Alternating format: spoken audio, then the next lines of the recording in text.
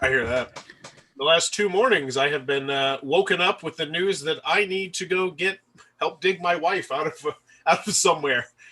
Oh yeah, Yeah, this morning it took out from underneath her boyfriend's. No, 2 hours I spent with my kids in the backseat of the minivan while I tried to dig them out. that sucks.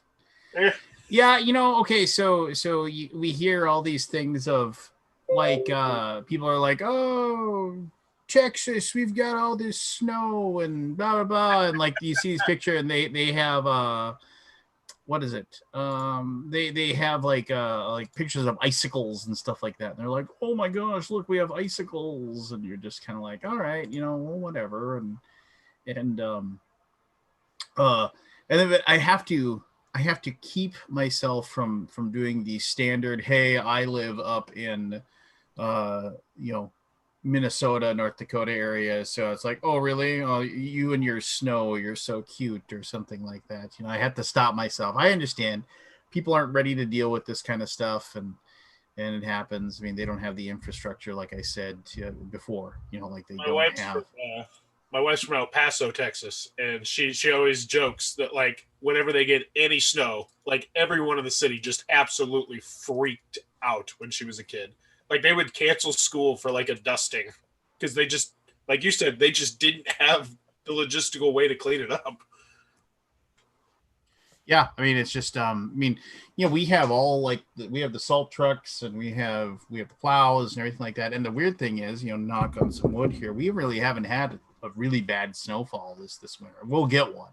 There's always one when it starts to get warm, but it's still cold enough, and it starts to get warm enough to have precipitation, because it's so cold up here right now.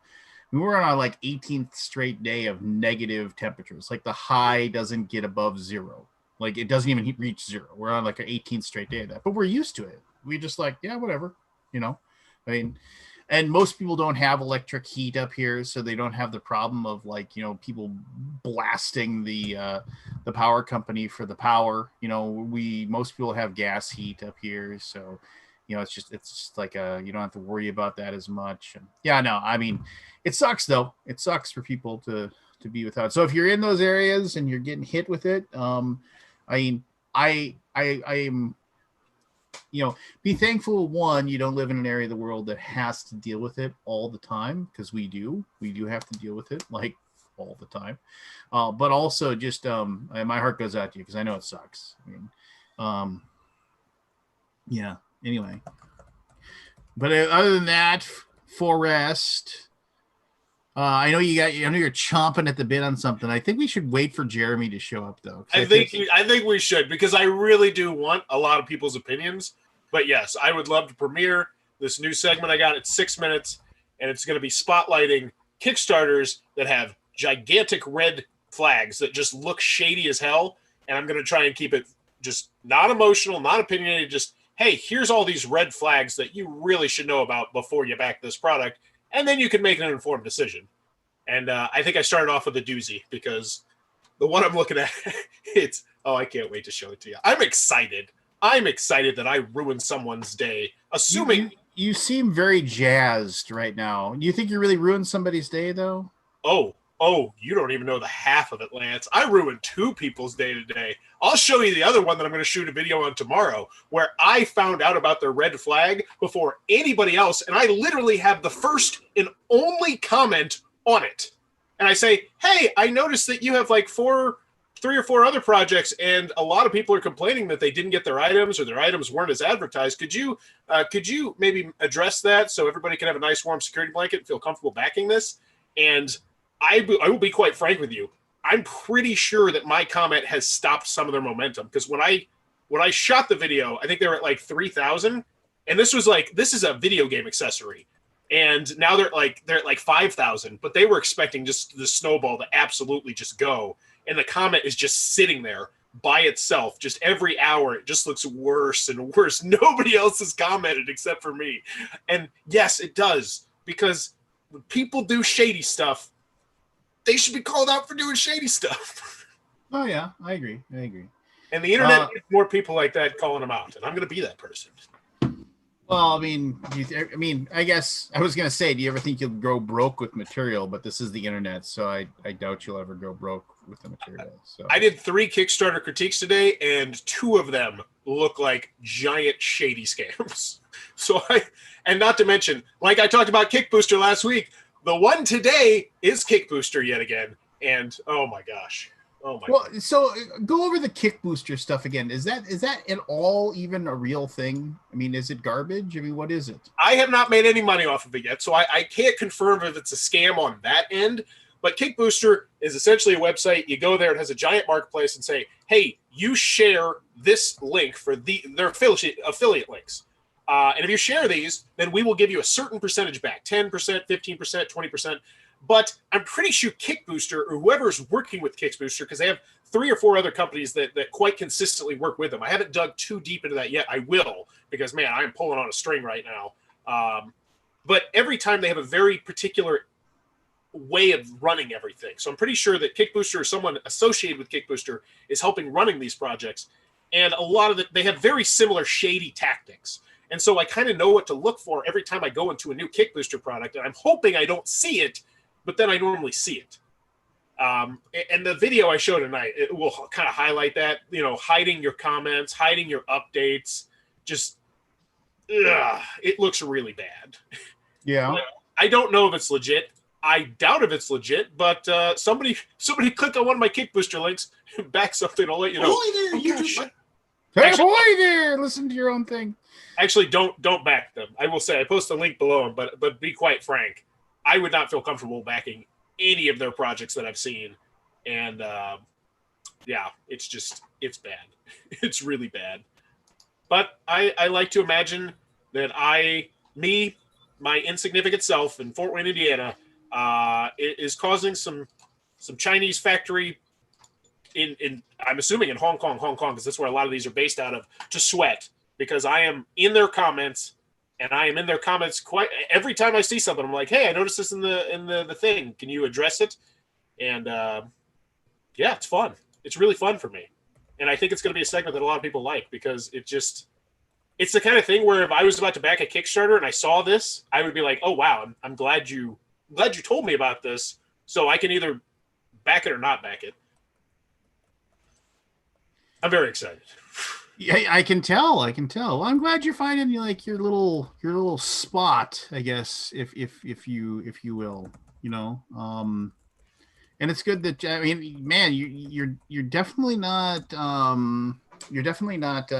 lacking for effort, I guess is the word I'm looking for here. I do think for the ones that you're calling out, the ones I think you should wear your Grinch. Like I've seen you with the Santa hat on. I think you should wear the Santa hat on for things that you like, and you should have a one with the Grinch on, the Grinch costume on, for the stuff that you think is garbage. I think that would be the Grinch costume is that it completely muffles my voice. No, just the whatchamadick, the coat. No, I can't even word. The thumbnail, just the thumbnail. Just so because you're experimenting with the whole thing of you like sitting there like looking out from the side with your thumbnails on the videos and stuff like that. Yeah. Oh, you mean a Grinch thumbnail? Ooh. Yeah, just make a Grinch thumbnail, right? I think that would be really cool. Can I share my screen with you? I'm sorry. Can I share my screen with you? You can enable tons of comments that look exactly like this, and I have no idea what any of them mean, and I want to know if you get these as well. All right, how do I share this screen? There we go. It's the share screen button. There you go. Yeah, so point 33, bedin.in, voom.in.net, point 16. So those are people just hoping that if they're hoping people click on those links because they're just what was it? Just like garbage. They're garbage spam links. They're hoping people click on them. They're bots that are. Why is my old logo your desktop? Because when I got the computer, it was there, and I said I was never going to change it. Oh, that's right. Because my buddy Andrew put that thing together for you. Is that your IP address? Why are you putting that up there? What? No, that's the date. That's not my IP address. That's the date that the video was launched, because I'm working on this. How do I unshare the screen? Just up on the top. You can go up and end screen sharing. There you no you're still doing it up on the top. There you go. I Boom. feel like grandma. How do I do this? Yeah, but I'm really excited about just the channel in general. Just having so much extra time to just explore. Like I cannot thank my wife enough for giving me the opportunity to do that. Yeah, your wife is long suffering, and I met her, and she was a peach of a woman. Yeah, I think I jokingly gave her a kiss on the hand and said, if you ever want yeah, to ditch the zero and get with the hero, let me know. indeed, indeed. I do remember that. No, she was an extremely nice lady, and yeah, you definitely outkicked your coverage, I believe, there for us. So Oh my. anyway, um, so what else is new besides the fact that you're just crushing Kickstarter dreams left and right? That's about it. I mean, my son. I'm pretty excited for my son. He's going. He's in an advanced math test on Friday. But I mean, other than that, just when you're home, pretty much all but like 6 hours a week. There's just not much that happens. Yeah. So here's something crazy. So like quite literally, the power grid or power company or whatever that like is also like gives some of the power to like Texas, who is like they came very close to like running out of power basically. Um, they started doing they announced they're gonna do rolling blackouts, like quite literally, other than like there's this basically this like little tiny triangle in Minnesota that was part of the rolling blackout area, and I happen to live in that one little tiny triangle out of the entire state of Minnesota. And so like a couple days ago, like the power just poof, went out of nowhere. And so then everybody, so I went as normal, like I tried calling the power company thinking, okay, did like ice on lines or something cause it to happen. I tried to call the power company, and then they um uh uh like phone was busy. Like how often you ever call a number nowadays and you get a busy signal? It just doesn't happen. But the phone's busy, so that means lots of people are calling. I'm like, okay, well then they're aware of the problem. It isn't just my house. And then I went and I looked, and and so I went on their Facebook to like, okay, because I called my mother because my mother lives alone, and the house gets, and she has electric heat, and so I called my mom. I was like, are you out in case like if the power was gonna be out for a long time, and the power was out at her place, I was like, you need to drive over to our house. I don't want you to freeze inside your house if the power's out for a while. And so she's like, no, my power's running. And then she said, actually, they announced last night on TV that there might be rolling blackouts. I was like, interesting. So I go to our power company's Facebook page, and like literally an hour before, just like, and they have since taken it down, there was a posting on our thing that said it's like, doesn't matter how cold it gets, our power stays on. You can go something like that. And literally, like, this like, it's like a Facebook page for like a power company that, like, they never get any reactions to anything they post because nobody ever goes to it. There's nothing interesting with there. Oh, this had like 100 comments and climbing bullshit. You just it was, everybody's got the angry emoji face at the post. And then at like 10:06 they made a post that said, starting at 10 a.m. this morning, we will be doing rolling blackouts. It's like, this would have been great information to share, like people are like, maybe like last evening or something like that. It was quite funny. But thankfully it looks like they're done doing them now. So, but it was a moment where I was laughing. I was laughing uproariously over the situation. Yeah. Anyway, I other than that, man, I mean, I've had a fairly uneventful week. Nothing really too bothersome. I've been noticing that, like, the drop off / pickup of kids at school. I will never grow broke. Coming up with new non swear words to call people when I have kids in the car over the people that just can't seem to grasp the idea of going the right way, not cutting people off, not thinking it's fine for me to stop in the middle of traffic and wait 5 minutes to see if my kid comes out instead of just circling around again. Just like, well, everybody else is like, hey, just honking their horns like crazy. But yeah, that's fine. I have started counting down the people that don't give thank you waves. I always try to let, every little intersection that I have where, people are backed up for miles, because they can't get in. I make it a point to let one person through, and I start looking for people to actually give the thank you waves. And because I firmly believe that if I don't see the thank you wave, you're signing a ticket to hell, just by not doing the right thing. So it's like, so that's like today I was only 1 for 4 on thank you waves. I was pretty disappointed in humanity today. But give him a thank you wave today. What? I gave a thank you wave today. So yeah. How tough is it? How tough is it? Somebody lets you in.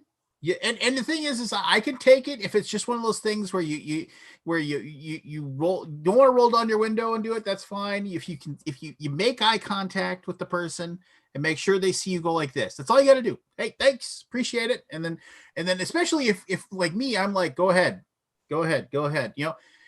That's the worst too. If they don't catch on the fact that I'm slowing down, let them in, and I point to the direction they have to go, and I'm like this in my car. And they just go without thinking. I mean, that's an extra level of hell for me. Well, I will say, I want to put a caveat on this because I had this happen to me today. I hate when people wave you on, but they do it by stopping in the middle of the freaking road where you're not supposed to stop. I had that today. The guy's like, no, come out. And I'm like, no, you're in the middle of a busy street, you moron. People are going this way and that way. There's ice all over the freaking road. Don't stop in the middle of the road. Just, ugh. And I yelled at him, and he pulled up next to me, and I was like, this. I was like, what are you doing? But yeah, I can't stand those people. I can't. No, but when somebody lets me in, I even if I have to do the inch in, like where they aren't going to let you in, but you start inching, so then they feel like, yeah, I got to stop, right? I roll down my window, put my hand out, do this, and I'm sure they're like, maybe give me the finger because I did the inch in, but I mean, whatever, they'll get over it. I like to do the passive aggressive thumbs up. Like when they know it and I know it that they're a giant D-bag, I'm like, cool. I like to give them the thumbs up. Nothing more patronizing than that. No. Yeah. Just there you go. Hey, look, wow, it's early for a Grant Lyon show up. What about me? This is rather early, isn't it? Like it's like 4:00 in the afternoon on the West Coast or something. It is early for me to be here on the show for sure, because I'm usually just not done with stuff. But I had physical therapy yesterday, and it kicked my ass so much, and I was like, I'm not gonna be awake later. Like, man, it was rough.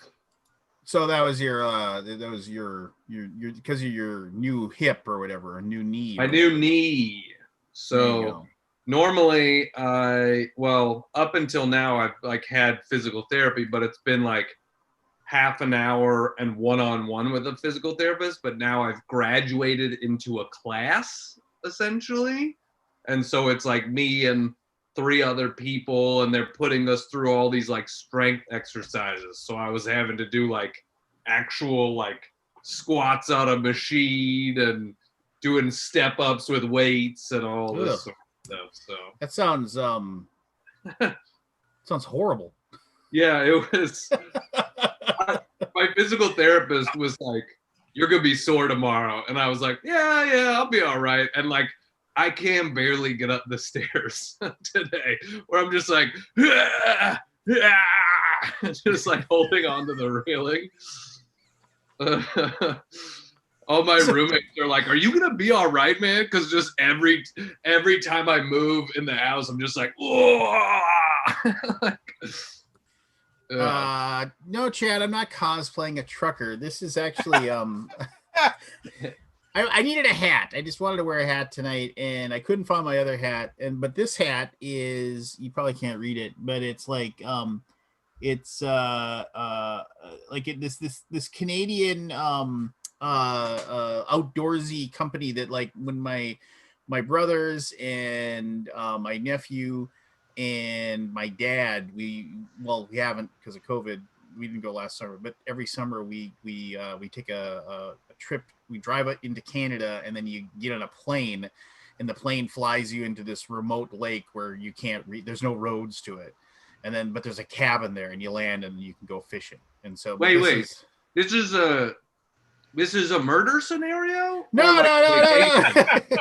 You just go fishing. I mean, we've had bears like come in, and like we'll come back from like being on the lake and out fishing or whatever, and then like, because maybe somebody left a pan out or something like that. Like one time somebody left our jug of cooking oil out, and we came back, and there was that big black bear sitting in the middle of like where the camp is. There's like basically 3 cabins and a fire pit, and somebody left this big giant jug of cooking oil out, and this bear was just going to town on it. He ripped open the top and was just licking out the inside, just drinking down this thing.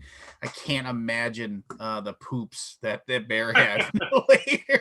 Just drank this entire jug of vegetable oil.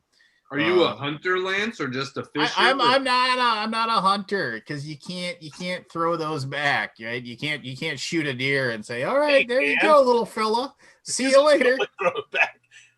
And there's going to be a lot of animals that are so happy that you did, Lance. You're kind of a jerk for not throwing it back. No, I like fishing, and I almost never keep anything I fish. I mean, I grew up basically, like, the outdoorsy thing to do if you live near Minnesota is to go to lakes and fish. And I just grew up with grandparents that fished all the time. I grew up with a dad that fished all the time. So weekends during the summer was almost always fishing. And so I not braggadocio, but I'm actually a pretty good fisherman. So I take it seriously.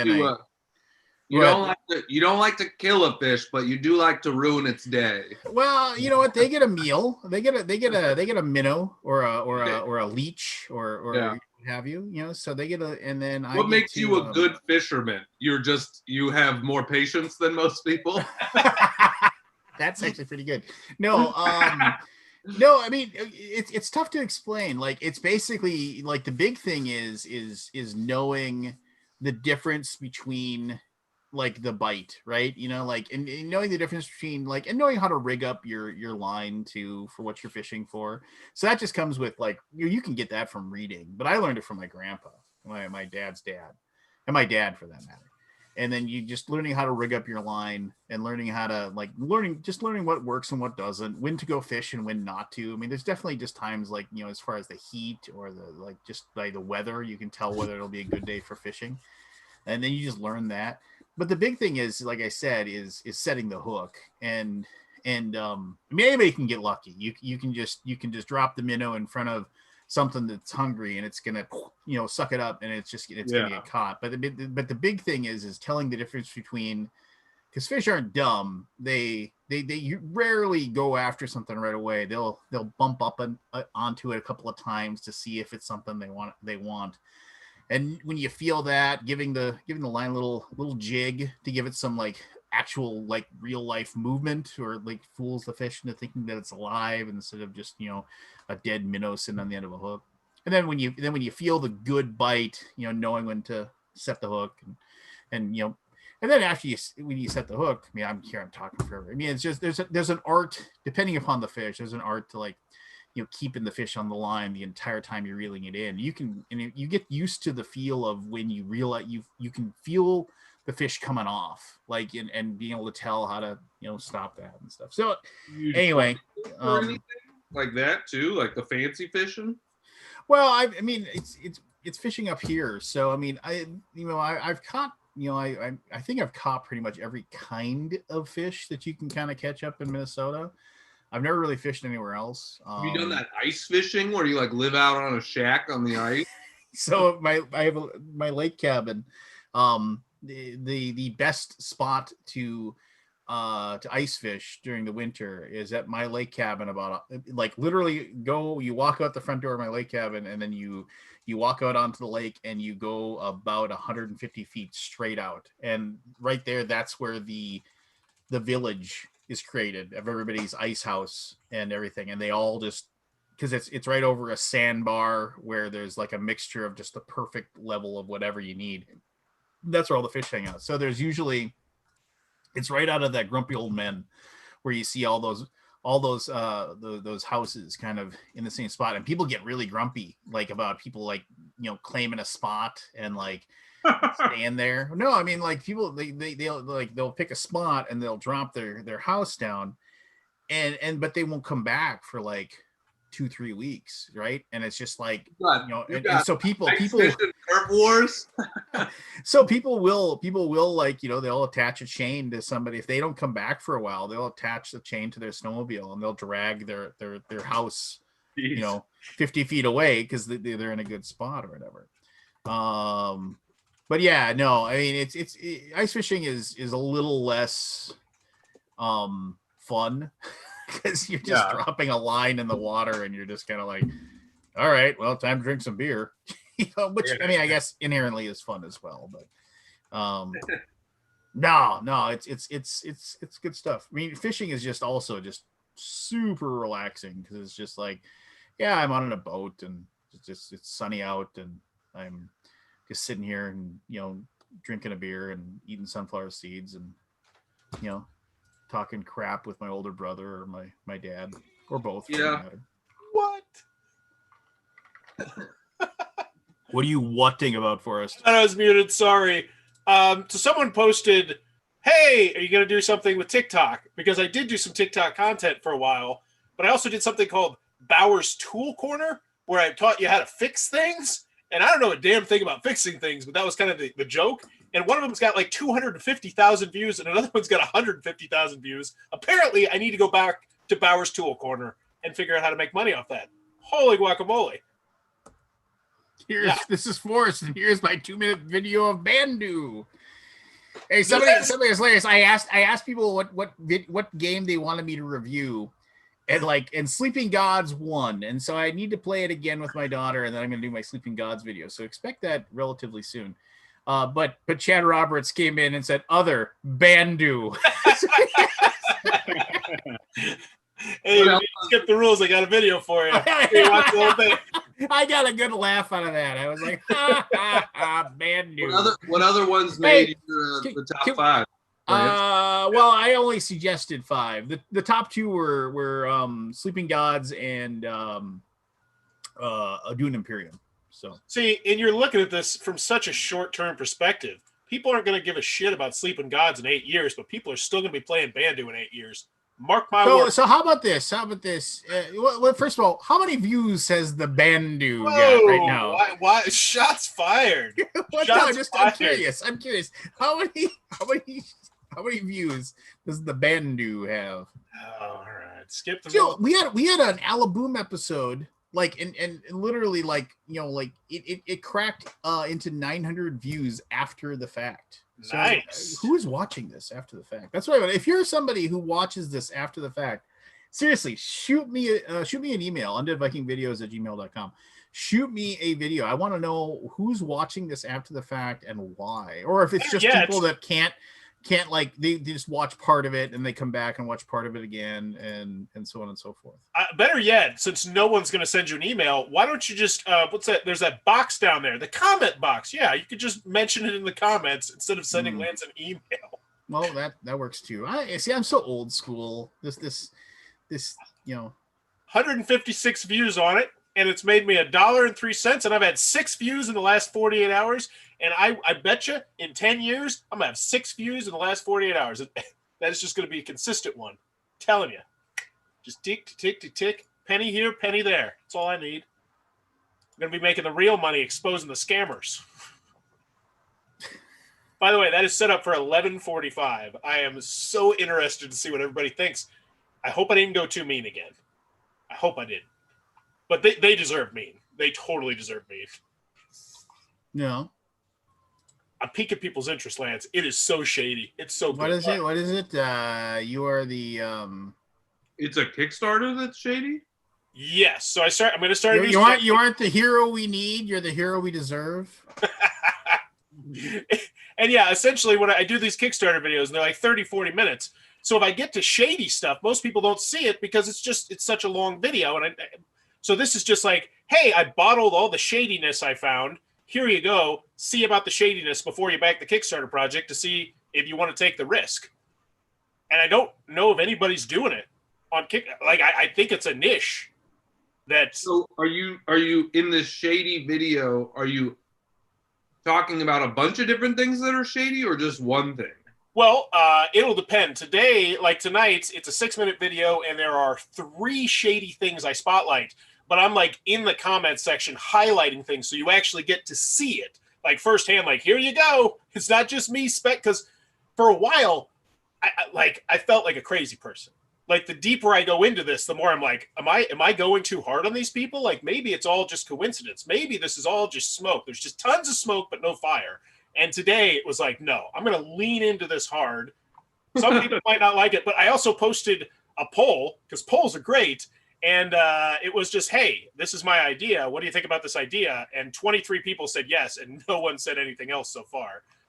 So people are interested in it. People like an outlet for the hate, yo. You know? Well, here's the thing, but they deserve the hate. Like after you, like I have a feel. This is why I want to show this video. Like I want to know other people's opinions because let's just go to a different topic. Why haven't you just reported these people to Kickstarter? I will, but there's no but. Just I will.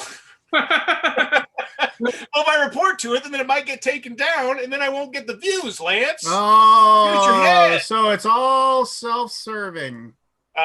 Well, yes, but I am probably going to report both of them eventually. But right now, I'm just having fun making these people sweat because I'm just in their comments. So do they know you're like making them sweat? They know that you're like not happy? I will. So this is a video I'm going to make tomorrow, and I will just read you the comment I left them in a second. But it pretty much is, hey, I went back through your 3 or 4 past projects, and there are just quite literally probably about 100 people who are complaining about the quality of your product or complaining that they didn't get the product, to the point where it's pretty much the only thing people are talking about in the comment section of their previous projects. So it's like I'm in their comments and I'm like, hey, just bringing this to everybody's attention. Would you care to comment on this? And it's, so they know. They know. Have they responded to you at all in the comments? Some of them have. Some of them have not. And I don't want to, I see it like I don't want to spoil it. I don't want to spoil the video tonight. But they also had another creative tactic to silence my voice. And I kind of nail them to the wall on it, the way I framed it. Like, I'll be honest with you, I don't think I've been this happy with the video I've made in a very long time. That's funny. Because I was telling my wife, when I shoot these videos now, it's just something completely different. It's just a completely different creative outlet. I'm an investigative journalist, pretty much. Yeah. Like, that's exactly what I'm doing here. And it's just so weird. Because it's been board games for so long, and this is just so down a different beaten path. But people are digging it, so... Good. Which people? The fact that I'm gaining a bunch of subscribers and not losing that many subscribers. I feel like if you follow my channel, you're used to just insanity. I mean, don't forget, back when conventions hit, I used to post about 100+ videos over a 3 or 4 day period. Like, if you're a subscriber to Bowers Game Corner, you kind of know you're going to get not normal. So as long as I set people up for that, I think they're down for the ride. They're down for the journey. The journey. You want to talk about having, like, this sounds really bad, like different types of people in our spectrum, in our hobby, and too often people look at nothing more than like skin deep. But it's like the difference between you and me and Tom Bassel is just, it's drastically different. Yes, we're all, white guys, but at the same time, we each bring our own unique, different flavor and flair too. And I don't know. I just feel like we focus a little bit too much on, I don't know. I should shut up. But no. I'm not. Well, here's the thing. I'm not eloquent with how I speak, and I feel and you're not eloquent either. But when I'm speaking about such a big topic, I want to make sure I choose my words more wisely. Does that make sense? So I'm just going to shut up. I think it's a good idea. No. I mean, well, the bottom line is, like, there's always like, like you and I have both done that where you drop like the truth bomb on the people like board game reviewers and media people or whatever, Facebook groups and everybody. You'll get, there are those very talkative people that are in there that are like, I just don't know if I should continue doing this or not. And you realize that they're looking for that attaboy, right? They're like, no, you're doing great, guy. You're doing great. It's just like, and maybe they are doing great. I don't know. But if they were doing great, they wouldn't be in there going, I don't know if I should do this anymore. No, you probably shouldn't. Because obviously this is bringing you no joy. You want to say that to them, but you can't, right? You got to be nice, and you don't want to be that person who just comes in there and just starts like throwing haymakers on people's dreams. So, but what are you going to do? I don't know. Grant, have you posted I don't even want to do this anymore video or anything like that? What? Well, like, I see you every once in a while. You'll post on Facebook and some of the board game reviewer groups and stuff like that. When can we expect your I'm just not getting the response that I wanted, or I'm just not getting the reactions that I wanted. Why am I doing this post?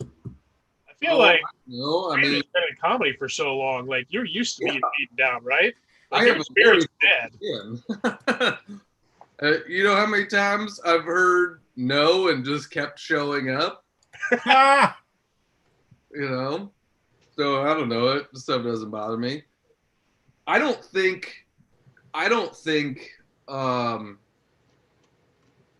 worry about like getting frustrated. I worry about having the time. Yup. That's the thing that would, especially like once the pandemic's over and I'm back to touring more and I'm back to that. I don't think I'll ever stop making board game content because I enjoy doing it, but can I do it at the pace that I'm doing it at? I'll have to see when So. Yeah. Yeah, I don't know. I mean, it's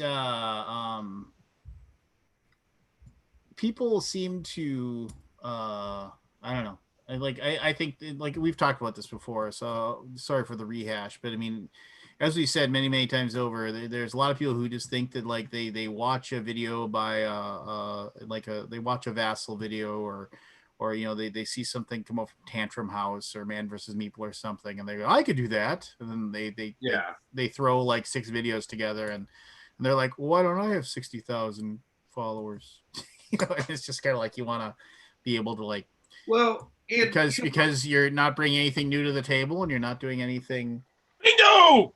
Nothing new to the table. You're not bringing anything new to the table that people actually want. Sorry. Well, I was just saying I have a larger idea with this all, So that's one of the reasons I don't think I'm gonna stop, because what I want to do, what my ultimate goal is so this is what I want to do, because this has never been done before. I want to, keep making funny short videos about good games because people like them and I like making them. And then I want to do a comedy tour of board game cafes, doing like board game comedy material in board game cafes all over the country.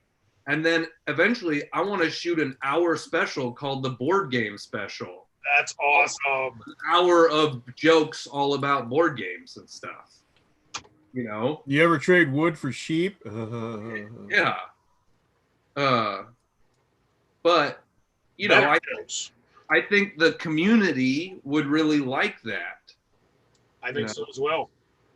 Anytime there's anything like that, I feel like the community bends over backwards to try and support it, which, I mean, it's a good thing, obviously. Yeah. But like whenever there's like a movie or something like that, I always get the impression that people are just like, oh yeah, we got to support this just because they want to see more of it. Yeah, and I can put up. I mean, this is a lot of work, so I cannot. I mean, I have a goal right now. Every Sunday, I sit down and I write board game jokes. I'm building an hour of material. Give me one. Give me a board game joke. I don't know if I want to spoil stuff on here. Oh, okay, fair enough. You and Forrest. Yeah. Hey, what do I have to do with this? What do you think I'm going to steal your joke? What do you think I'm going to steal? No. You don't want to. Well, yeah, I get that. I totally get that. You want the first impression. You don't want the half-hearted first impression. I mean, it's why people always get so excited when you show someone your favorite movie, then you get so disappointed when they don't laugh at the part you want them to laugh at. Yeah, totally. So these are all, obviously I haven't worked out any of these jokes yet too, because, I haven't had opportunities to and stuff. So I'm pretty sure the stuff's funny, but there's also no substitute for doing it in front of an audience. Because there's plenty of times where I'm like, this is hilarious. And then the audience is like, we don't agree. Yeah. No, I remember I heard, and it's I think I said this before when you were on, but the joke is that the comedian is he gets done with his set and he's having a drink or whatever, and he's just just chilling and watching the next person or whatever, and this gorgeous woman comes up to him and says, "You're just the funniest person I've ever heard in my life. I have an apartment nearby. I want you to come home with me. I'm just so turned on by you right now." And he goes, hold on. Was it the first set or the second set? I mean, that is very much like a comedian, But I'm like, I'm going to put a bunch of work. I'm putting a bunch of work into this, and I want to like shoot an actual special, which I will put thousands of dollars into filming. And so I think my plan is, and I'm open to feedback, but my plan is to put it up somewhere, and basically you got to pay $5 to watch an hour of board game comedy. You should kickstart it. I think Kickstarter would totally be the way to go there. Yeah, that just screams Kickstart. Yeah, it really does. What do you? Yeah. What do you mean? Like, if I saw that on the board game category, I'd be like, oh, wow, it's something different from miniatures games, terrains, RPGs. Like, yeah, it catches your interest. All right. Not to mention, I imagine you get a lot of people clicking on it just out of curiosity, which then tickles the Kickstarter algorithms, bumps you up higher, and I bet you get a whole bunch of people who would back it just as like a thank you. That sort of thing. Like, I wanted to support this type of content. I think it's a great idea. Thanks, man. Yeah, I would totally get tour shirts made and everything. Like, get the generic tour shirts that has the list of all the board game cafes on the back. Like, would you not want one of those of your board game cafe on the back, like your favorite friendly local game store? I mean, that's and then one of the things I thought I could do when I'm doing the tour is, one, there's a show. Then I'll stay around and play board games with people in the cafe. If they stay open afterwards, I'll play games with people afterwards. And then for every city that I'm in, I'll try to shoot one of my Grant's Game Rex videos at one of those, at that cafe. That's brand loyalty right there. People remember that. People are like, oh yeah, I've seen him before. Actually, I sat down and I played with a game with him. He was real cool. Yeah. Like, that's the kind of thing people remember forever. Like, that's awesome. I love that idea. As Forrest runs off to steal it. Oh yeah, I'm just gonna get into stand-up. Actually, I do have stand-up comedy, but that's neither here nor that. That's a thought for way down the corner. And that's one of the things is I don't really feel that nervous about like someone stealing this idea, because I'm just not sure there's that many other people that could do this idea. That play as many games and stuff. Yeah. I think that's a cool idea. Thanks, fellas. Oh, yeah, there you go. You know, I mean, we could do a segment on here where every week I tell the joke that I've been working on that week, and this can be the thing that the way I'm working out my board game comedy special. Polish it, yeah, absolutely. You got a crowd right now. What, 20, 30 people most nights? Yeah. Not to mention the people in here. I mean, that's great. I love it. I just love anything in board games that's like out of the box and different. I see so much of the same shit over and over all the time. It's just like, do something different. Like, yeah. And I was guilty of this for the longest time. And I understand it's just so uncomfortable to like get out of your bubble and worry about alienating this audience, this small audience that you've gathered. And you're like, oh no, I don't want to scare them away. But it's like, you know, if your personality is good and people like what you're doing, most of the time I think they'll stick around for it. Absolutely. And your audience, I mean, it's just going to be a natural segue. Yeah. Like, it's not like you're covering, you know, Kickstarter scams on, you know, fidget eggs or something weird. Nice. So yeah, well, that's good. I would think I would back that. And if you need any help setting up a Kickstarter, I know a guy. So I mean, I for sure would once I get to that point. I've never done one myself. Yeah, they're terrible. They're terrible. Well, after doing like 30 or so, I don't know. You enjoy doing them? After doing like 30 or so. What does that I've done 30 or so. What does that have to do with your enjoyment of doing them? Do you actually enjoy? Well, I mean, it's your job. Well, see, like, after I've done like 30 or so, I've done like 30 or so. What's the trick of that? I mean, we just humble bragging here, like what? No, I'm trying to be funny. I'm like I'm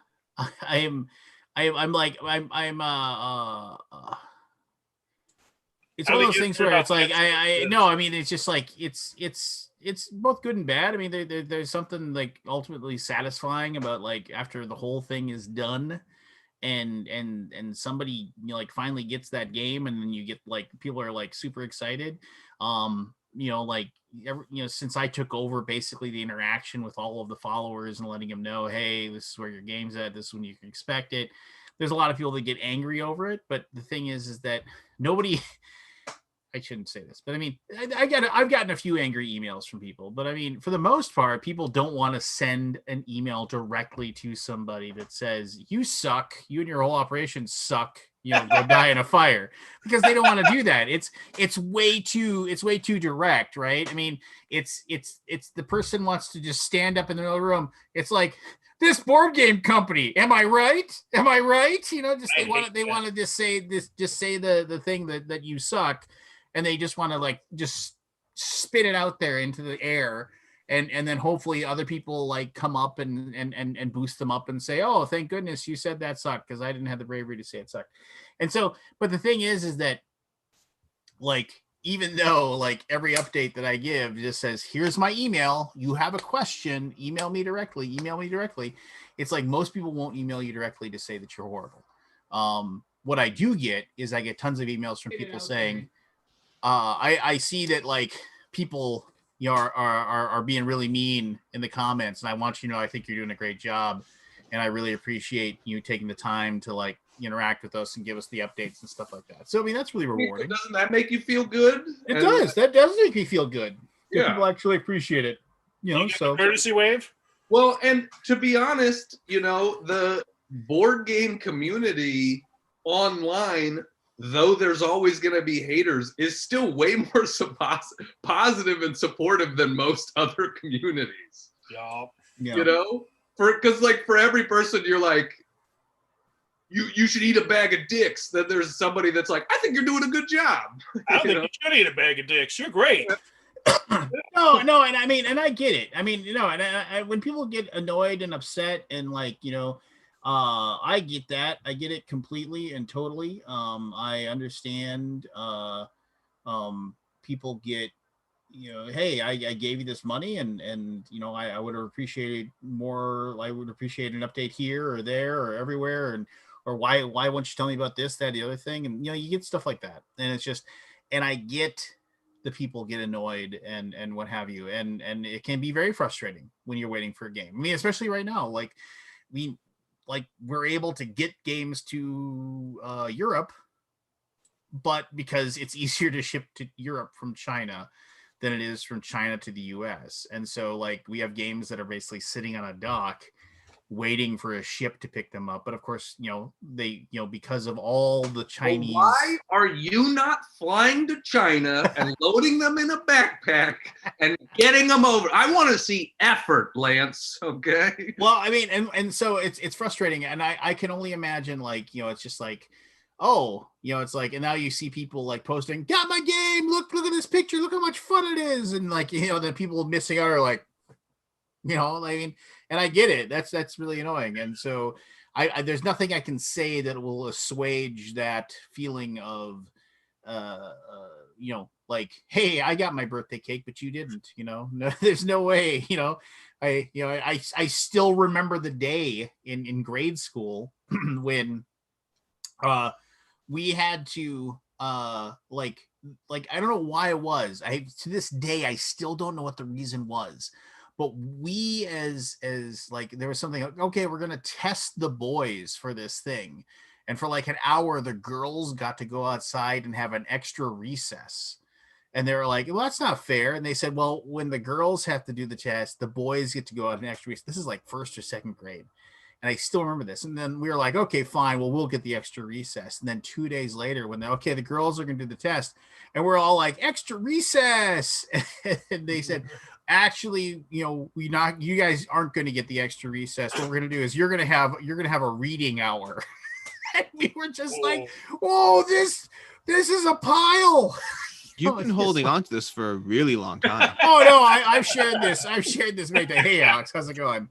I share this all the time. I'm like, that's a story that has some real trauma behind it. No, I mean, I remember being like, whatever it was, 6 or 7, thinking this is a raw deal. This is a raw deal. Why? Where's you owe me 20 slide trips and a time and 5 minutes on a swing, lady, and you're gonna pay up.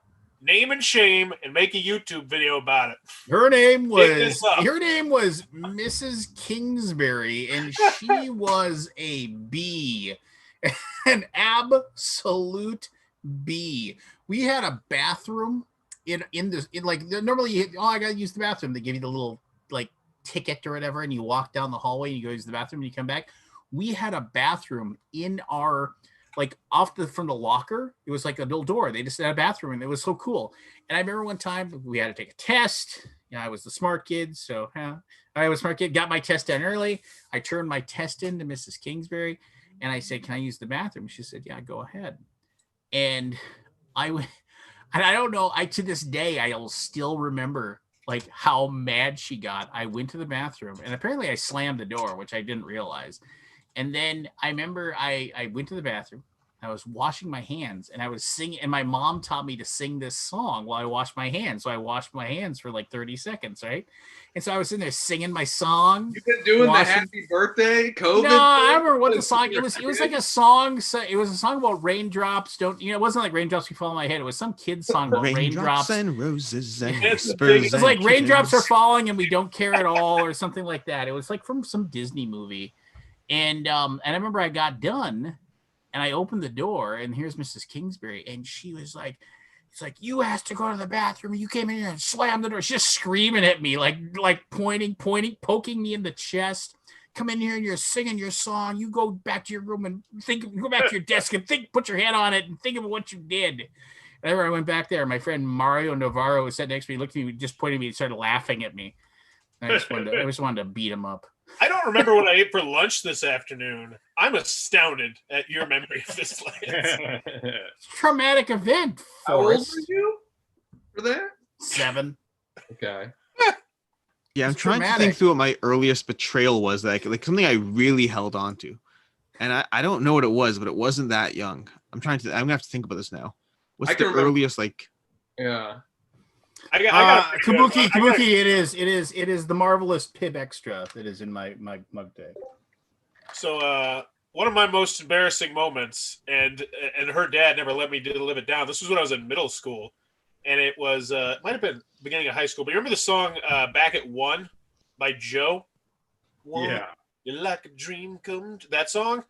And so this girl that I wanted to date in this trailer park where I lived. This story just keeps getting better the more you talk. Yes, go ahead. Well, knowing I grew up in a low income trailer park explains a lot about me. But I left a voicemail.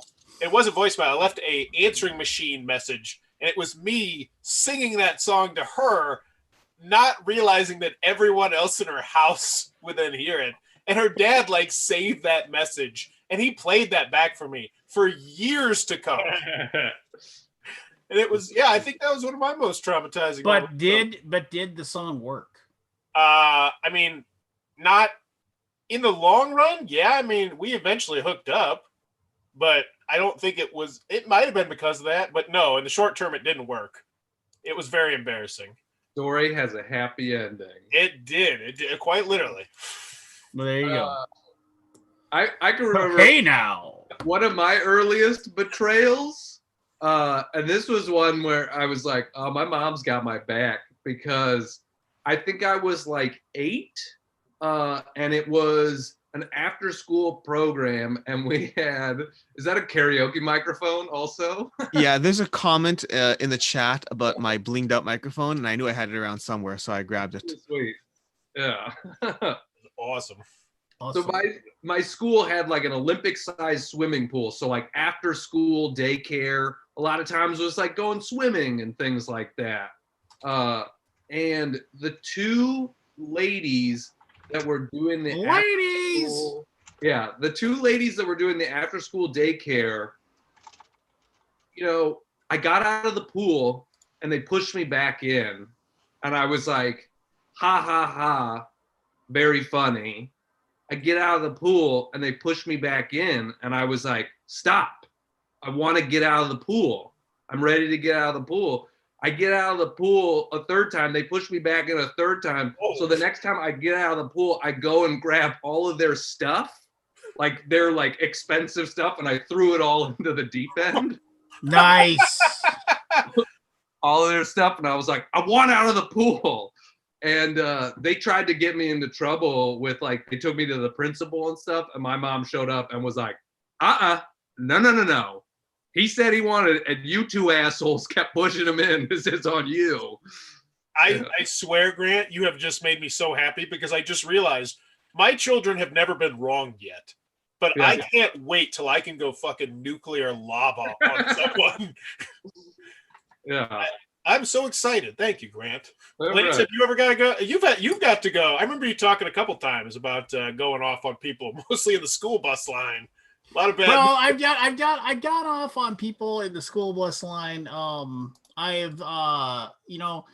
There was a time. I remember this. This is my daughter. This is like 8 years ago, because my daughter. No, probably even longer than that. It was like 9-10 years ago. And young enough that my daughter was still in her stroller. And there's a if your local areas ever have a street fair, hey Aldi, locals ever have a street fair, like there's a street fair in Fargo, and my wife and I, we always just make it a point to go to at least once, maybe twice. It's basically a bunch of rinky-dink little shops. People set up these little tents and stuff like that, and you can buy stuff, and we rarely find anything to buy, but they have some cool food and stuff you can eat, and funnel cakes, that kind of stuff, fair food basically. And I remember one time my wife said, I'm going to go check out that thing down there. And I was like, all right, well, I was looking at this thing, and I had the baby carried, and it crosses over like 3 or 4 lanes of traffic. And so they actually have basically these volunteer crossing guards to hold up traffic. So because it's literally thousands of people can cross the road, and then they'll tell people to stop, and they'll, because they just shut the lights down. So I wasn't really paying attention. I was talking to my daughter, and she was being weird or whatever. And she was like 2 or 3, and she's in the stroller, and I'm like, blah, blah, blah, blah. And and we're just talking or whatever. And I'm not paying any attention. And so admittedly, my fault. I wasn't paying attention. But I was just going with the flow. And what I didn't realize is that the flow had stopped because this lady had said, let's stop and let these people cross. And so I got about 10 feet out into the street, and this old bag of a woman like just says, "What are you doing, asshole?" Just super yells at me. And it was immediately like the entire crowd just shifts and looks over at this woman, comes storming over to me. She's wearing her little volunteer vest or whatever it is. She's pointing at me, and she's just like, "I told everybody to stop, and you're walking through here, you p." I just said, "Shut your fucking mouth." And she like stopped. I said, "You could have." I said, "What do you?" I was like, "You could have said this in a nice way, but instead you're being a bitch." I was like, so you just shut up. And she's like, and she just looked at me like, she's like, and she just said, "I'm sorry." And then I crossed the street. I just crossed the rest of the way, and I just but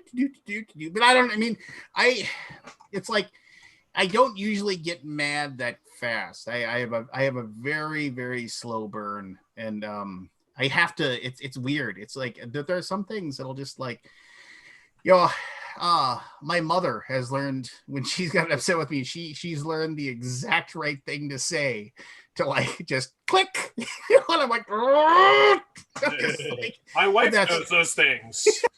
Like I'm super passive. I'm super happy-go-lucky 99% of the time. But my wife, I know when she wants to piss me off because she's like, twist it. When that happens, I always just say they only say that they say that because they love you, because the only way you like read, unless you're just a sociopath or a misanthrope, you generally don't really care enough to go to that level to like hurt somebody you don't care about, right? Because it's just not worth your time. I mean, obviously if you're inebriated or something, it can cloud your judgment, but like it's the people that you are emotionally invested in that have like really let you down. Those are the people that like have that control over you. That like to make you say like the one mean thing that you know is just gonna like just twist the knife, Well, I think it's specifically because you're emotionally invested in them. When I was in high school, when I was younger, my siblings were the ones who drove me nuts. When I was in high school, it was my friends who could drive me nuts. Now I'm married. My only person who could really drive me nuts is my wife, because the relationships that are the most important to you have the most meaning and the most potential where their words actually mean something to you. If somebody else disagrees with me on the internet, I'm like, whoop-de-doo, I don't care. If it's someone I'm friends with, I'm like, whoop-de-doo, I don't care. We can disagree, I don't care. But when my wife says something, that's an opinion that's important to me. And so it holds more meaning. I'm more invested in the outcome of what she says and what she thinks. And I think those are the people that are more likely to say the thing because they're so mad at you, because you've disappointed them, that you've upset them. So they're just gonna be like, ooh, I mean, it's tough. I know I've definitely said things I wish I'd never said because, I've gotten in an argument with my wife about something, but it's just like, and that's horrible, right? And it's just, and then she said things that she wishes she'd never said too. But it's just like, it's being human. It's just being human, man. I mean, most people don't want to fight. Most people don't want to argue. I mean, not like Forrest says he loves to argue, but it's like, it's not like arguing is like, oh, let's have an argument about whether or not this game is good. Fine. But most people don't want to sit down and just have an argument about debate versus arguing. Yeah. Most people don't want to sit down and just like go after one another kind of thing. I want to sit down and go after it. I actually do as well. I love like debating. Like my wife. No, that's debating. That's debating. Debating is like debating a point. Like, oh, no, this guy, I'm going to argue this with you guys right now.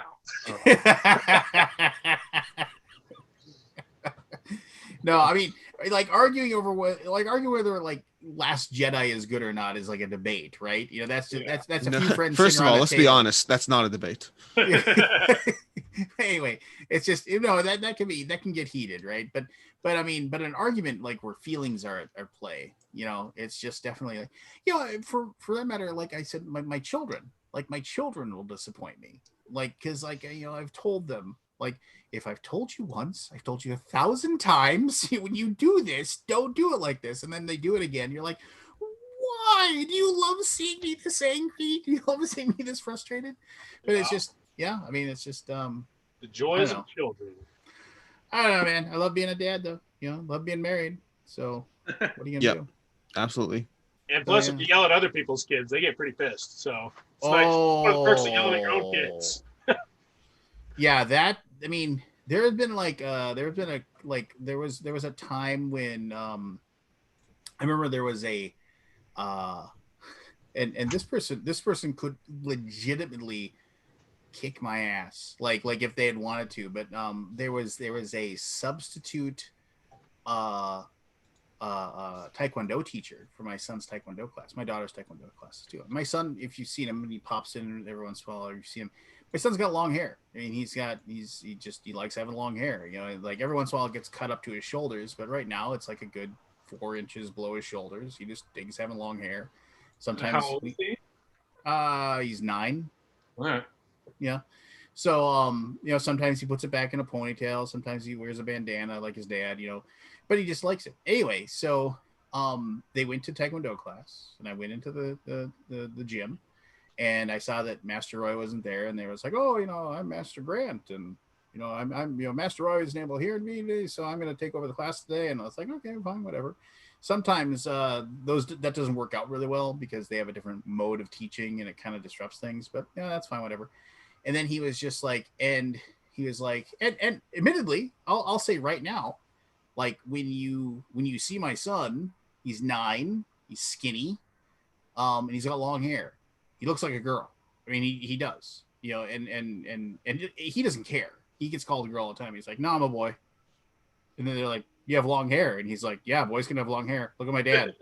That's what he'll say. Look at my dad. And it just like it. Your kid's progressive. Yeah, no. And so, but this guy said, okay, I want the girls over there and the boys over here. And Caleb went to the side with the boys. He's like, no, the girls over there. And he says, I'm a boy.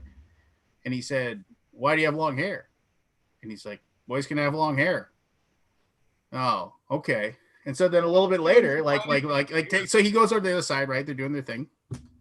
And then like 10 minutes later, they were doing the thing where he said, it's like, all right, it's like, okay, so like, let's pair up, whatever, it's like pair up. If you're a boy, pair with a boy. Or I guess if you're a boy that looks like a girl, you can pair up with a boy too. He said it like that. And I was like, okay, motherfucker. It's like, we're going to have a chat after this is over. And then like, he made like 2 or 3 more cracks about it. And then after we got done, I was like, cool. And I said, hey, can I talk to you for a second? He's like, yeah, what's up? And I was like, so why are you being an asshole to my kid? And he was just like, what do you mean? I was like, my kid's got long hair. Why are you being an asshole to him about it? And he's like, well, I wasn't being an asshole. It's like, you were being an asshole. It's like, if you had long hair and I called you a girl over and over again, you probably want to kick my ass. He's like, well, I don't have long hair. I was like, yeah, I know you don't have long hair. I do. You want to call me a girl? Yeah. And he's just like, well, I don't know what the problem is. I don't know. My problem is you're being an asshole. I was just like, and then this guy was like, and this guy, then he's like, you can't come to the gym and disrespect the gym. I was like, I'm not disrespecting the gym. You disrespect my son, and I'm paying money for this. And I was like, and I'm going to tell Master Roy, and I'm going to tell him I don't want you here again. He's like, well, go ahead. I'll still come back. And I was like, well, fine. Then Master Roy's going to lose my money. And I'm going to tell him exactly that. And so I told Master Roy that, and he's like, and he's kind of a really old school conservative too. And I was just like, here's the deal. If he's here, I'm never giving you another dime. And we've been paying him money every month, like for both kids for like 5 years. And he's like, I'm sorry, it won't happen again. And I was just like, and I've never seen him again. No kid, especially at that age, no kid wants to be singled out kind of for any reason. Yeah. Well, here's the deal. And Caleb let slide. He didn't care. He was just like, whatever. Yeah. But I was the one that was just amped up. I was like, you motherfucker. and you could just, it was one of those things too, where like when I was talking to him, he was just kind of a dink, and it was just like, he's definitely one of those guys that you get the impression like can't stand up to me. I could bend you into your I could bend you in half. I have a black belt. Yeah, I spent exactly. years getting a black belt. But yeah, no, I mean, but that's the weird thing. And I realize it's a chemical in your brain, right? When you have kids, it's like there's something that ping, so you don't turn them into food, right? It's just, but I mean, like, I love my wife, and I do anything for her, just because there's like 15 years of life and just trust and everything like that. But I mean, yeah, my wife's back there just said no, but I was gonna say, but with my kids,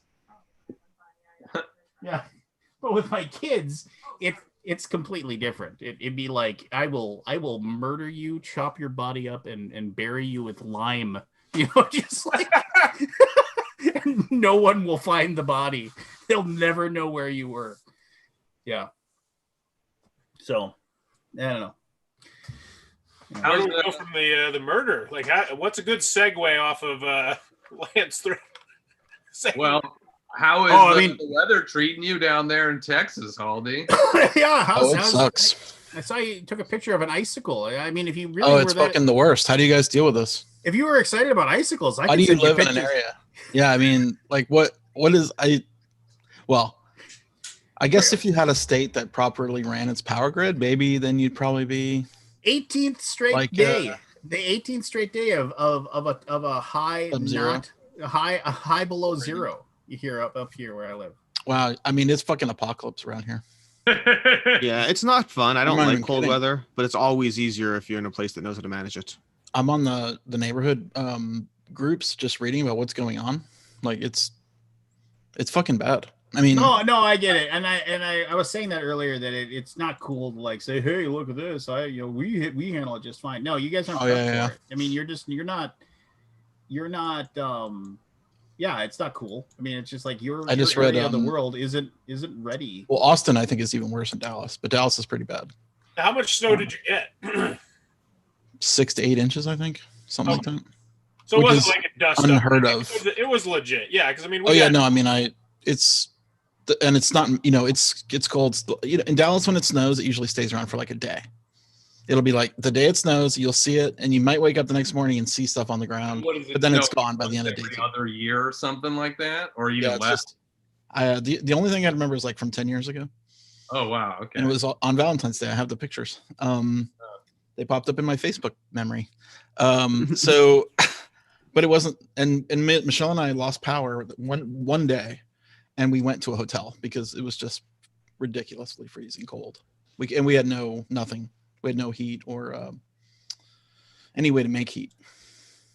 Yeah, we didn't have, the fireplace was non-functional.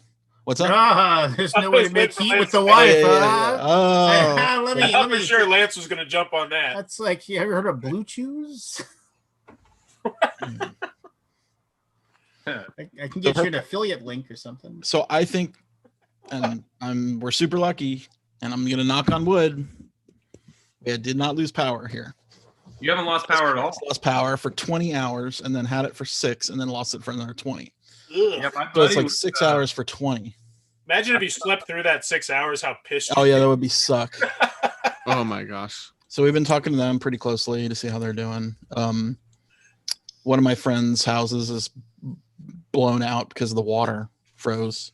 The pipes froze. Well, we were talking about that because like when you build a house in a up cold, here, yeah, you bury the pipes. You bury the pipes like 6 feet down because so it gets below the frost level, so your pipes can't bust. Where you guys just never do that. We're on sand. I mean, I don't, or clay. It's a clay that we're on. Yeah, well, yeah. I live in Clay County, literally because you dig a foot down, it's clay in this area of the world. I mean, I don't know. We have one plumbing problem that I can't explain. The bathtub won't drain. Well, I don't know what that problem is. I would not recommend the green gobblers. They are crap. I have a 25-foot snake. I put it down there this morning and nothing. I hit a hard spot and then I've used those pretty successfully, Horst. These ones? I'm debating on whether or not to put it on my YouTube channel because I'm thinking about doing a segment where I try out products with my kids. The video is literally 30 minutes of us trying to jam this into our bathroom sink and then just dirty, dirty water going everywhere. Yep. Absolutely everywhere. Yep. They haven't worked for me every time, but like those $5 on Amazon, and I've saved myself $150 from a plumber many a $5. time. I go to a Menards. I can get a pack of 4 for $2. Get a real one. Fine. Get a $20 one where you can spin it. I That's think what I have a little spinner one as well. For me, that hasn't worked as well. It's 25 feet. Yeah, I don't know. It hasn't managed to hook. I mean, unless one. your clog is in the trap, those things will not reach anything. Yeah. I was gonna say, are you talking about a snake? Or are you talking about one of these guys? Because this is I'm talking about a snake that you can spin it, and it's a wire, like a cable that can spin and push down. I have a pretty foolproof system for fixing my pipes. I not call gonna be a my serious answer. landlord. Yeah. Well, when you own a home, you are the landlord. Problem. So there's this radio commercial. There's this radio commercial nearby that makes me laugh. Like on the sports radio station I listen to, that makes me laugh every time I hear it. They say the guy, it's a proponent of not owning a house commercial, like want to rent, and it's like this thing. Well, with the something broke and the new windows and the blah blah blah blah blah, that's gonna run you $1,800. And you hear this guy go, "Oh, there goes the family vacation." And then with with this thing and that, we have to replace that, and with the furnace, blah blah blah, that's going to be $800. And then you hear this woman say, "Well, there goes my spa weekend." And every time I hear that, I think he's mad because for $1,600 he can't take his family away on vacation. For $800, she doesn't get her spa weekend all by herself. Is this pre-corona? I don't know, but I was like, yeah, she runs the house. Jeremy, what are you wearing that is blinking like crazy? That's awesome. I don't know. I don't know what it is, but it's awesome. Okay, first of all, these are debuting tonight. Those are cool. Okay, so we have my shades of intensity that I wear when I'm going to make turns in a game, even though I'm going to lose. Okay. But I'm dead serious about it. You know, like I'm gonna do something cool. I'm not. But these right here are my debut. I don't know what to call them yet. I'm thinking like shades of destiny, shades of infinity. Just call them my stop the stream shades, because every time you hop onto one of these things in the middle of a conversation, there's a little bit like a pause while you wait, you adjust, you see what people are talking about. But if you by the way, walk I on can change the intensity on these too. By the way, this is awesome. I should also say this is my first 2021 Facebook bullshit purchase of the year. Nice. Nice. And Lance, I think these are going to work out. Well, I mean, does the blinking light, can you actually see it? Yeah. Oh, yeah. But you know what? It's actually on my end. It's not bad. Really? It looks like it'd be bad. It looks like it would be annoying. Yeah. I mean, not much not Are they sound activated, or is it? What's that? Is it sound activated, or is it just doing? No, you have to actually press, shitty wiring. Have you seen those sound activated face masks that like move as if when you talk? I have seen those. Yeah, you can straight up change the intensity and all kinds of stuff. Oh wow, that's cool. Yeah, like I said, these are shades. I don't know what they are yet. What did that run you? Like $29.99. I just know I'm in. Yeah. I'm in, and it's it's gonna be there somewhere. I don't know even what the fuck for, but they're gonna be part of me. It's Ready Player 3. That's what we're doing. It's you saying don't harsh your mellow, right? These are for your safety, not mine. Oh. All right, here you go. Swag. All right, let's go. No, it's just the best way to you got enter me a stream. excited. You said you had all kinds of things to I talk got a about list tonight. of shit. I have so much on my mind right now. What's in your mind? Hit me with your best shot. Okay, I got. Wait. I just want to mention something. Let me pour a bit of money real quick. Is it 11:45? What's that? I got a premiere. I want to get everybody's feedback. Oh my god. Oh my god. Okay. No, I'm telling you, this segment, I think it's gonna be a big one for me. I really do. Okay. Is it about board games? Okay. It can be about board games, and when it is, it's gonna be a hot topic issue. Ooh. All right.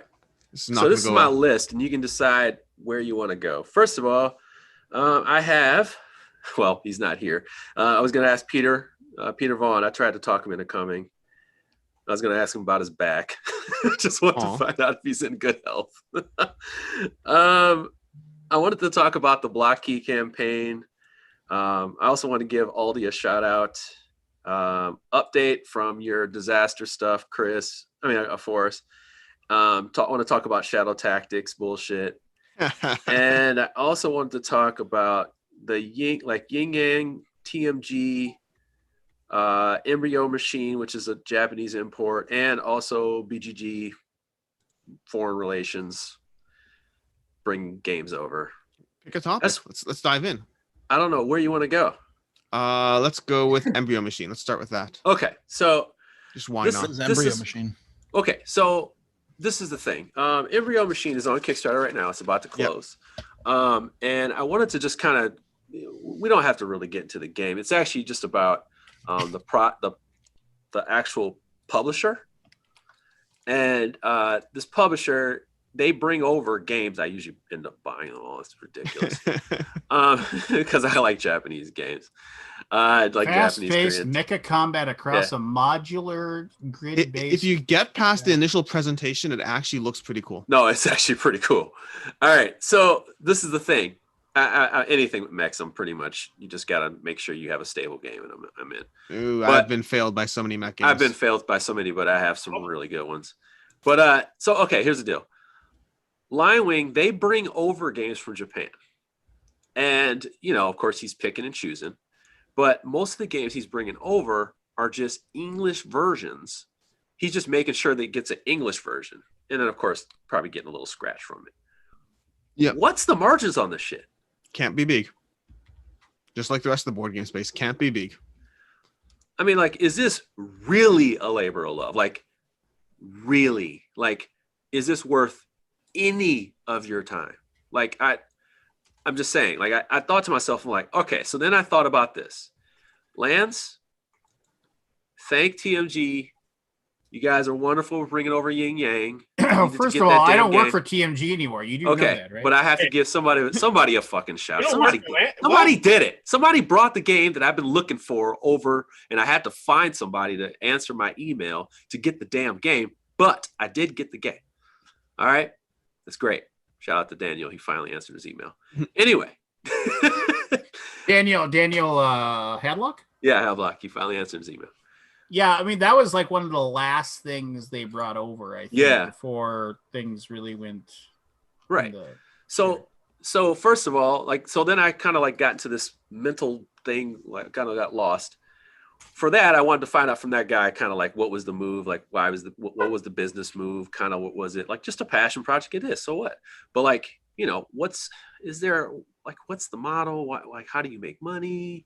That kind of stuff. But then I was thinking TMG brought a game over, and then you brought in, what's that, Jingle La, whatever, and you brought over moving Kohaku. on. You brought Kohaku, and I'm just thinking, what were the deals? The Mo idea, what was? Look at this. Was there anything? Did you get anything out of that? Yin Yang isn't even listed as a TMG game, so right? Just so you know. Right. It's not. Yeah, you just brought it over. It's so-so, which is I like so-so. So that was the thing. I got access to something I would never get access to. But I was thinking, okay, yeah, you guys had a partnership with Mo Ideas, and I was just strangely, Formosa T is listed as one. It should be. Oh, anyway, go on. No, I'm just wondering and then I thought about, okay, so then all these bringing these games over too. Is there, I'm not saying for me, there's an incentive because I want these things. It's hard for me to get them and without importing them, or, pretty much calling Sashi on his phone at some point to get the goddamn games that he publishes. Now it's a little bit more accessible, but you had to go to a Tumblr site to reach them. I just wonder in the end, are these good partnerships or are we really just bringing this shit over? That's what I wonder. I mean, ideally, there's a reason at play, whether it's Oh, go ahead. Go ahead. Well, I can actually answer the question because I know what we did when we brought stuff over. Usually we licensed them, and the thing is that and it's a licensing fee. So, you agree to open it up to a larger market, that person doesn't have to worry about look, for example, Yokohama. Just how well that went over, and it was so. For with Yokohama, it was just we'll handle all of the grunt work of getting the game made and get it, sold in the U.S. and you just have to sit there and make money. And Okay. so that's usually how it works. Yeah. Okay. Because I was just like, man, I'm wondering. I want to go down this well, but then I realized you all are different. You all have different models to this, like approaches to this. And Aldi, is that any different for you, or? Well, we're just importing at cost, and there's usually hardly any wholesale, so I got to double the price basically. Yeah, that's to make anything, and then if it doesn't sell, I'm sitting on it. I'm sitting on tons of stuff. Inventory. I know you're sitting on a shit ton of inventory. I honestly feel it's not as exciting as it used to be. Yeah, it's 1 in 1,000 now instead of 1 in 100.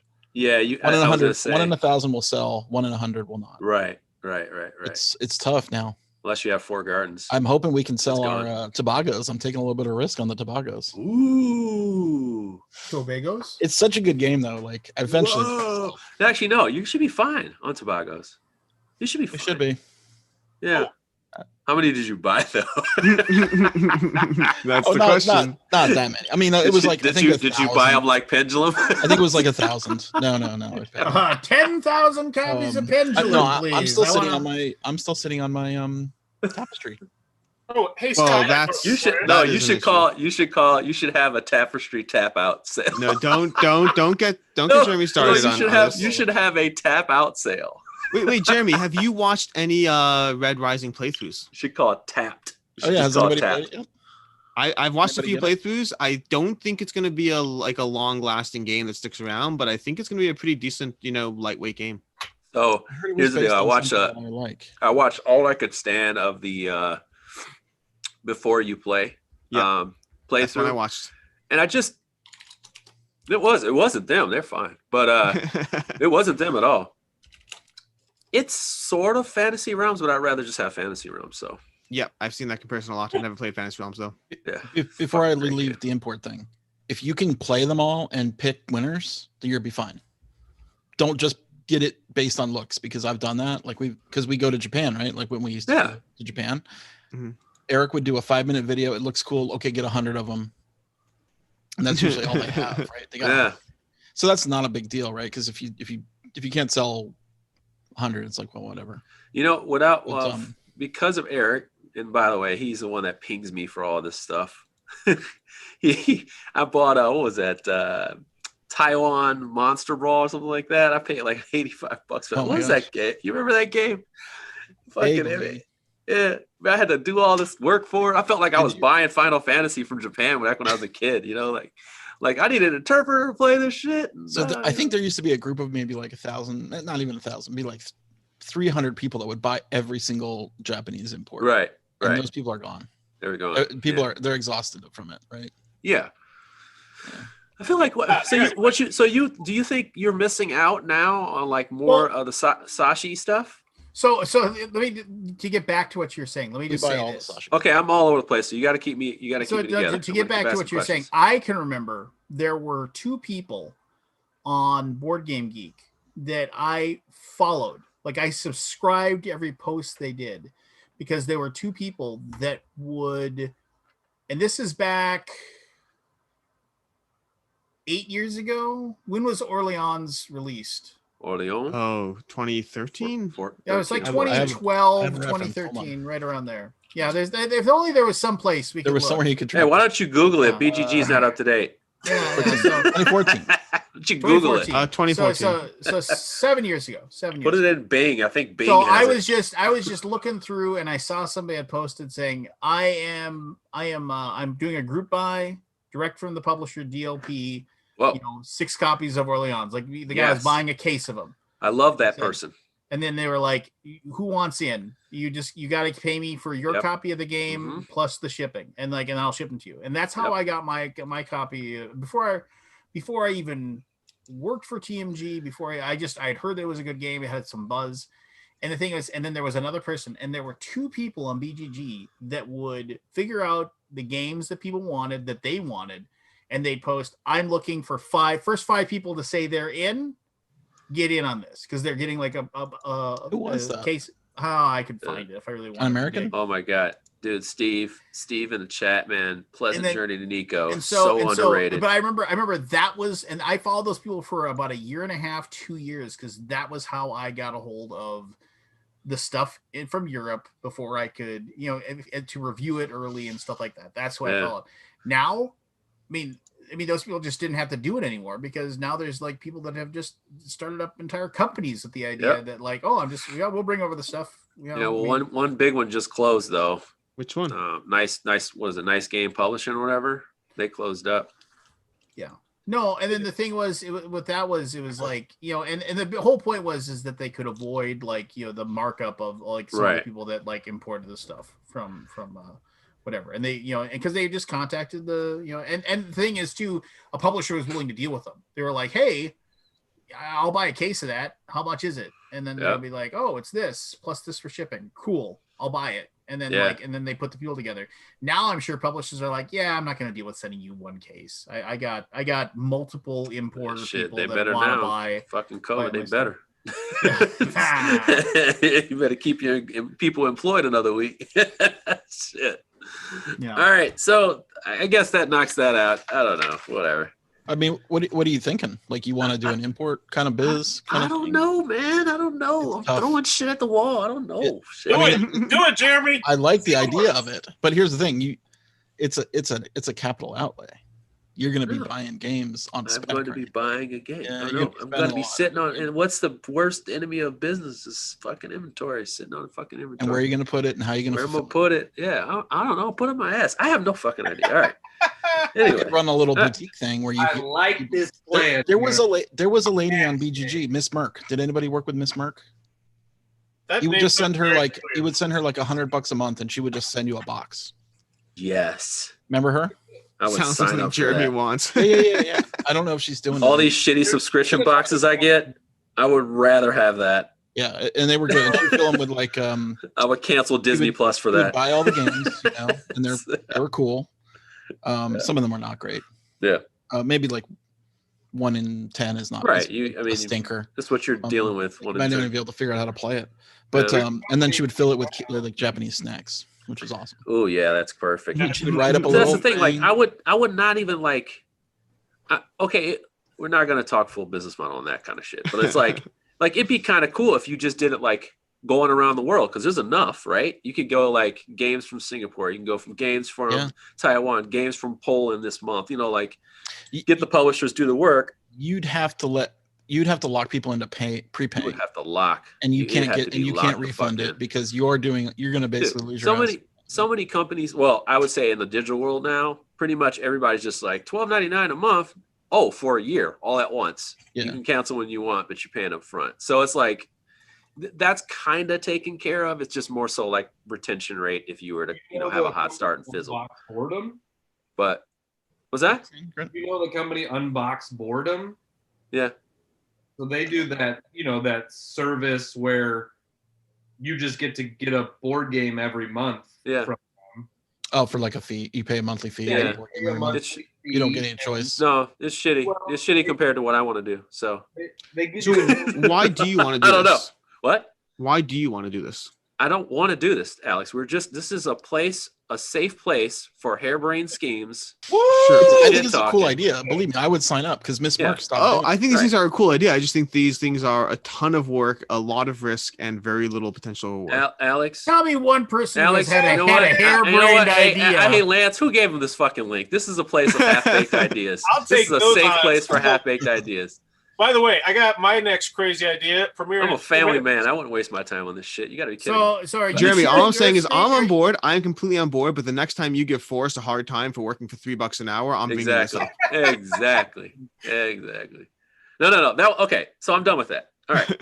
I don't look at my premiere. Like I want because I really do want everybody's feedback. No, I want to say something to Aldi. I just want to say thank you so much, man, for doing all this stuff with Black History Month and kind of keeping it alive and actually finding people, that represent Black excellence, man, all the time. That's great, man, because there's a lot of people out here doing things, and it's not just all mainstream people that are all up in the spot all the time. So, appreciate keep it alive. Like that's kind of stuff. Of course, Of course, it sucks. It's relegated to a month, just like everything is relegated to a month at this point, right? Wait a minute, I think I this gotta is figure out live. how to make that extend though. But it's not that we need to extend it. It's just that, like, hey, you just like to see faces of color more, right?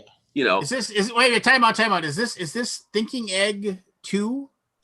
Thinking Egg 2. It's gonna go live at 11:45 p.m. It's live right now. I can watch it right now.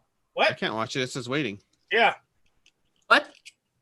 Thank you, Jeremy. I appreciate it. Yeah. I was gonna say. Oh no, my Kickstarter critique. That's not it. This is a whole different segment of the Kickstarter critique. This is gonna be the segment I make after I find shady as hell Kickstarter critiques, where I spotlight. Premiering now. Here we go. 2 minutes. I'm very interested in everybody's opinion because I swear to you, this is going to be unlike anything I've ever seen on YouTube. Well, it's a good thing you're building it up. So. Okay, well, we got another 2 minutes now. So what are we talking about here? we can go back to Jeremy while we before you wait back 2 minutes. Are you premiering your stuff these days now? No, well, Jeremy, quick! You got a minute and 36 seconds. Jump in. I got nothing for this shit. I'm ready. Well, I was gonna cover GameFound again because I've been putting out some feelers for how GameFound is right now, and have we checked the status of the? I can't talk about some of the information I got, but at the same time, there's a lot of chatter. Jeremy, you love to throw vague statements. You should. Is that project kept pace with the previous project? No, not at all. But I mean, I don't think. Yeah, so that's like 350. I mean, I should double check where it was at the last. Check where it was. Yeah, but you got to compare it like by day. I also don't think that's fair. I don't think that's a fair comparison because it's a spin-off. Oh, game. Of course it's not. No, of course it's not fair. Yeah, it's an expansion. It's not like it's its own separate game. It says it's a standalone right there. Yes, I know. I mean, come on, man. It's a standalone. It's hot on the not heels like insane. Of the delivery of the. I will tell you this. After talking with someone that's very close to this, they had said that this was their fastest growing Kickstarter, especially on day one. It was insane. Day one was insane, but how to go throughout the rest. But they are like, this is on great pace. So, I mean, honestly, what do y'all expect them to make? Like 700,000 on this? Like February 9th, 8 days in, 372,000. Yeah, like what? 1, 2, 14 3, seconds, 4, 5, everybody. 6, 7, 8. They were at 400,000 8 days in the last time. Okay. Like, that's not bad. No, I think it's fine. But like this, I think it's fine. This is actually like, and think about it like All this. right, Their games have been delivered for less than a month. There's more than just profit too. Why do you see yourself at the beginning? What is that? I can't hear it, Lance. What? You can't hear it? Really? We're hearing it through your speaker. We're not hearing it the directly. audio when you share it. I don't have a speaker, so I don't know what you're talking about. Damn it, Lance! You're ruining my premiere. Turn up the volume on your computer. Just. Am I going? No, when you share it, Lance, when you share the window, you have to share the audio as well. I did. Okay. I'm so glad I'm not doing it. Oh my god! Share So sound. Can you just tell us, like, do it live, like, so we don't have to watch? I felt like this video was so good. Like, Did you crack the egg of Yeah, I would have loved if you said crack the egg. Man, Something. I need something. Well, you share it then, smart guy. I don't know how to do it. All right. Okay. So I'll give you the basic cliff notes of it. Yeah. So I've been going on these Kick Booster products because I was hoping to get some money on the back end, like which we talked about before. I put it at $7 tops. So go ahead. Yeah. And I was just like, you know what? I'm just going to do a project that I'm really interested in. I don't give a shit if it's Kick Booster. Turns out it happened to be a Kick Booster product. And the first thing I always look at when I do these is their track record. Their previous stuff. Yeah. And they had two previous things, one of which was a sponge, and one of which was the Thinking Egg 1, because it's essentially like a little fidget egg that you hold in your pocket. Like a stone. So the sponge, literally, this is me going through the comments, and I'm not exaggerating. It's nothing but, hey, this stopped working after a week or two. Hey, this is a piece of crap. Hey, I haven't got mine. It's like literally nothing but that, except for a few comments here or there. Yeah, I'm spotlighting it right now from JF. And JF defended them vehemently, and he was mentioned, I believe, 59 times. He is clearly them. Shell? Yeah, he's the shell one. But I did the research, I call him out on it, and then I go to their next project, which is the Thinking Egg 1, which has the same issue where all the comments are, hey, I didn't get my shit. Didn't get my shit. This is terrible. I hate this. And then in that one, there's a young lady named Isabel who pops up 59 times. Okay, but here's the sketchy. This is why I really wanted the video, because I present it so much better. Because what I noticed was whenever there was a negative comment, they would use a bunch of other different people to kind of knock those negative comments down so you couldn't see them. And yeah, I can't really do it justice. It's in the video. Like, it's a 6-minute video, and it's one of my proudest videos ever done. Are you guys cool to watch it after, like, just watch it at the premiere? Because I really do want your honest take on how I present it. Can you put it back up, Lance? You want me to do it? You do. Yeah, I don't know how to do it. I'm a noob. Because, like, when you guys tore apart the Kickstarter critique the first time, I used so much from that. Like, I really do love the feedback, you know, and I use it. But yeah, oh man, it's so shady.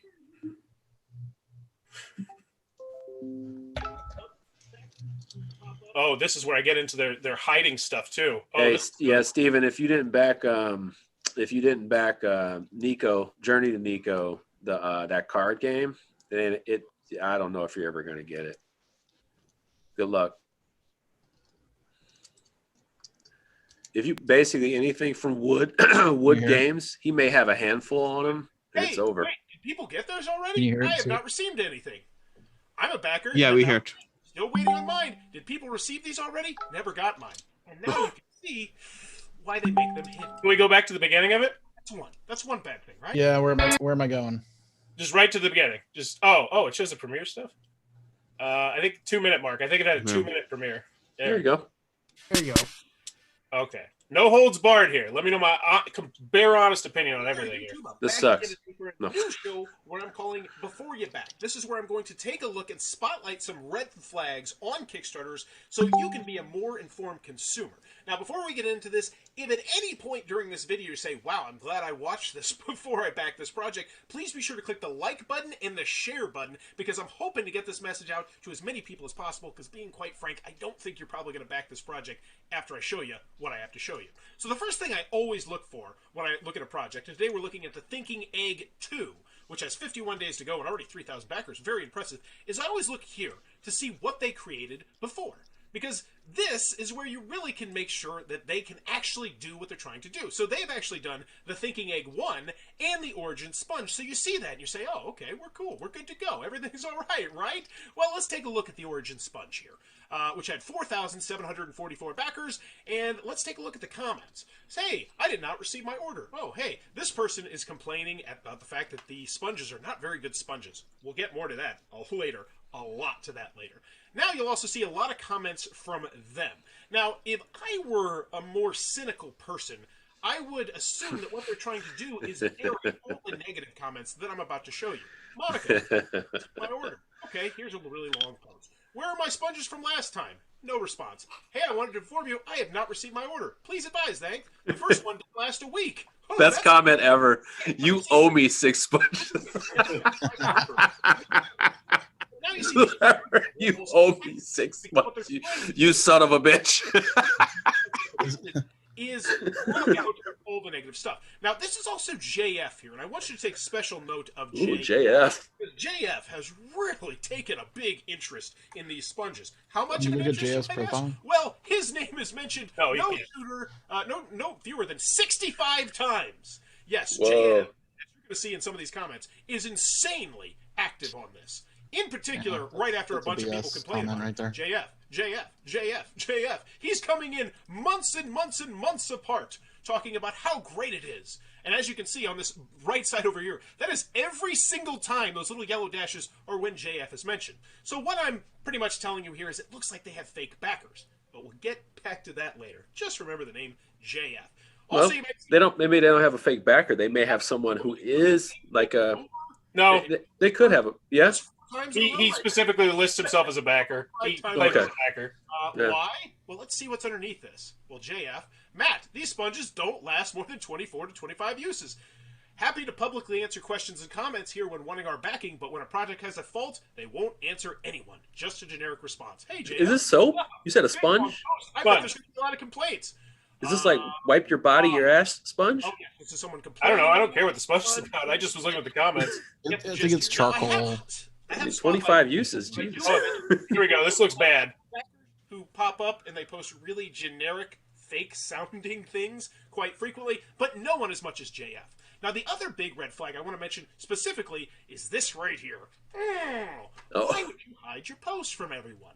That is not something we typically see. So let's scroll down a little bit and check out this one. 12 comments. Let's see what the comments are. Cheers to a new decade. This is good. Hey, wait, did people get theirs already? I have not received. I'm a backer and have not received. Still waiting on mine. Did people receive these already? Never got mine. And now you can see why they make them hidden. Okay, but that's one. That's one bad thing, right? That's one. Okay, we're good. Well, how about we look at the original Thinking Egg? Because surely, if they're launching the Thinking Egg 2, then the Thinking Egg 1 must have been a sweeping success. Oh, no, I haven't received my original pledge. Okay, well, that's one. Let's keep going. Okay, ask when I can expect my order. No answer. I put all my information, including my order date and number, what's up. And I do want to spotlight this, because you're going to see this is normal Kickstarter stuff at this point. Spotlight all the times that people say, oh, hey, Peter, how's it going? Hey, Pete. Hey. Cheers. Yeah, so as you can see, just you look at this. You're on my list. Never received anything. Hey, could you check to see if mine is stuck in transit? I haven't received it yet. When should I expect this? Oh, half a year and lots of mail later. Still no eggs. Nice voice. Oh. So far overall, I think you're doing great on the overall messaging. I think you're going on a little too long with this one point. If you're going to literally say, by the way, timestamp down below because I'm going to go on for a while and you might get bored of it, it's that bad. Isabel Redis is a totally real person who has mentioned no fewer than, as you can see, 57 Also, I would have. No. Pay attention. Isabella and JF. I'm coming to a climactic end. Because Isabella is the fake backer here. JF is the fake backer here. And here we go. Wants to make sure that you make good, informed buying decisions. God damn, they have a lot of backers. Oh, where'd they go? They got buried. I could have sworn I just posted this a couple times ago.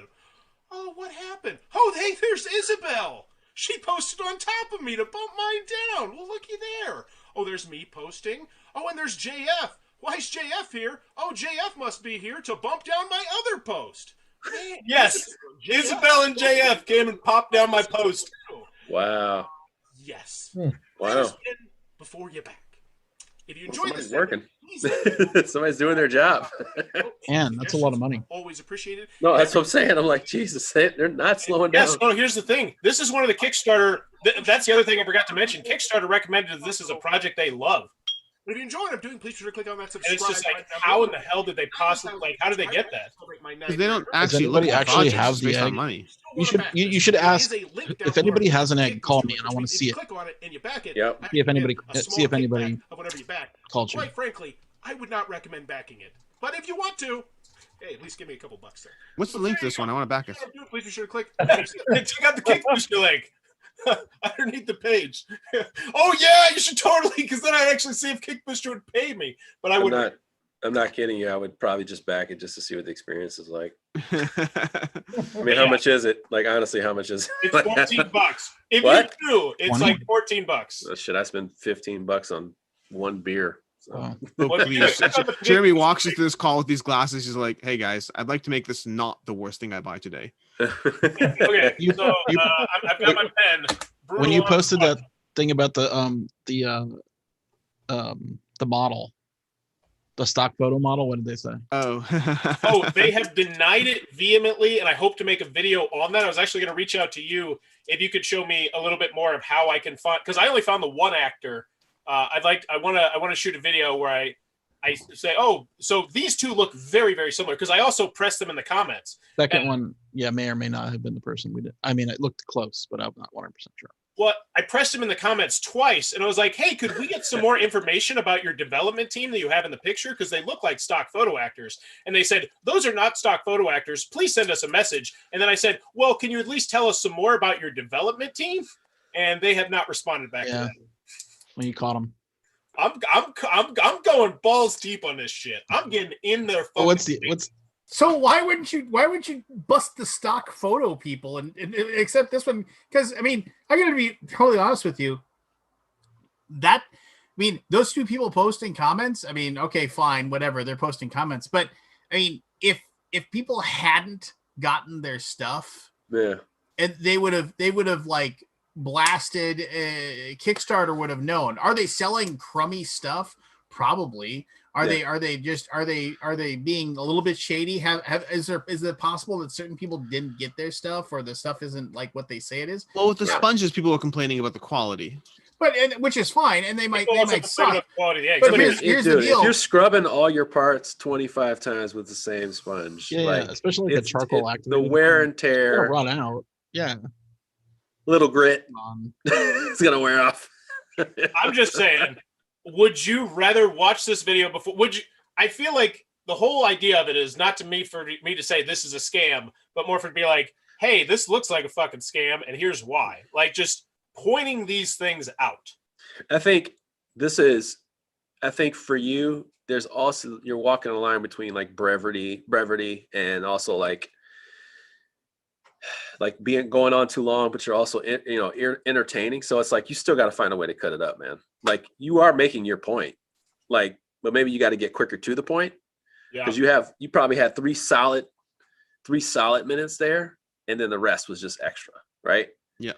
So it's like you had 3 solid ass minutes, and you really could just show the evidence by clicking through 3 things, and you would have been like boom, boom, and boom, and you can just show that, and then kind of leave it up to the people a little bit, right? Like, that'll get your Kickstarter, stuff. I mean, your algorithm going, because you got to kind of leave it up to the people and like to ask them what they think, or pose some questions to them. Even ask them, like, are you gonna back this? Like, are you gonna back this? Are you gonna be part of the problem? Like, be a little silly with it and be excited. Like, that's the thing. It's already a shady, fraudulent thing. You're gonna get people to talk about Kickstarter shit once you say it's no different in the board game business. You know what? Doesn't matter how toxic it is. That shit helps with your algorithm as long as people are talking about it. So it's just, I just feel like there's a conversation to be had, and less of you having a 10-minute conversation by yourself. I always mock whenever I do the Kickstarter critiques, like, make sure you always ask a question. Yeah, I totally get it. That's such a no-brainer. No, but you ask the questions. You ask the questions. Like, you ask the questions, or even ask someone, have they seen something like this before? You don't have to wait to the end. You can just say stuff that makes people like kind of respond to you. Sometimes Alex says stuff that's not a question. He just says some shit that's like kind of middle of the road, and people are like, no, actually, so it's like, if you say things that are in the middle of the road that kind of leave up for like people to correct you, or people to have like a completely different take, they're kind of in between, maybe this is not the end of the world. Maybe I would back this. I don't know. Like, why would somebody just say that? You just spent 5 minutes bragging on this shit. I might back it just to find out what's up. Well, that's what's wrong with Kickstarter. People just back stuff anyway. And, like, these are the things, man. There's just some silly shit you can get into if you want. If that's what you want. I mean, like, if that's what you're trying to get to, those are the types of things people come back for. They want to talk. They want to talk shit. They want to make fun of you. They want to make fun of the product. Have fun. What if it was a live stream? What if I did this live stream? Oh, you did it live? No. I'm thinking about doing it live. Like that. Now you're giving me this idea to think it live, and then maybe they say, "Hey, why don't you check this out?" Or something. I don't know, man. I think you would run a little long on that. Oh yeah, I know I'd run long. I get so many non sequiturs. Yeah, I think you might run a little long. You can also tease at the front of the video, and say, "This Kickstarter is shady because they got fake backers. They're bumping down comments, and they're doing this." Boom, and then now you get into each of those 3 things a little more in depth. That is good. That's good, juicy steak. Yeah, the teaser. Can you investigate the companies? Look them up. Like, try to find any sales listing, any employer listings in the states that they're registered in. Go check the Secretary of State's websites. Say you can't find it. Scott, you know what? I wish I could go on these journeys with you, because you know these things. No, I actually did one on this weird back thing that fixed your back. Yeah, I remember it looks so fucking fake that I reached out to the guy's doctor's office and tried to call the guy at his doctor's office because he said he was a licensed chiropractor. Yeah, and you looked him up. Yeah, and he never responded back. They never. It just went. It rang forever, and it didn't go to. Yeah. So I call him every day at 2:14 p.m. It all could be fake fronts. Because those doctors' offices have to be registered too. Yeah. Wow. Well, I don't want to sound crazy though. Like, here's the thing. Like, I actually shot a Kickstarter critique on this camera bag where halfway through the Kickstarter critique, I was on this woman's Facebook profile trying to discern if her Facebook profile was fake or not. And I was like, I feel like this might be a bit too far, so we're going to restart this video. But that's where I got to because I legit believed that they in fact and had. Please don't put anybody's Facebook account on your anything. Don't dox anybody. Well, yeah, don't dox anybody. That is borderline. And yeah, it's not doxing. That is say goodbye to your. Whoa. Let me. No. Her name was up there. Like, she was the creator of the project. I was trying to see if she was a real person.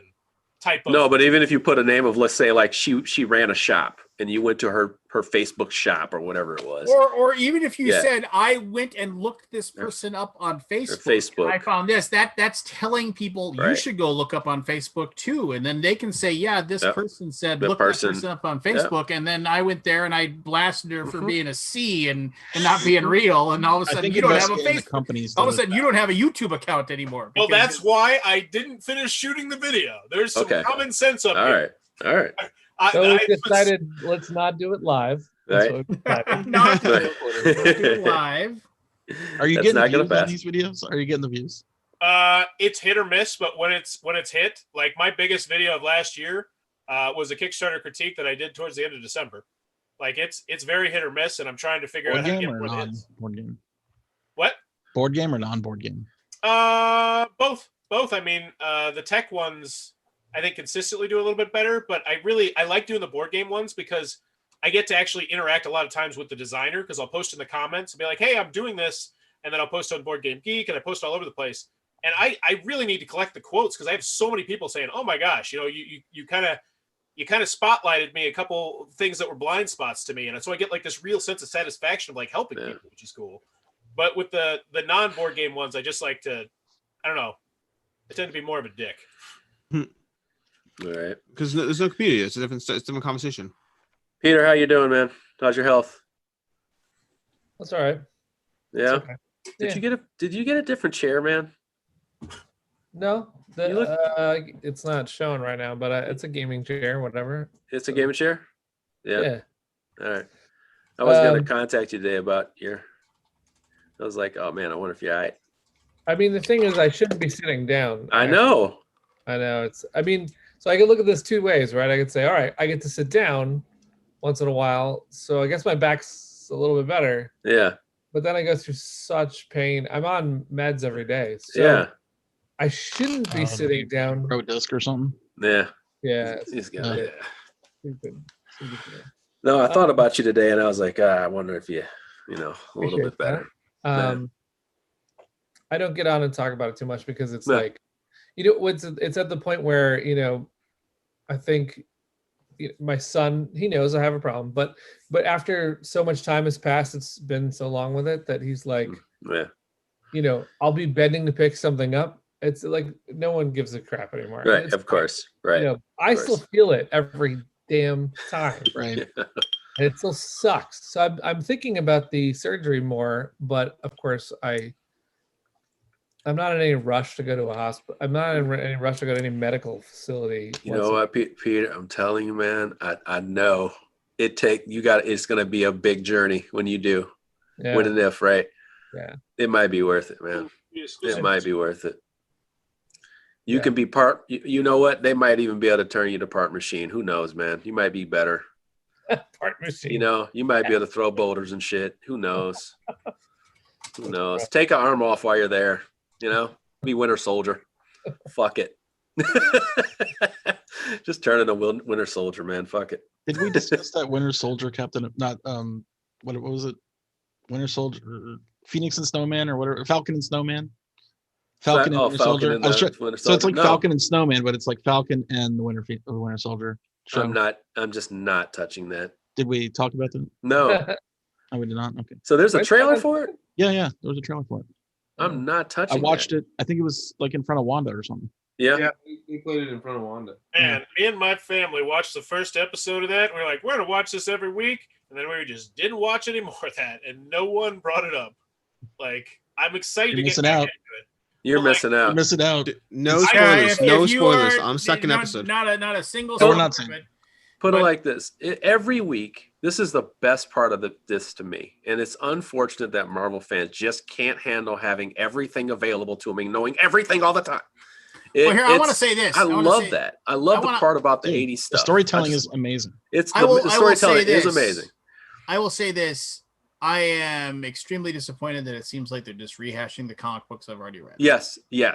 But it's such a small part of it, though. Yeah, but how many they really expanded a small part. Like, that wasn't like a long part. And then I realized I was like, oh, they're doing that. But that's not like a super long. Is it exactly like the comics? No, it's just a time she created for a short time, and then that got like wiped away real quick, right? Well, it was like a short run. It was like a couple comics. It wasn't like a full... joy from it, Lance. No, it's fine. It's fine. Okay. I'm enjoying it. It's just I'm just a little bit. Wait, okay, hold on, Lance. Let me make sure I got my shit straight. This is before House of M, right? Where she kind of like before she went all like way off. And... Go download if you really want to, and you can read Vision and Scarlet Witch. It was a maxi series. Okay. You know, I had to write a check last week. I couldn't get my hand to write the numbers, like the letters. I'm like, what is wrong? How do you write? Oh, my wrists are weak. Yeah, because your hand was so cold, my wrist, or what? Like exercise of the Can I sign my cell phone instead? Can I do a thumbprint? Yep. I can my disposable thumbs. I didn't get on until I think last week or whatever, and because it just didn't look interesting to me. It just didn't look like anything I wanted to watch. So then I said, well, okay, I'm hearing a lot, so I should watch this thing. I've never seen a show where from episode 1 to episode 2 to episode 3, I was like, ho hum. Oh, okay, that was weird. Holy shit. It just was like, whoa, that was definitely weird. Weird stuff. I don't know how people cannot. This is the thing. I was watching people kind of like react to each episode, and I was kind of but I just found the fact that like they were doing like the different sitcoms, and I was trying to like hash out which ones from what era, and like we were watching last week's, and I was just like, okay, they're pretty, so they're pretty like in the middle 90s, and I'm thinking, what would be the next one? Like, what would be the closest? And then I was thinking to my wife, I'm like, how about Daria? Just because of the way Scarlet Witch is, like she can be totally like I'm over this, kind of like deadpan. I was trying to think of like what could it be, early-ish 2000-ish, because of course they're gonna basically get to closer to today, and then all the whatever sheen will be worn off, but it won't be the same show anymore, right? But I'm like, I just enjoying that, like the little twists on the tunes that they have. And you're kind of like, oh, that was that show, or a blend of these shows or whatever. I think that's fun. It's creative. It's especially because it's a half an hour. Now they're going to be an hour, but I think honestly, the fact that people haven't that have been complaining about it is just symptomatic of how little attention span people have right now. Yeah. Where everybody's like, what? I don't know what's going on. And it's like, well, I'm pretty sure they have a plan. Yeah. There's a long game to this. Marvel's good at long game. Trust me. I don't get anyone who sat through 6 seasons of Agents of S.H.I.E.L.D. and has a problem with this. Oh, my gosh. Well, Agents of S.H.I.E.L.D. lost me after 2 episodes. So that's what I'm saying. Oh, I booted it after the first episode. Oh, my God. Oh. All right. Can we talk about the Kickstarters that launched this week? Like the I got Bloodstone, Terraforming Mars. What do you got? I know Jeremy's interested in Ares Expedition. I want to talk about Shadow Tactics. This bullshit. Yes, what happened with Shadow Tactics? I'm covering that on Friday. I want to talk about Bloodstone. I can talk about anything. Zombicide, Dead and Alive. The Undead are alive. Shadow Tactics. Lance, Not the I need game. you. I want to know about the other stuff. Shadow tag. Why do you need me for shadow tag? Lance, I need you to walk me through this bullshit. I need you to be dead serious. Oh, okay. I haven't even looked at any of this bullshit? stuff. I want you to start on the actual page. I don't want you to go to this fucking expansion. Just relax. Yes, son. there we go. Because I'm going to cover this, and if it's shady, I'm going to do an episode on it. Oh boy, it sounds like you're gonna have a blast with this. Oh my goodness! Yay! I'm excited. You know, I actually thought they were going to talk Simon into using GameFound. Yeah, I did too. I did too. Drop. I wanted to ask somebody about that. Barry? Dark horse on my list. There. All right. So am I sharing my screen here? What am I doing? Yeah, here? go ahead. Sure, why not? This went so well last time. What else you got to do? Shut your mouth. Yeah, you got it down pat, bro. So what is? I know the video game. Okay, so we know. Okay, so this is the thing. Let's give some people who don't know what the fuck it is, because everybody kind of has to know, the base, right? The base is that Shadow Tactics is based off a video game. This the publishing company that made the video game, of course, is allowing this IP to be made. They also made Desperados, fucking awesome game, cooperative strategy game. It's a cooperative game. Lance, can you do me one favor and go back to the actual Shadow Tactics, the board game campaign? Wait, Desperados, the card game, the Reiner Nitze? No, Desperados is actually a video game as well, made by the same studio. Oh, okay. Now, when we go back, there's Shadow Tactics right there. Well, what do you know? All right. Hey, by the way, hey, missed the campaign. Missed the campaign. Go ahead and back it. All right. Anyway, just slide on down, buddy. All right. So never fulfill? So no, it's not done. It's not done. It was supposed to fulfill. Actually. So okay. We already understand that there can be delays in a Kickstarter. I'm so fine with that. I mean, it happens, right? You're talking your way through the process. They still haven't taken this game to print yet. Oh, I am so wet right now. That is exciting. They said they're going to do it in March. They said so. Usually, the classic move is to go to Indiegogo after you go to Kickstarter. That's what I thought. So allow this. That's what I thought. I don't know, but I think. And that, Lance, can you back me up on this? Is it the fact that they are launching another product? Yeah, it's the expansion. But the thing is, how can you launch another product with the same name of the previous project? For the most part, they don't even really check. Yup. So they're assuming that the previous project got delivered. But they have stopped campaigns for just random people are reporting something that they were like, well, they didn't deliver on this. Well, I mean, the first question right there, what if it just comes down to people reporting? Maybe it does.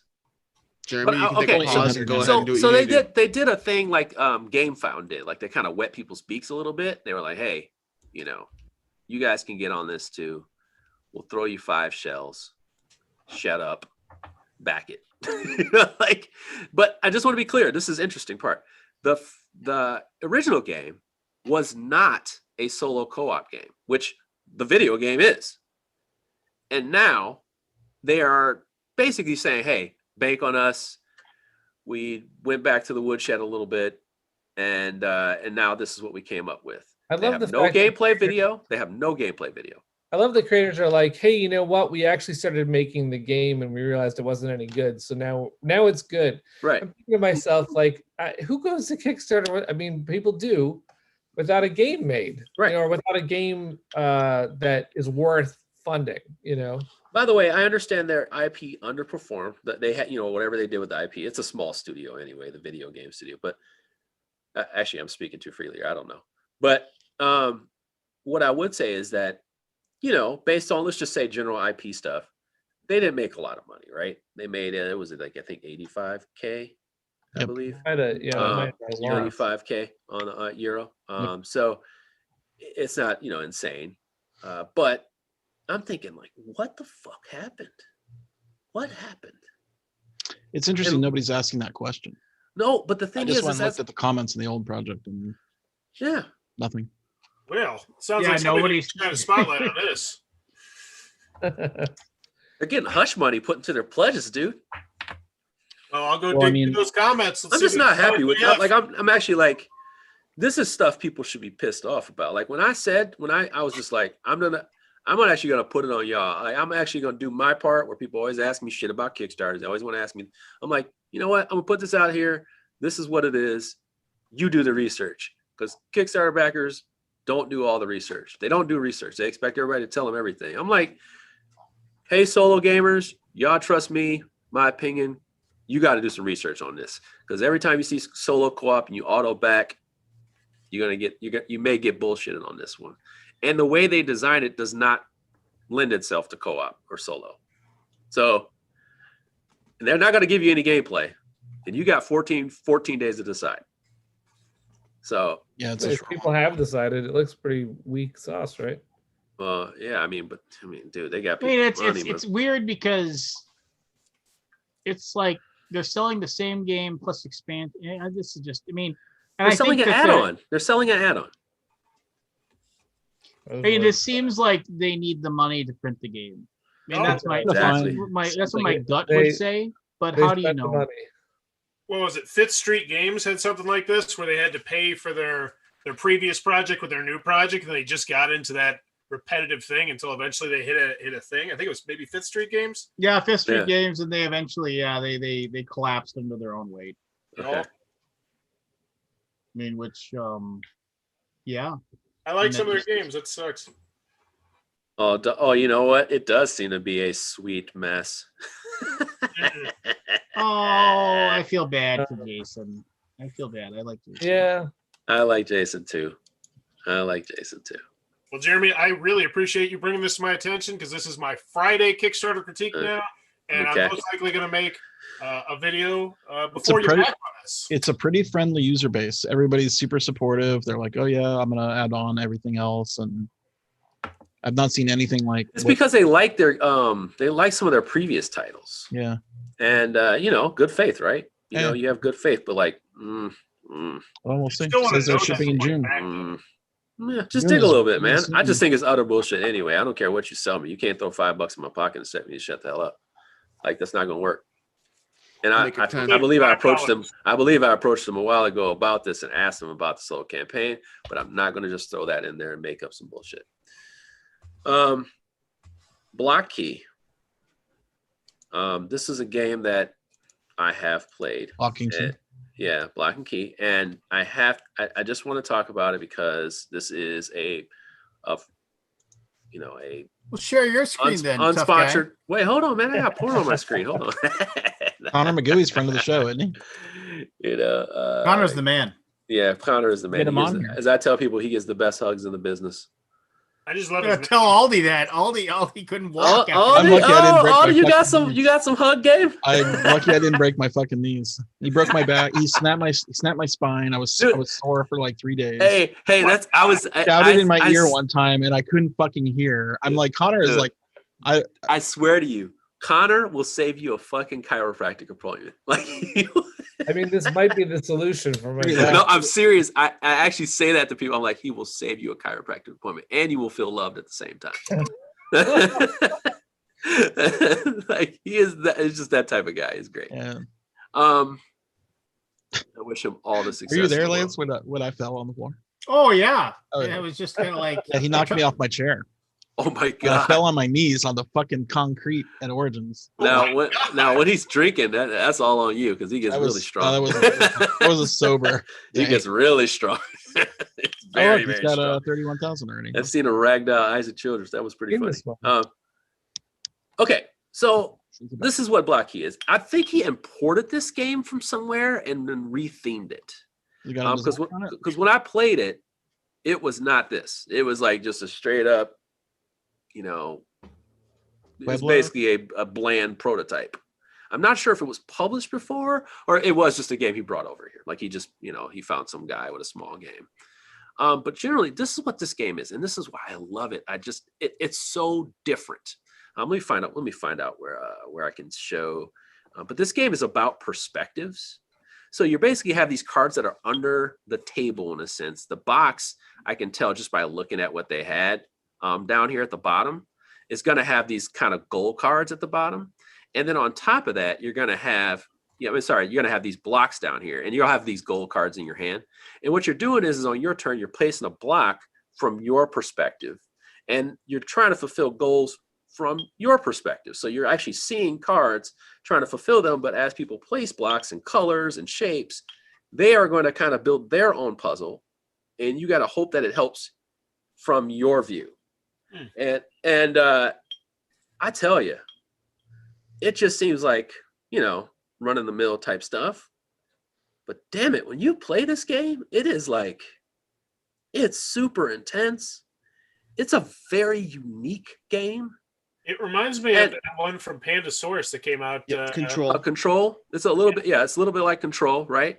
But all I can tell you is that if you want a really good, unique game, and you love abstracts, like I love abstracts, like I just don't get rid of abstracts. I try not to.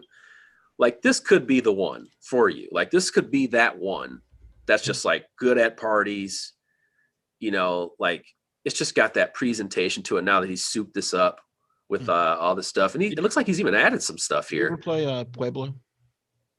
What's that? Did you ever play Pueblo? You know what? I have not. But when I saw when somebody said something about that, and he was like, it just looks like Pueblo, but like another level to it. And I said, yeah, I guess so. I have to look more into it. But yeah, he's like, it's sort of like that, and it's Pueblo got like another level. game. I mean, I'm not. Yeah. So I was like, but this looks like it has a little more to it. Yeah. And I was just like, I want people to see it. I want people to, like, and Connor always shows his games off, which I love. By the way, if you're a publisher, I don't know if I love publishers watching this video. Like, play your damn game, save yourself some money, and do a good how to play on your own if you can. Like, just fucking like some people, if you love your game, if you love your game, spend 10 hours.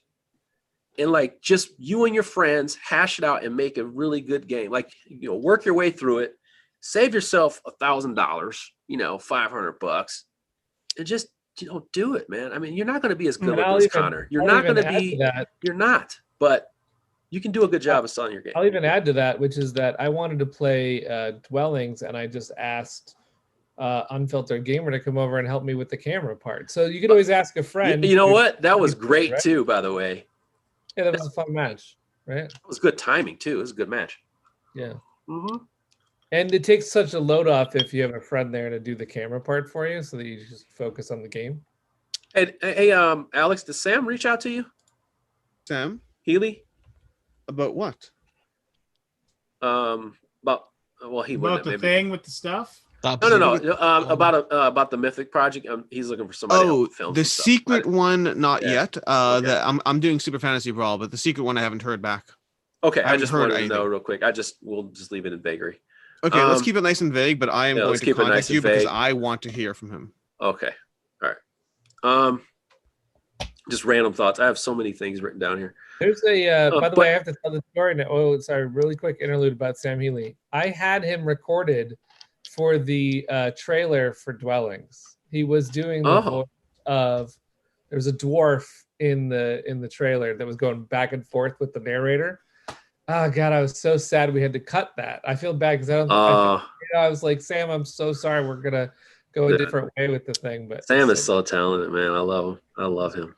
But yeah, like look at this. It's like you're just placing the block with easy placement rules. They have to be next to each other. I think you can only go as high as 4 high.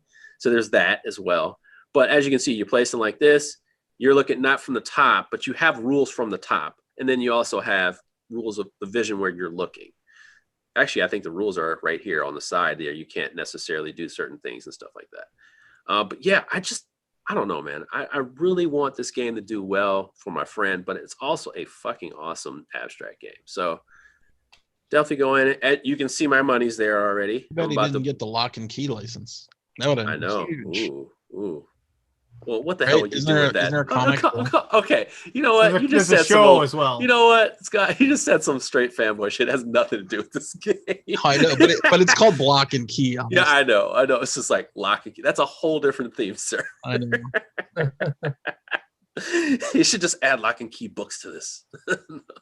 No, I feel you. And it has a solo mode, which I'm not necessarily sure I'm interested in. I don't know how it works, but the other thing, I see. Connor always plays his games. So you will find out. And that's the best part about Connor.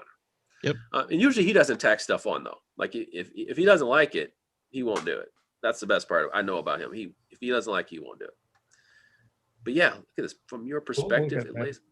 Dude, it's fucking cool. This game is just fucking cool. All right, Bloodstone. Yep. Yes, Tell me sir. about Bloodstone. That video was something else. Hey, Lance, you got 2 alerts about emails and feature launches. Oh, I amazing. mean, Not my I'm a stream, huge so- fan of Bloodstone, but I think that video is a waste of time. Yeah, it's a waste of time. It was I thought it did a good job of gripping the viewer. I didn't think it was a particularly good video, but I wanted to see the end of the video. Oh, I thought it was an excellent video. It's just not what I just want to see the game. I don't. Am I doing a full 3 skull better- test? Is that One, is that wait, go back to the first character page. Oh no, I'm going to. Right, Sorry. wait. Sorry. I got. It looks like That's James. yeah, that's James. That's absolutely James. That's totally James. No, so That's his that story gear is on the that left. he sent them the guy from the Vikings TV show and Yeah. as an inspiration, and then they came back with that. But Yeah, I'm still gonna say it's James because it's why still wouldn't James. Totally, Yeah. it's James. Okay, so what you have is in this game. First of all, you Oh, have look at this that. dude. Oh my Look at that. How god, much was that? feathered What and a lethal. We're troll. just gonna go ahead and slide past that useless comment. What was you? the Useless. What a shill. What a Unnecessary. fucking I shill. need that quote. Hey, you know what? Hey. What a front page shill. Apparently he asked to be on the top of this page. Little Whoa, secret there. Don't want to be whoa. vague. Don't want to be vague. He said, "Put me first." I will say Alex's quote got an A. Your Yeah. quote got a B plus, and I think Lance had one. It's a little I aggressive. certainly Alex. did not have a quote. for I this am game. always aggressive in my quotes. This I is when I refuse just to do- want to hurt someone. What? Oh yeah, that one. You know what? Hey, you know what? That's the thing. I want to kick his ass because he said that comment. I'm like, you know what, dude? You need to get leveled out talking about beating somebody. The character I is love nice. fighting games like this. I Yeah. love beating people up. And this game does that in space. But let's go ahead and let me just talk about it as I scroll down. I'm going to start at the top here. Is this Uh, like I- a It's like Super Fantasy Brawl, but Yeah. with dice and with more player variation Yeah. and a co-op mode. So they have a 48-hour pledge that they're not gonna meet. Absolutely it's just not. It's just not. I don't know why it was going so big and how they estimated at this Wait, price range, but wait, that's let's freeze on that for a second because Sure.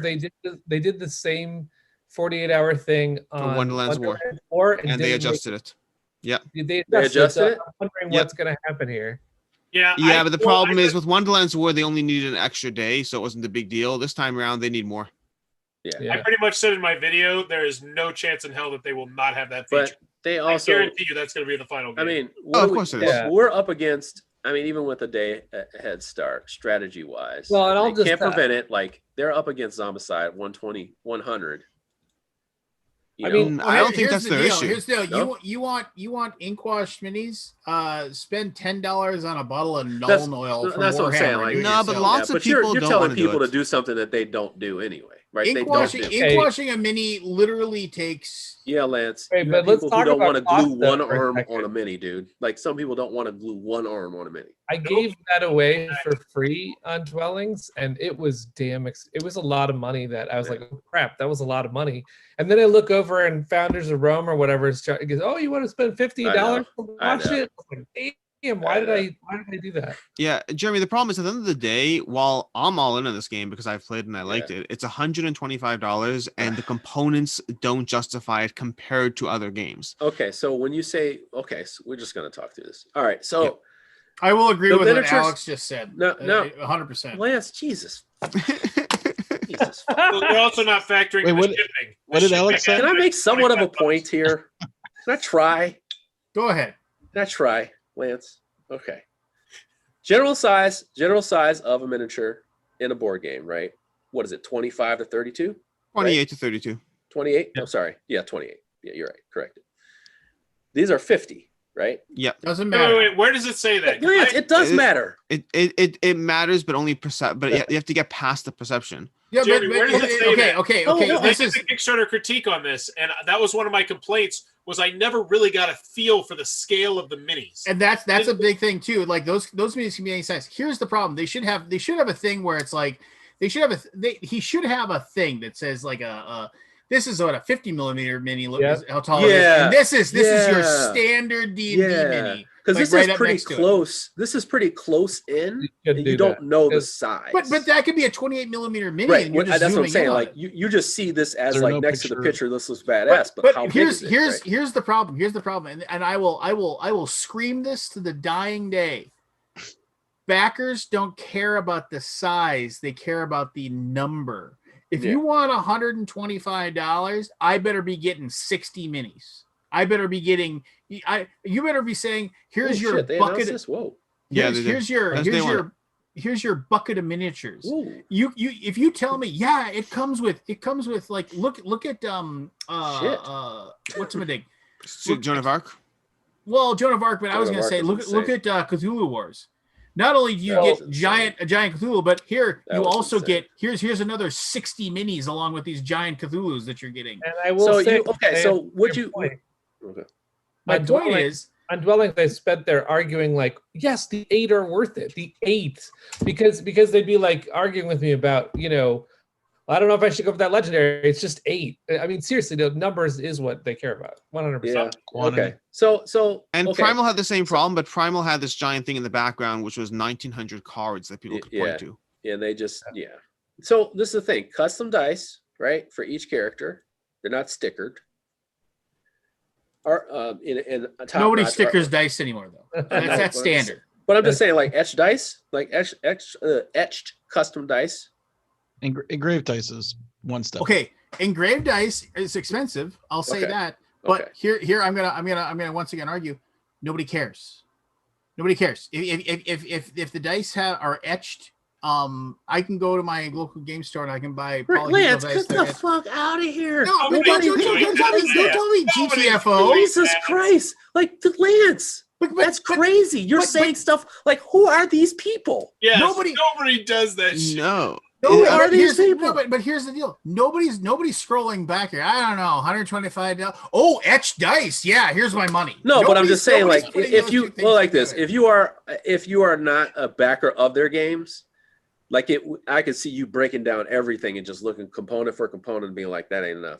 But then if you do back their games, you do feel like you are paying for more. You're paying, but you're also knowing, based on what has been delivered, it is top notch shit. Like, there's I can no justify foot. the price of it tomorrow. I'm just saying the problem is you have It's to top-notch convince shit. people. Jeremy, can Jeremy- you scroll up just a little bit, just to Yes, the sir. 160 I will all in? say- Yes, sir. Okay. That's the all in right there. No, the all in is 199. So okay. Oh. This is a problem. Okay, this is a problem. Yep. Hold on. We're gonna get there. That's why I'm Yeah. just saying we're gonna get there. The book. So we're gonna get there. Hold on a second. So we have our expansion, right? So this was 125 for the expansion. I mean 125 for the game. 160 plus the expansion Sure. and the book. Now, if you go down to add-ons, What's the 199 get hold you? on, check this out. If you could just add The expansion. these two and then just get 165. 165. So you'd save 5. You're saving $5 to get the book. The question is, are you willing to buy the book for $15? Is the question. What does the legend give you extra beyond? The Mat. legendary gives you So the the mat. mat and Oh, one the other mat. thing. And their value in the And the mat dice, at, and the dice. Special dice. their value in the mat, which we don't know is Stitch yet, That's $40 at math. $40.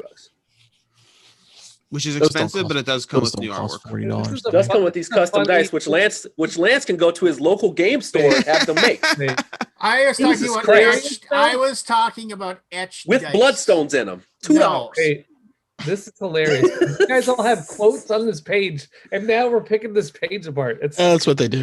No, It's because our- no. it's my This friend. What are you talking about? Yeah, I wish them nothing but the best. I I plan wish on them doing a nothing full but the video best. on the thingy. This is meaning I agree with Jeremy. Every single thing here, I think this game is worth it. I think this game will hold its value because it's not Oh, going yeah. to retail. It's all going to be fine. Oh, But they're not doing retail? yeah, No. it's not going to Kickstarter Oh, only. they punch you in It's the very face with that aggressive. too.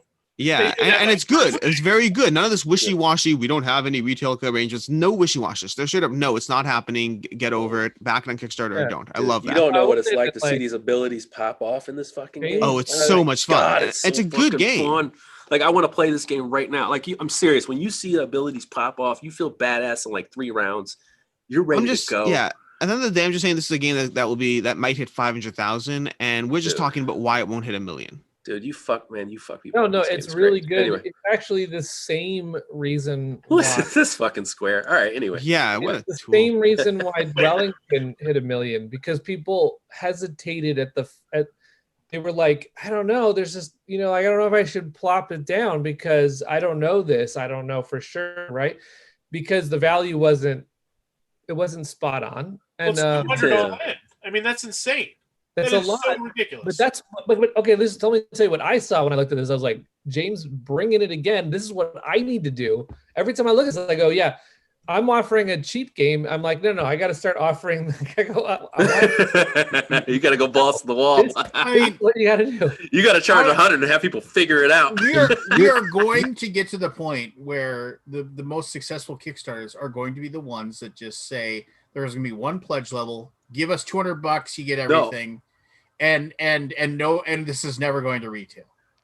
But Lance, okay, this is the only reason why, and you gotta be able to stop me and just tell me to shut up on this one. Stop. No, okay. So I don't know. I'm just kind of in between this thought process on this. There is this situation where Bloodstone would not be able to exist at a retail store, right? They don't have like a retail version that this box is going to be $200 gigantic. It's going to be gigantic. There's no right. But I feel, all right, I don't own a business in the board game business. I feel like this is exactly what I was talking about months ago about publishers having kick-ass websites for their publishers and pulling people to them so they can make money and still stay where they are. And you know who did that a while ago? Was Chip Theory Games. The shit works. Like, restock your own site, have a reason for people to go there, and direct sales. And like, I don't agree with that. There's a great works. There's a huge infrastructure expense there, though. Oh no! Trust me. I do know that. I do know that. Unless you can find somebody. They've had posts where they were like, "Hey, we need people for the warehouse this weekend right now." Yeah. They got people moving boxes. They still have, to this day, they still have shit to deal with all the time because they are small, but they are all right there doing the work. Hey, so, Peter? I understand that there's a cost that comes with that. But I mean, you talk about Skybound, we're not having the same discussion, right? With the money, right?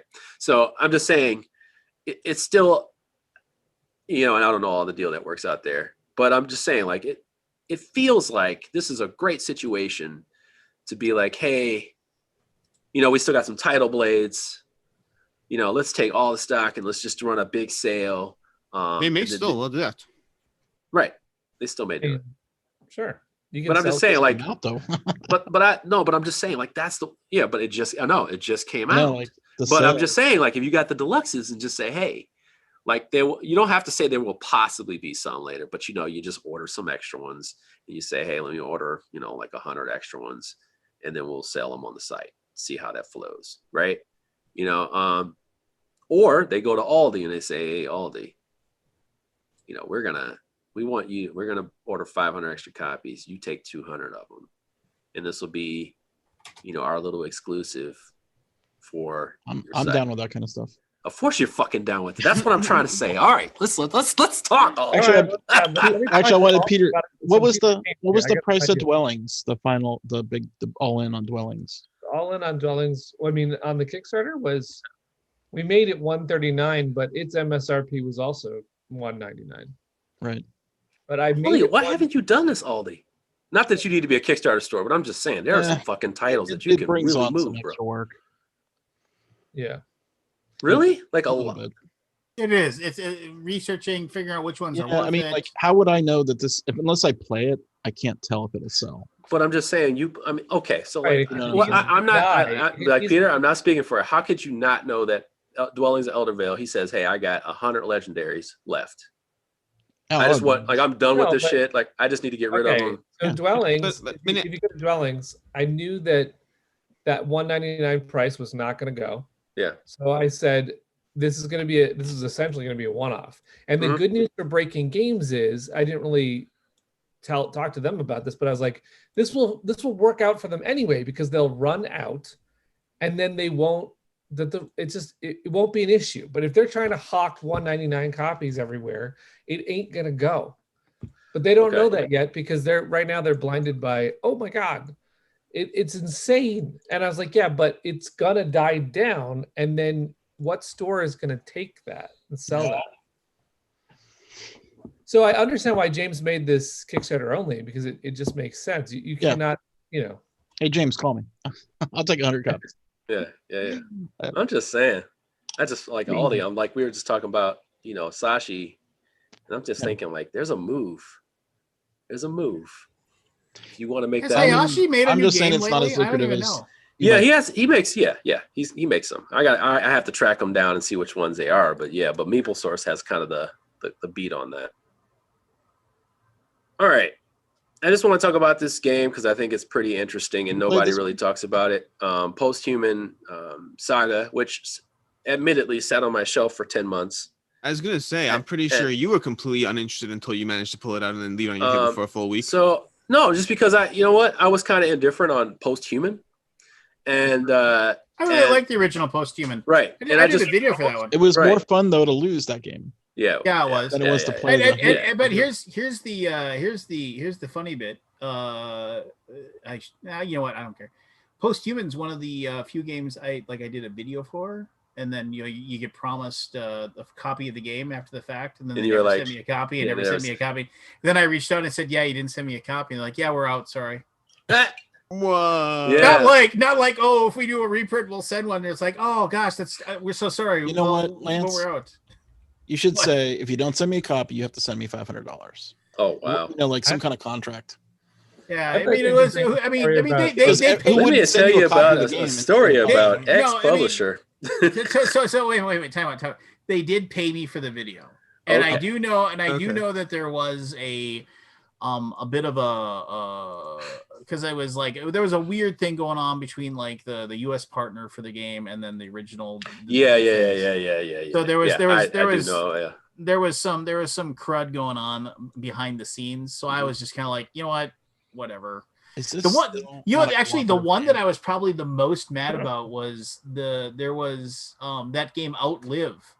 Because I didn't even get paid for that game just because I played it and I liked it. I paid for that review, and they were like, "Yeah, we'll send you the Kickstarter one with all the bells and whistles." And then when it came time, they're like, "Yeah, we're out." Yeah, I'm trying to find a copy of that now for like $10. If I can find a copy for like $20-$30, I'd buy it. I was like, but we paid you an exposure. Yeah. Oh, don't you dare. Is this not still cooperative? Okay, so let me walk you through it. Walk me through it. So anyway, I'm waiting for the day it becomes a cooperative game. This is actually let me start up here. So this is a adventure Euro. How about that? It's played over 15-ish rounds, 15, 14 rounds, something like that, depending on the player count. And what you're doing is you're pulling off these tiles. You're kind of traveling during the day. And there's events that happen right now where you can level up, and then you're also going to be, of course, getting hunger and starving, and events will happen and things like that. They have an event book that sometimes when you flip the tiles down here, they have if you're kind of looking on this picture here, you see these little radio dials and stuff like that. Every player has a player token, and sometimes they will be events and sometimes there won't be. In the events, you read out of a book. You pull from a bag and you read events out of a book. So you actually have like a little bit of kind of Ryan Lockett-ish kind of stuff going on there. And there's events that can happen to you. But the cool part is like, okay, so you're traveling on this road, but the road is created from these tiles that come from the middle of the board right here. Mm-hmm. You're going to take those tiles and those little tokens that are right there. And the tokens are part of a set collection that you need to complete your missions. Everybody's going to have like a mission card. And they're going to have two types of missions. So they kind of have to create over the course of the game a pattern. You see those little like the victory point thing they're putting on there? Yep. So what happens is you'll put a pattern that matches your pattern on your mission card by going there, fighting an opponent, and then you'll mark it. And you get victory points for that, like a Euro. So you get victory points for putting yourself at each spot, but then you also get points for finishing them.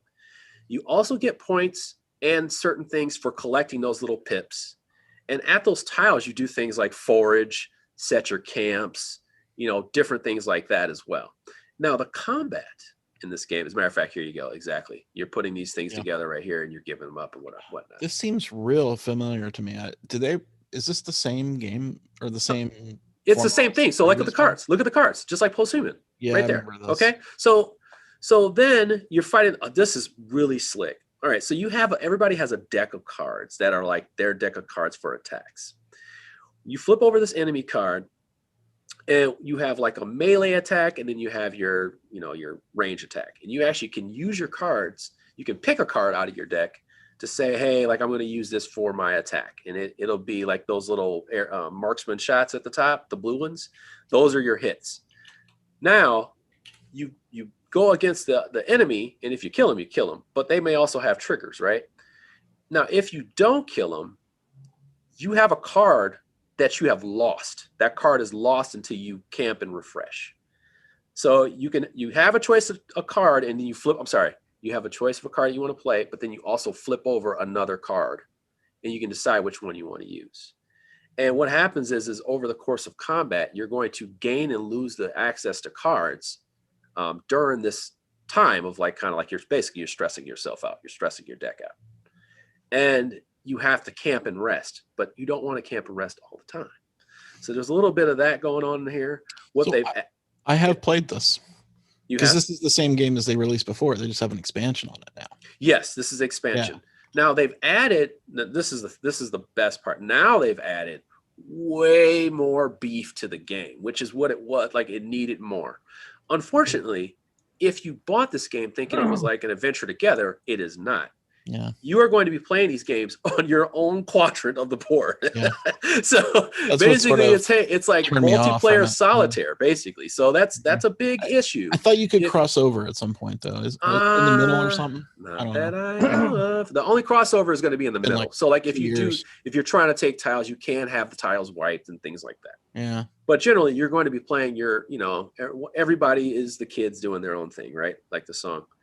So yeah, all I can tell you is that I'm glad they added more stuff to it because this adds to the more Euro aspects and actually makes you score more points. It's a very low point scoring game overall. You don't feel like you're doing anything too dynamic, whereas like now they've added a lot more stuff to it, different types of patterns and different triggers that happen because you have fulfilled missions.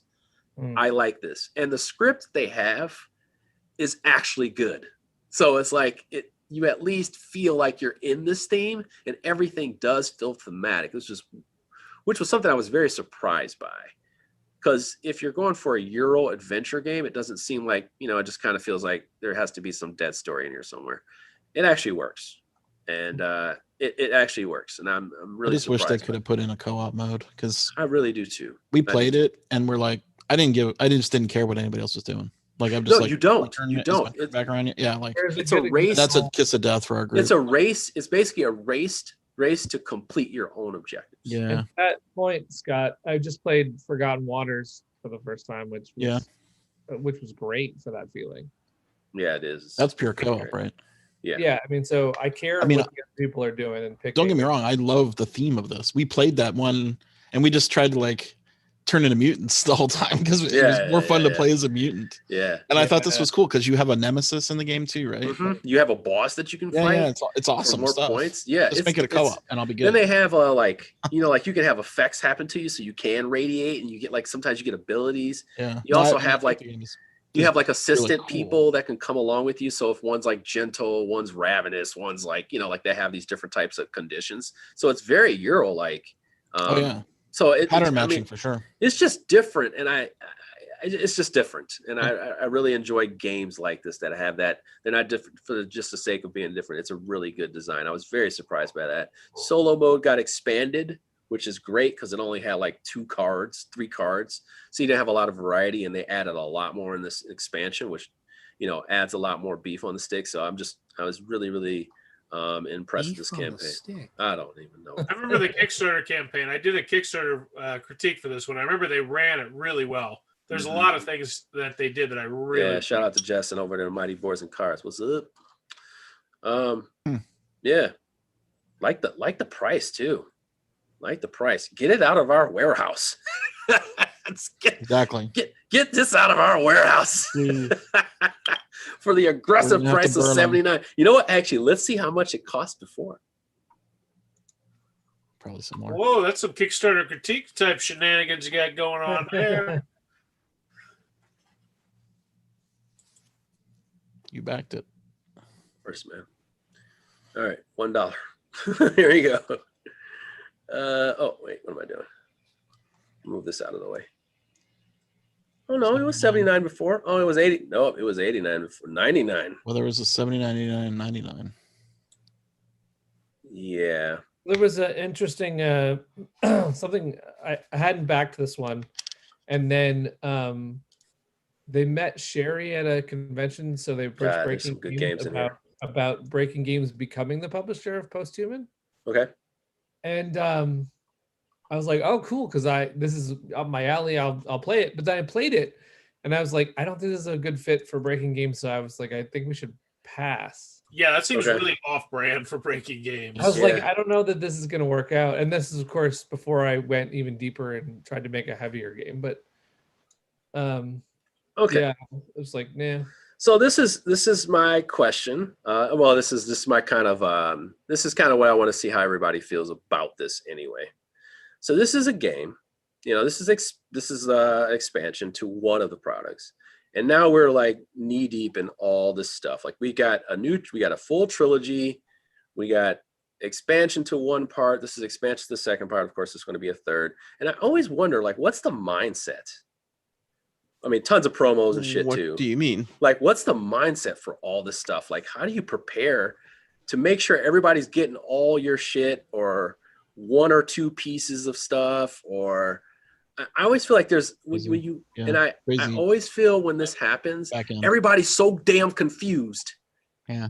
Like, and I wonder, like, how do you make sense of this stuff so people can just go like, I want this. I don't have that. I want Architects of the West Kingdom expansion, and no, I don't want to go to I don't want to go to Miniature Market. I want to get that. Plus, I want to get the expansion to that, and I want to make sure I get my pledges right.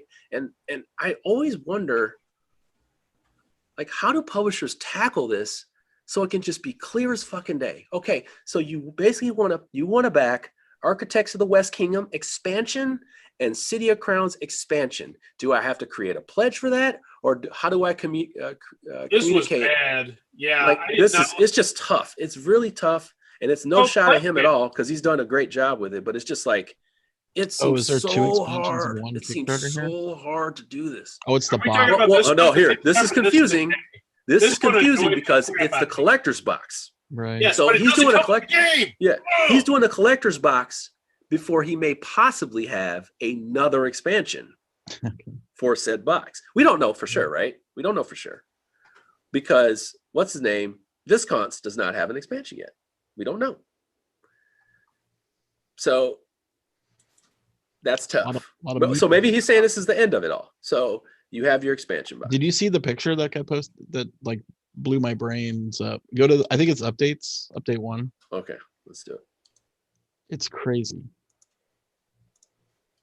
There, this. Yeah, his little chart. Yeah. I don't understand any of it. He showed this a while back in the designer, something in the designer page. I was just like, you know what? Get your smart ass out of here. All right. Yeah. All right. Yeah. We gotta look at the CMON one and then Terraforming Mars one. Okay. Yeah, I just was like, this is very, very difficult, like to parse out. Yeah. Like, and then also like, I also find this signed with Pledge Manager. And that's what because here's my issue with the collector's box is when I first got there, I thought the collector's box was going to be, oh, cool, it's got the base game, and then it'll also fit the expansion. But no, that's not the case. You need to add on the base game along with the collector's box. That's the thing. It's like, this is great to me. Like, this right here is clear. This add-ons right here, to me, is clear.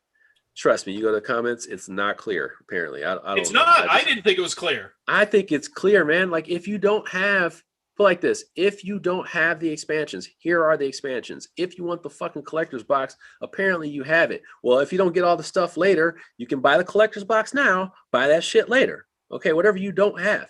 Guess what? Well, should I get more coins? Should I have to have more coins? Dude, the coins are 40% off. If you're insecure about the coins, use the ones from the what's the name from Raiders series, plus the ones you probably bought before, and then buy another set because they're 40% off. Everybody will have coins. Wait, Like, here's my it's issue. not that Here's hard. my biggest issue. You're like the right here. perfect consumer. Wait, go up a little bit. Go up a little bit. All You're they needed to fucking do to make this crystal That's so clear. awesome. Yeah. All they needed to do is make this crystal clear was have one extra pledge level, and that is get the box, get the big box, get the game itself and the expansion. That is not there, and that Why? needs to be there. Why? You okay? If I'm Look at coming, their whale. Their Dude, whale is no. If I'm coming here because City of Crowns is getting expansion. I don't think he even announced that he's going to have a big box collector's edition box. Yes, and I criticize him on that too, because here's the thing: West Kingdom is a name, and I bet a lot of people have heard that name. Like, I like surprises. I like surprises. Ugh. Okay, like holy shit! I was not expecting this for an expansion. This actually works, and I know why, because my original game, What the Food, was changed into Cafe Chaos, and they ran a campaign that went up to 1 million. And there was so much confusion on the wall. You braggart. I didn't do it. No. But the point is I sat there watching, and they violated every one of my Kickstarter best practices. They launched on a Saturday. Yeah. They never answered comments on the Kickstarter wall. Yes. They made confusing levels. And I was like, what are you doing? But you know what? It actually worked, because people were like, well, I got to back this, and then I got to study this to figure out what I'm not getting, and then I got to add that, and then I got to ask questions. People are saying, how do I spend my money? How do I spend more money? Tell them how to spend it. No, you know what? Primal was the best ever campaign of never answering questions. I just love that. Like, it was the greatest campaign I've ever seen where they did not answer any questions at all. Like, picture yourself giving someone $500 for a game that is a boss battler and a campaign game, and never explaining the campaign. Which one was that? That's Primal. Primal. And I'm all in for it. But anyway. Think about it. In Cafe Chaos, people were spending $500 as well. And I was like, why are you spending $500? Because they were, in that particular case, you get a 10-minute conversation with the YouTuber, Yeah. So, and plushies and whatever, but you had to study it, be like, oh wait, I'm not getting this plushie unless I add on another. I'm looking for his what is he doing with this one? Because sometimes they have this thing with not that they have like a backer guarantee of how they do it. I didn't check this first. I don't see it. How do they avoid the VAT? I don't know. You said, was it EU friendly? They're there. Yeah, they're in the. Oh, is it in it? Oh, that's where they are. Well, they're in New Zealand, I thought. Okay. Yeah, they're in New Zealand. Oh, well, then now they're avoiding the VAT. All right. Alex, this is you. You're up. What are you talking about? Zombicide? Yeah. You're up. I have a good VAT story, by the way, Scott. So what's up? Because I charge VAT. And people do not like that at all. Charging VAT? Oh yeah. Oh yeah. Well, okay. Well, let's talk about that. So, are we going to play the kicks? Are we going to play the Amazon game? Or are we going to do pledge plus $9.99, or we're going to do free shipping? Like at this point, because the cover's blown off, everybody knows that. Well, the thing is that. Or you just bake it into the fucking price and just be like, fuck it, I'm a little confused why James is eating it on, on Bloodstone, but. It's not a thing you want to be. I mean, Simon went out and said, we're going to charge VAT. And so I was like, good, I'm vindicated, because it's like people are starting to charge VAT now. It's like, it's going to be a thing, right? But backers are still not happy about it. So they can be not happy. You want the fucking game. All right. I'm a nice guy. I'm sorry.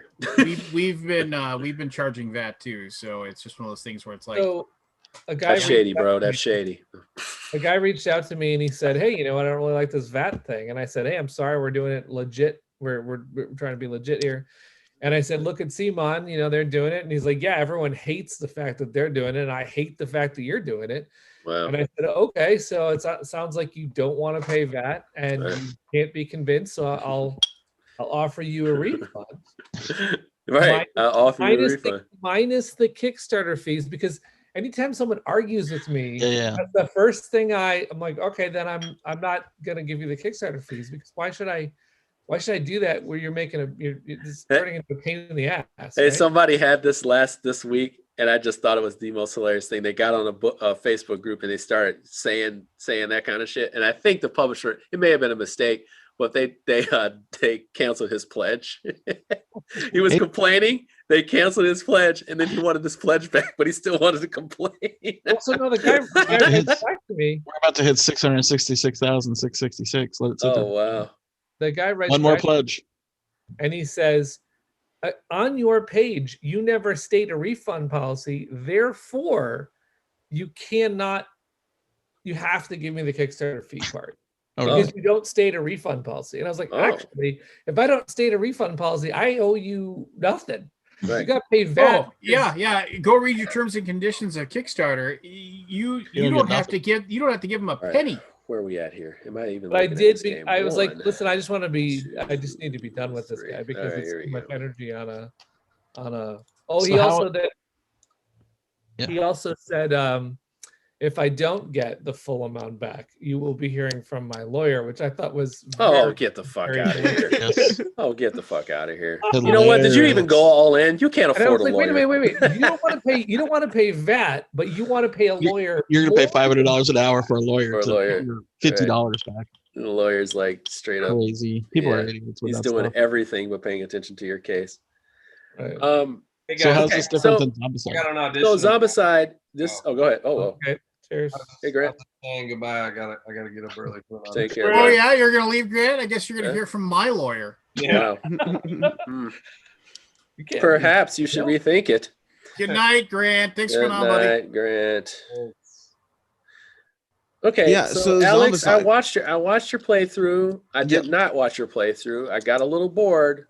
That's I'm reasonable. still kind of excited though. I'm still kind of excited. It was because it was a TTS one. I actually wanted to hear what was said. It was hard. Sure. So the short version of it is it's Zombicide, and if you print and stamp a new theme on it, you can make money because people will buy it. Mm-hmm. I'm not making fun of those people. I'm one of them. Yeah. Let's talk about fun though.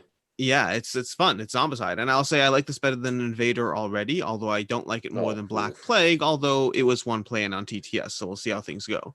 But the short version in terms of how it mixes things up is to begin with, each character is going to have like 4 roles, which you're looking at the screen right now: the Faithful, Townsfolk, Gunslinger, etc.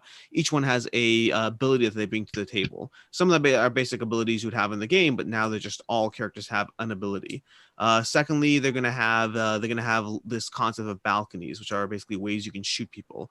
They have a Gatling gun, which is the equivalent of the trebuchet or whatever it is in Green Horde.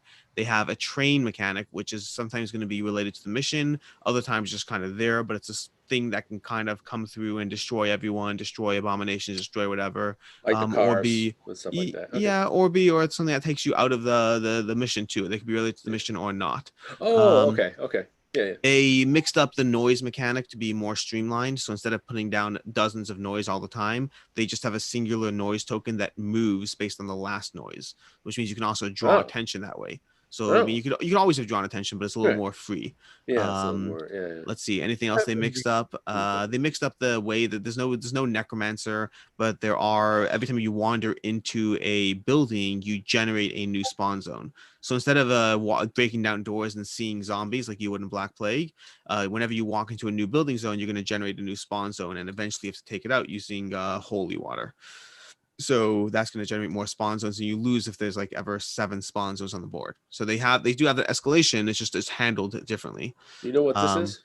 That ID looks card? like a Kickstarter exclusive. ID card. That's just their card. The regular stat card with all their abilities on it. That's an ID card? Yeah. That way you're looking at there. Yeah, their ID cards. Okay. All right. Yep. Nothing special there. You know what? Do you know what I'm hinting at when I say that? No, I do not. Talking about Taburu. Oh, gotcha. I'm under NDA. I just wanted to find out if you want to say something. Ooh. I thought you were like hinting at something. I was like, ooh, ID card. No, I don't know anything. I don't know anything about Taburu, at least not yet. Right. But yeah, I mean, past that, basically it's Zombicide with some tweaks. Nothing crazy. Nothing is going to change the game drastically. Those minis look good. Those pretty. Oh man, yeah. That paint job. These paint jobs are insane. Yeah, anyone who wants Zombicide, this is a good entry point. Anyone who likes westerns, I'm going to tell you right now. I'm going to say right now, those paint jobs. Okay. I mean, no. You can get it at Walmart, Lance. No. I am not saying that isn't an actual mini that was printed off and painted. It could very well be. Yeah. However, people can take a 3D render. Yep. and they can paint the 3D render, and it can look just as good, if not better. Yeah, that's what it look like to me. That does Those don't look real. Yeah, those do not look The real. Big Child I think they did some sort of weird sepia thing to it to make it look old timey. Especially because so I'm not sure, because I remember Big Child Creative for a while now. I thought that that's what they were doing, but then in one particular video, they're like, "Oh, and watch us paint this miniature," and I was like, "Holy hell, that was real!" Well, there was a little subtext under that picture. I'm just curious. Oh, and they have wooden dice, by the way. That's just the Daily Duel. They have the what's it called? Oh, that thing? Oh, yeah. Oh. No, but I'm serious. They have some of their painting guides where it's like, oh, it actually is real. It's not like, digital. No, I was gonna say, when I was learning how to paint, they actually have like what is it? Was it Army Painter or? Okay, this is they have them print. They have them print on their website. So they're doing wooden dice, which is excellent. I love that for this theme. It's perfect. As long as the wooden dice have some weight to it. I've played games with wooden dice that feel like you're right. That's fair. You've got popcorn in your hand. No, you're right. That's a very fair point. By the way, Lance says you can go to your local Ace Hardware and have just get your own little wooden dice as well. For $1.47, you can get it done. No big deal. Get yourself some extra nails while you're there. Yeah, your $100 base pledge will be $250 plus by the time you're done, but it's going to be a lot of miniatures, more Zombicide, and that's basically it. God, dude, no major surprises here. You know what's crazy is when this is the Call of Duty of board gaming. When you have a Western, you just have so many fucking layups for money. It's ridiculous. Yeah. Like it is such a layup. Like I love Westerns so much. This is such a layup for all these names. It's like they don't even have to try hard. It's like, see, I was actually mildly interested in this one for the theme, but now I'm just kind of like, yeah, never mind. It's kind of interested. I wish they had an actual prototype. So I was actually saying, Lance, to that point, I actually never got into Zombicide, but this almost gets me an entry point. Like I kind of feel like, oh, it's taking it to a different place. This almost gets me, man. I just love Westerns too much. Yeah. But it's like the thing was, Alex, when you guys where's my man with no name? I did. You're right. Where's the Clint Eastwood one? But I did. I was listening, and the way when I was listening to more, I was just like, this sounds like it's fun. Even though you made like one bad situation happen, and then it got terrible real quick. but that's cool. Yeah. But it should be like and you said it in the video, and I was just like, that's exactly what it should be. You should feel like you barely made it out, or even if you lost, there was a moment. It's almost like Cthulhu does that. Death May Die. Yes. It's like there is going to be an oh shit moment, and everybody is ready for it. And you got all these dice in your hand, and you're like, I hope to God we get 9 hits on this motherfucker. Here we go, bam. Yeah, yes, it is. And it's like I feel like that's a feeling you get in Zombicide if you're playing it right. Like even if you're playing it at its most strategic point, and like and that's where Zombicide sells for me. I like Zombicide. I have a lot of it. I need to get rid of Invader at some point. I just want to play it more first, just to be sure. This seems like the one. This seems like the one. I like it. It has potential. I mean, one play in on TTS, and I liked it better than Invader, and I still like Black Plague more, but time can change, and who knows what kind of extras. I want to see all the extra stuff they throw in. This is one of these things where it's like, I'm not asking for the world, but I'm asking for, we're at a point now. Once again, publishers chime in on this. We're at a point now. Let's just say we still don't have conventions this year. Why are we not letting people have more access to these damn TTSs that the publishers are putting a lot of work in behind the scenes? Some of these are like very good. Like the ones you guys had that you played today was good. Like that's playable. I would release that to the public to play. Like same reason as always, people. There's fear just as much as there's potential to gain. There's also fear. Yeah, fuck that! Like, come on, for CMON, man. Come on, man. It's not that easy. I mean, can you take it down afterwards too? I mean, like, is there a way you can just say, "Hey, like, on Mission Catastrophe, we put it up during the thing. Mm-hmm. Right now, it's down because we're finishing all the files. When all the files are done, we'll put it right back up. I don't have a problem with that. Yeah. Like right now, you can play After the Empire, Ragnaroks, Reavers of Midgard, Champions of Midgard, Tortuga. I mean, everything. We put all of our stuff on Tabletop Simulator, and it's only helped. Right. That's what I figured. It's only helped. So I'm just like, I just wonder, like, even for big name publishers, it's like, hey, let's play it. Let's rock it out. let's have, the reason why I'm thinking of that is because like Into Deep was great for that. Like they got out there, they played it with more people because it was a very asymmetric game. Like it's very, very unique game. So it's like, you got to play it with people instead of explaining it, because it's very hard to explain in like less than a minute. It takes like 2 minutes to explain everything, and you don't want to do that. Just be an elevator pitch, but it's like, play it with your people, have events, make it a big deal. And it's like, I don't know. I feel like that's worth a little bit of extra oomph, It's funny that you should say that about TTS, because last Saturday I did a marathon of dwellings with a bunch of backers that wanted to play, right? So I taught it a couple times and we played. It was great. And that's only there because a fan decided to do that.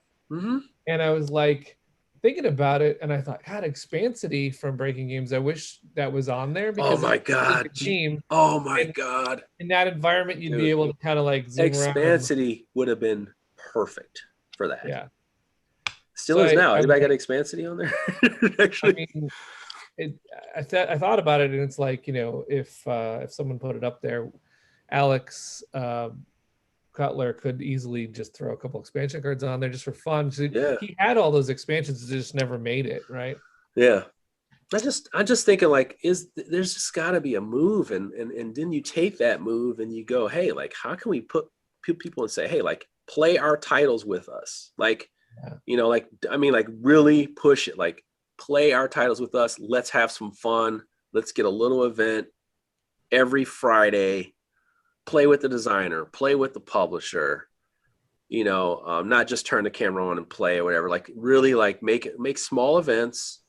I'm saying, hey, on those lines about what is missing for me as far as online conventions go, because there's something missing.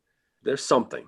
And if you were taken along with a guide, it wasn't just dumped in a Discord server and trying to make your way. Yeah. With no one caring if you're there or not. Mm-hmm. If you actually had, like, here is your, I've been talking about it like it's sort of like summer camp. If you had here's your schedule, we're all going to be in the mess hall at this time, then we're going to go play games, and we're going to come back. Okay. We're going to have a talk from this designer, and then we're going to come back. I mean, I feel like it needs to be a guided experience. Okay. I think I would enjoy that if that was. I'm feeling it. It's, like I said, it does take that work to figure out, but I figured maybe it's not just, and I should have really participated more in what Renegade was doing, just to see how much more they fleshed it out the next time around, just to see like what they did, because they did it and like it was crickets because it was super early in the online stuff, but they had a response because they did it early. They were one of the first ones to do, convention-ish stuff. And I wanted to see what their response was. Panasaurus did a pretty decent job on theirs just recently. I thought I attended the event. It was good. They had really positive people. They used to be Renegade people, so of course they're good. They know their games. It's great, and they like them. So that was good. But I'm just wondering, like, now, put that shit on TTS. Make a baller scripted one. I just play Funfair. I've been playing it like crazy on TTS. It's like, I'm like, Kim, you paid thousands of dollars for this thing. You should be playing with everybody damn near every day at this point. Like, screw the play testers, play it with people like all the time. Like, nobody's, he's an Aussie. It's like, dude, play your game with a lot of people. Like, hire people to play your game with a lot of people. I don't know. Like, figure out something. Like, otherwise you're just gonna have a dead title. Like, you're gonna have a dead title, and a dead, very good title. A very good title. So yeah, I had a lot of these thoughts on paper. By the way, if you have a game like that, can you make a Kickstarter for a game that's released? Yes. Well, according to, so if you said you had Funfair, if you had Funfair, and you're like, hey, Funfair's hitting Kickstarter, and you just made like a mini expansion with it. They did that with the expansion, not the Anno game. What was that dungeon crawl game? It's like 2-player. French. Wait, did Barry do the music for it? Is that the one you're talking about? Yeah, maybe. I know you're talking. I don't remember the name of it. I know what you're talking about. Chad Roberts helped me out. Yeah, they said, "Oh, we're printing 6,500 of these, and that's it." That was the Kickstarter. What, Steven, what are you talking about? It says, don't do it, Jerry. What did I do? What is that? Don't back it. Probably don't back it. Yeah. But no, I'm serious. Everybody who's playing Funfair, I swear to you, it is holy. I mean, I'm singing from the rooftops from that game. Is because I played it for like a week at lunch. And then we played, like I was playing it on TTS, like with anybody who wanted to play. I'm like, you got to get this game in front of people because, geez. That's a fucking Claustrophobia. Awesome claustrophobia. That was it. That's right. 1640. That one. That's right. They were going to make it anyway. They put on Kickstarter. They backed it. You could back it for their pledge goal of $79. The pledge goal was $79, which probably opened up the well for saying, "Hey, Kickstarter is a pre-order system." So. Oh yeah. Yeah. So I just wonder, like, is that a possible thing for the foreseeable future? It's like, hey, I want more eyes on my shit. I'll launch the Kickstarter. FOMO is the seller. Right. I'll launch the Kickstarter, box it with Unfair, maybe do some crossover, quick little promos or promo cards and something else. Not too much, but to take it and say, or do like City for Games did, and they had just finished delivering on City of Kings, maybe like a couple months later. They packaged in a small game, Valurian Gardens, and then they timed it to kind of get some 1.5 responses. Yeah, made a shit ton of money. He made it. Well, let's take another example. That attachment rate was insane. I know he was laughing when that campaign hit his bank account. Like, he was laughing. Well, he sold like 5,000 copies of his extra game. You know, like, that's crazy. That's crazy. So that's a one-man team. That feels good in your bank account. That feels good. Let me see if I get what you're saying. So you're saying if you have a game coming out, Funfair. Let's say Funfair. Funfair. It's Funfair and Unfair right now. Right. And in Funfair was going to be direct, not Kickstarter. It's just the stores, right? Yeah, it's just a store release. Yeah. So you're saying, why wouldn't you just put that up on Kickstarter? Mm-hmm. Promos, expansions, maybe. To me, that Kickstarter requires so much more. You got to do song and dance. I mean, you can't just put the thing up there and then, a good example is Mayfair tried to go up there and just say, here's a game, Yeah. I mean, they've had companies throw up a reprint with a soundtrack and call that a day. Does it work? Okay, so Peter, let me try to make up some bullshit. Hold on a second and see if this will fly with you. Yeah. And people in the comments, see if this will fly. Just to see if it'll fly. So I got another example. Because Unfair is known, at least, right? It's known. Right. The game is known product. There's still room in the box for extra expansions. For I know there is. He told me I think there's 4 more he's got left in the bank. Sure. So for Unfair, yes. For Unfair, he's got, I think, 4 slots left. He said. So He's got them all in plans in the works. They're ready to go. I'm excited about them. They're insane. But Funfair is not going to have the notoriety of gravitas. Like, people don't know. I mean, he's doing his kind of some good groundswell in here, but it's not going to be big enough, right, to reach the mass market you want to reach. Launch Funfair, okay? Launch Funfair.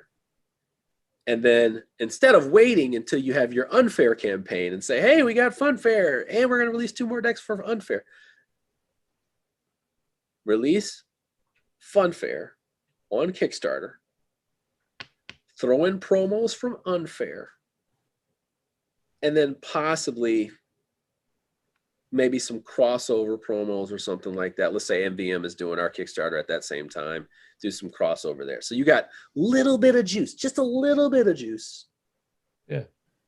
And then you go for that. And then you go for that. You go for all that attachment rate for the Unfair, fun, all that. Like everything else, you can get a full promo pack for Unfair with it.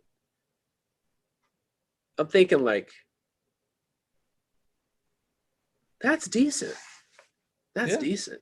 And you can pull 2 Kickstarters in the same year because no doubt that would make money. So I wanted to give another example that would maybe help us define whether or not it's a good idea for a non-Kickstarter game per se to go on Kickstarter, right? Okay. So Luke posted about Cryo, his latest game from Z-Man. Yeah.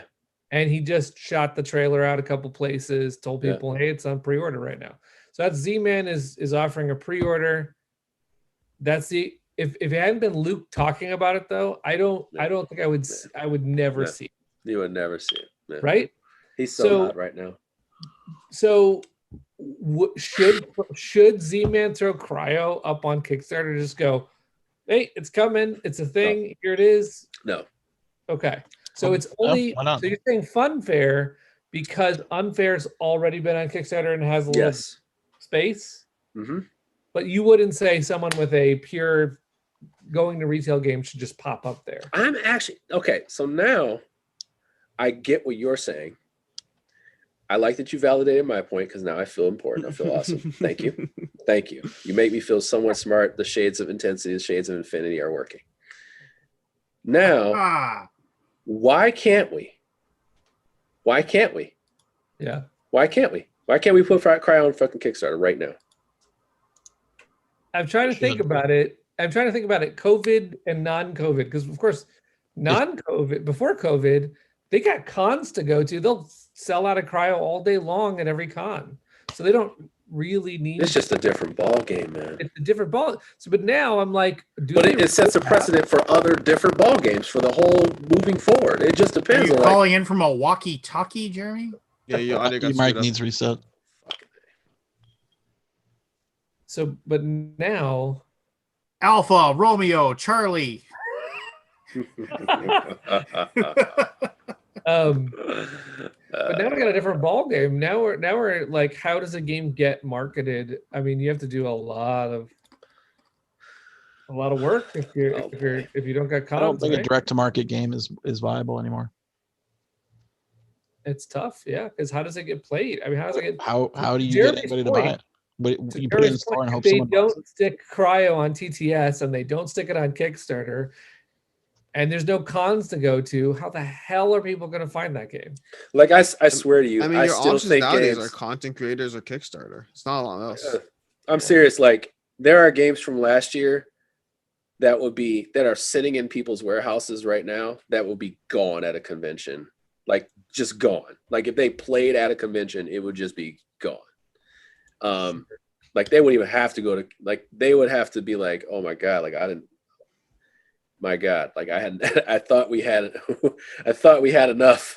We don't have enough. Like we're out of day one here, you know, like Moonrakers would be gone. Like In Search of Planet X, gone. Like there's certain games that just. In Search of Planet X is gone. It's gone. It is gone. But like, I would print that was a direct to market at the beginning of COVID. Mm-hmm. But it's a good game. It was a great time. It was a great time. It's a good game. If it's a mediocre game, good luck. Right. Good luck. But I mean, like this. But okay, like for example, Planet is a mediocre game. It's fun, you know, but you're over it real quick. But because of the timing, and it came out at Origins, you could play it, you could hold it, and you want to drink that night, and you want something silly to do. Sold out. Sold out. Talking about the Planet with the thing with the ball. Yeah, with the magnets. Like I mean, I still have it just simply because people like to hold a thing and right, it's a gimmick. But it's like because of that, they can, you know, it's a hit. Like I'm sorry, it's a hit. They took it. Like people sold out of it, and that's what you honestly want to do. Well, I mean, the thing is that you have to pivot in today's marketplace because, for example, We're Doomed was going to have the hottest year of almost any breaking games title in 2020. That game we had expansions planned, we had all this stuff going. It was starting to kill it. I knew stores that were like decking out whole areas of their store for We're Doomed. Yeah, but boy, was that the I mean, how are you going to get people together to play now? So right. Which game? What a fucking game, dude! What a game, man! What a game! The game where the game that is trying to destroy. So it's 4 to 10 players, and the world is ending in 15 minutes, and you have an hourglass that is 15 minutes, and that is the game. And you all take a government, and you have 5 different actions you can do. your government does one action better than anybody else. You're just taking one of those 5 actions, and then you're bidding resources to a project. If you bid the most resources, you get to draw a card. Those cards do all sorts of wacky flux-like things to the game. And it's just a blast. It's just super fun. It's intense. It's intense. It's intense. If you're not contributing resources, you're probably gaining influence, which is the way that you say, okay, who's going to get on the ship first? Because maybe at the end of the game, there's only room for 2 seats. So it's who could get on. Well, the person with the most influence, the second most influence. But some of the cards will flip that on its head and say, well, now it's the 1% get on first, and then after that, they'll do all sorts of weird stuff where, that's a fun ass game, man. What cracked me up about it when I first saw it was I had to stick my finger down on a card, and I couldn't lift up my finger, and if I did, I would blow up. And then I couldn't touch the resources because they were toxic. So I had to take another card and scoop resources into the box. You know what? I just thought about this. So You've Been Eaten is coming to Kickstarter. Yes, it is. Yeah. So You've Been Eaten. I don't know that one. But I just thought about that. That is literally a straight to retail game. There is nothing that they can add to that game. You got they're adding some acrylic resources or whatnot. Okay, so the Tokyo Sidekick did the same thing, but it's just I guess. See, that's what I'm saying. That's all you really need, right? Did that Blood on the Clock Tower ever come out? No. No. Well, you want to find out or do an update here? I mean, so I was just going to say that I think that if you have a party game, if you have a non-Kickstarter game, you need to be thinking about: are you going to start making solo games, and are you going to start marketing a different way? Yeah, how do you promote it? Yeah. I mean, the only real option. I mean, look at Katara. Katara's slammed banner ads all over BGG, but is it not doing well because it's in a yellow game without a whatever, or they just need to figure out how to market it? Yeah, I don't even know this one you're talking about. Oh, it's all. I mean, a bad block turned off. Oh yeah, you have to get you have to pop up your. Yeah, I'm not touching Blood on Clock Tower. Fuck that game. I want that Meeples and Monsters though. That one's affected me. I'd buy that straight out of the store. I mean, I wish it wasn't a Kickstarter. Baldy, what are you talking about? Why do you feel this way? Did you play Meeples and Monsters? Did you play it? No, I watched John. John gets games. Oh, he has one up today? No, he put up a playthrough of it. Oh, well then I'll watch it and see. Okay, yeah. Then I'll watch it and see. Yeah. Yeah, if John put it up, I'll watch it. I mean, I do wish we were in a non-Kickstarter world, honestly. I hate waiting. I hate locking up the money. Yeah, I do. I hate tracking it all. All the work's on me. Yeah. I have to fill out a fucking Pledge Manager too and make sure everything's right. And you're saying from the stance of the library and not personal whatever. It actually creates and this is so first world, but it creates this unpredictable flow in your library. I love it. I love it. Oh, you do, you son of a bitch. But I'm just saying, because it's you buy these things and then over the next 2 years, things just show up unpredictable. It's like little surprise gifts to yourself. I love what it. We did in 2018 in September and October of 2018 all arrived in the last 40 days. Everything. It was how often can you insane. buy yourself a gift and be so surprised when it shows up? And the crazy part was, on top of that, the stuff that we backed in January of last year arrived too. It's some of the stuff actually arrived early on time. It was crazy. First time that I've backed so many projects, I've never been so surprised as when Tainted Grail sent me the second wave of stuff. Yeah. So long after, I was like, what? I had no idea I was getting this. I just got a shipping notification today. I just got my first box of it. I'm like, are you fucking kidding me? What am I supposed to do? I'm still waiting for my Ether Fields. Oh man! And they double Pledge Manager. By the way, what's in this box right here? Someone gets their fields, and I go, "Wait, I didn't get mine." It's wait, did I order that one? I don't even know. Who knows? Exactly. It's just a frustrating consumer experience. What is in this box? I think all the people are rabid for it, and I don't understand it. Year after year of being promised the moon and getting average products. I would say most of the time, not all the time. I think that too. I think the Kickstarter games are, generally speaking, on general terms, they're not baked fully. They're not as well produced. I mean, there's obviously ones that are. Are you curious? All of Lance's stuff is perfect. I mean, I did a full video on this. What'd you get? Oh, nice. I want that. By the way, if you want to put somebody on the front page, baby, black producer. Anyway, for X-Men, the TV show. So I did a full video on this. Of a game. I can't remember. No, this is actually something of a. So they basically, some people are saying it's like a rehash of Elder Sign, but apparently people who have played it said, not really. It's got some familiarity. It's got some familiarity. But roll dice, put symbols. It's doing a lot of different stuff. So, yeah, that's right. So, that was the Elder Sign. Was what I was reaching for. Yeah. What are you saying? Oh, just the game it was based on. No, Alex, you said you did a video. Oh yeah, that's the thing. I did a full video on 8% of the games in BGG's database are marked as crowdfunding games, and yet 26 of the top 100 are crowdfunding games. 26. That's like a big amount of the top 100. And that's because like they are half baked. They do come in with flaws. They come in with erratas, with rule books, with this, with that. But they're also ambitious. They do things other games don't. So 8% of the 8,000 of the full database. Yeah. No. The full database is much higher than that, isn't it? That's 100,000. I can't remember the numbers. I ignored. I did a full search. I excluded expansions, and it was 8% was marked as crowdfunding. Oh, that would be probably, and then that would be about 8,000. I don't know. I don't remember the exact numbers. Remember the thing. And then in the top 1,000, it's roughly, I think it's 200. So 20% of the top 1,000, which means like we're getting a lot of quality Kickstarter products out there. There's a lot of messes too. I mean, Etherfields is a great example. Etherfields is both a mess and a great game. Both things are true. Gloomhaven is a gigantic freaking box that no one would have dreamed. You see Descent getting garbage for putting out there. Dude, I was like, dude, you don't understand. Like this, like Gloomhaven could have been a fucking disaster. Like it could have been a disaster. I think people now are so far on the other side. Like they're so far on the other side of it, and maybe he had some money in the bank. Like, but like that shipping stuff that happened, it wasn't like this was insane gangbusters. Like it could have not happened, man. Like it could have. I mean, dude, I'm sorry. Like there was a lot of shipping stuff. He had to kick out a lot of money, and that was back when he was just him. So I don't know. Dwellings couldn't be a retail game. Like these things are. There are so many options out there. Too Many Bones, Chip Theory, an entire company around what they do.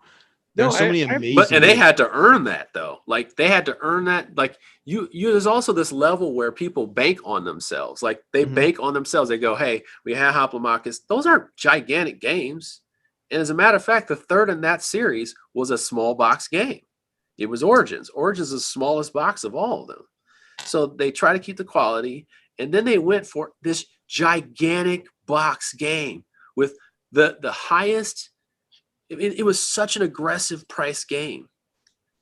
It was so aggressive. I was like, this is so aggressive. Like that price is nuts. And they made people pay for it. Like they made people pay that weight and everything. Like they were like, we don't have money to kind of fake this. You got to pay $125. Let's go. And it could have failed, and that would have been it. And those guys went from this to that. Can't even fit on the screen right now for whatever they do, right? But it's like it could have just stopped right there. It could have stopped right here at Too Many Bones, and they would have been like, well, that was a waste of money. Go back to making more Hoplomachus. Completely. This is my entire game plan is inflated, overproduced. You want a bloated, overplayed. First of all, it's like I can go to my local store and get the regular stuff. I don't want to. I want. This is where I go to get the stuff. But I also know that I'm going to deliver good games, and I'm aware that when I'm backing other games, it's a shot in the dark. It could be a good game. They might not have tested it. Who knows? That's you got to know that. I think going in. That's why I want more access. But keep in mind, we live adjacent to a hobby where people pay $80, $100 for a single card. We haven't tapped what we can potentially do. There is a crazy market. I'm not advocating for this, but I'm saying like the idea of overpriced games that deliver, that do well, that something about them clicks. Money is not an inherent barrier. It's a hypothetical barrier that we need to find a way around. Well, actually, when you talk about it that way too, when Cafe Chaos was on there and I talked to the kids that were backing it, they were asking their parents for the $340 or the $500 level, and their parents were giving them this money for a card game. Yeah. So I was like, oh my God, you guys. Which game is this? One of my favorite. It's called Cafe Chaos. It's just a card. It's a card game. It's my design that got spun into a YouTuber's channel, and now they have a game coming out. But one of the favorite tweets I ever saw was from like MasterCard. Wow. So like MasterCard releases a new study showing that Fortnite seems to be played exclusively by 40-year-old women. It's their credit cards. Yeah, so I said to these kids, like, hey man, I'm a sucker, man. I'm gonna tell you right now, I'm a sucker, man. I felt so torn because I was in this Discord and these kids were like, I don't know, like I already got my dad paying $340. I kind of want to splurge for the $500. And then how did you get up to 500 with this game? Oh, it's boosters. Because boosters, there was booster packs, there was plushies, and then there was a video chat with this thing. Oh my gosh, I remember this thing. Hey, Aldi. I scrolled away when I saw those little promos and shit on the side. I was like, when I saw those packs, I'm like, no, I know exactly what this bullshit is. This is crazy. It was awesome watching my game get bloated into insanity. But I was feeling really bad, like really torn, because these kids were putting all their allowance or everything they had to get this card game. You know? And then they were trying to find out, is it worth it? And I was like, I don't know how to answer that question, because I don't know that I would say it's worth it. That's really good, dude. This is awesome. That's awesome. Is that delivered? No. No. They're a little late. They promised everybody we will get it in your hands by Christmas. Oh no! And I was like, oh, why are you doing that? Oh no! Yeah, promises are bad. Yeah. Promises are bad. They don't care because we're gonna make sure you get your game before everybody else, because we value you the most. But we got to get to this convention and we got to pay it off. So yeah, but. Actually, we had a pallet sent there and it was a mistake, but we might as well just sell it while we're here. Yeah. Yeah, man. Oh my gosh. What's amazing is they posted no rules. They posted no. It was just like it didn't matter. It's the characters. It's against the laws. It's against the laws. It could have been a war variant. I mean, that's right. It did not matter. And I'm supposed to work on some rules for some of the characters in the packs that are coming out. Oh my gosh. They're like, why don't we want to post these rules online? Will you type those up? I'm like, sure. It's not the way I would normally do stuff, but I was like, well, fortunately, this particular game is very forgiving because it's all the powers are sort of take that. If there's somebody who's at the table doing really well, you put it on them. The group takes that person down a notch, right? So it doesn't really matter if. Did you get to wet your beak on this project, like percentages? Yeah. Oh god, flat fee. That's a crazy. Well, so don't break your NDA or nothing. No. I don't have an NDA. So I'll wet your beak story. Good wet your beak. Donald Sutherland, when he was approached by National Lampoon to be in Animal House, because they said we need one actor with a name. Yeah. And so they approached him and they said we'll give you, and they 1%. offered him. They offered him a percentage, and he said he read the script and he said, "No fucking way, just give me $100,000." And so they said, "Okay, fine."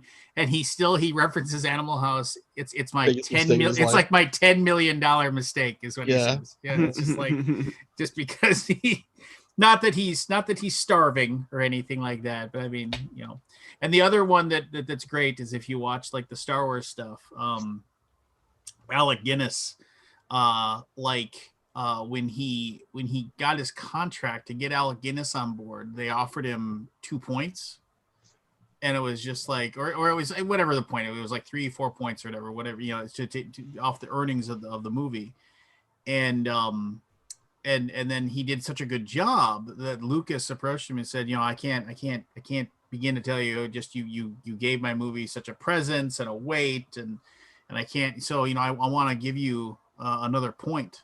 And above what we agreed to. And he's like, "Oh, that's really nice of you to say that." And it was just a conversation. And so then, he said, then he didn't even think about it. And then, it was the movie comes out, it's a giant smash. They're doing whatever, and he sees George Lucas's agent like somewhere, or manager or whatever, and he said, "Oh, hey, you know, they're having a conversation." He said, "By the way, did George talk to you about the fact that he wanted to up my percentage?" He's like, "Oh yes, that half a point he promised you." He had already, like, because of the amount of money.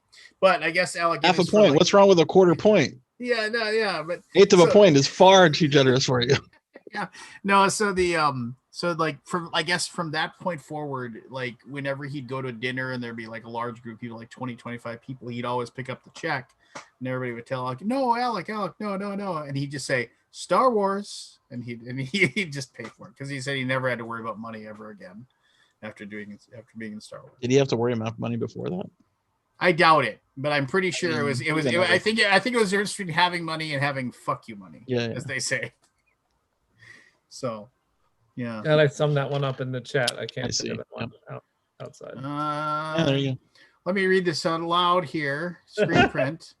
Let's see. So, F those mother effers. I hope they burn. What the heck? Oh my God. That's an interesting story, that game. I'm gonna head off there. 1:45 in the morning. All right, Alex. Good night, buddy. I will see you all. You'll learn. You'll get your Alaboom legs. You'll be able to stay up late. Oh, it's my Alaboom legs are just fine. It's my wife's Alaboom legs that are going to be the problem here. Oh, yeah. See, my wife understands. Wednesday night, she just, after 9:00, she just doesn't see me.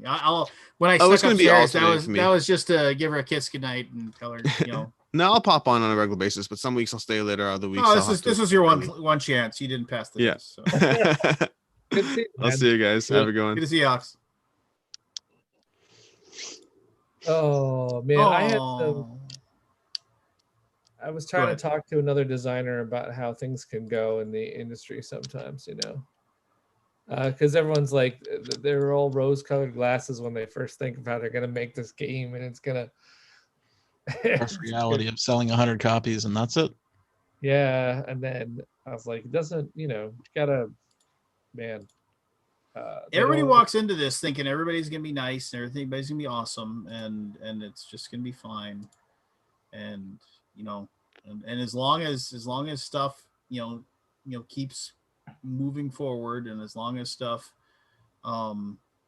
you know, as long as everybody seems to be moving in the same direction, everything's fine. But man, as soon as anybody starts rowing against that current, then it's, you know, well, the gloves come off, man. Jeremy posted the one about the Metal Gear thing, and I feel bad for Emerson. Yeah, that's a real bummer. Because that's the kind of stuff that can happen.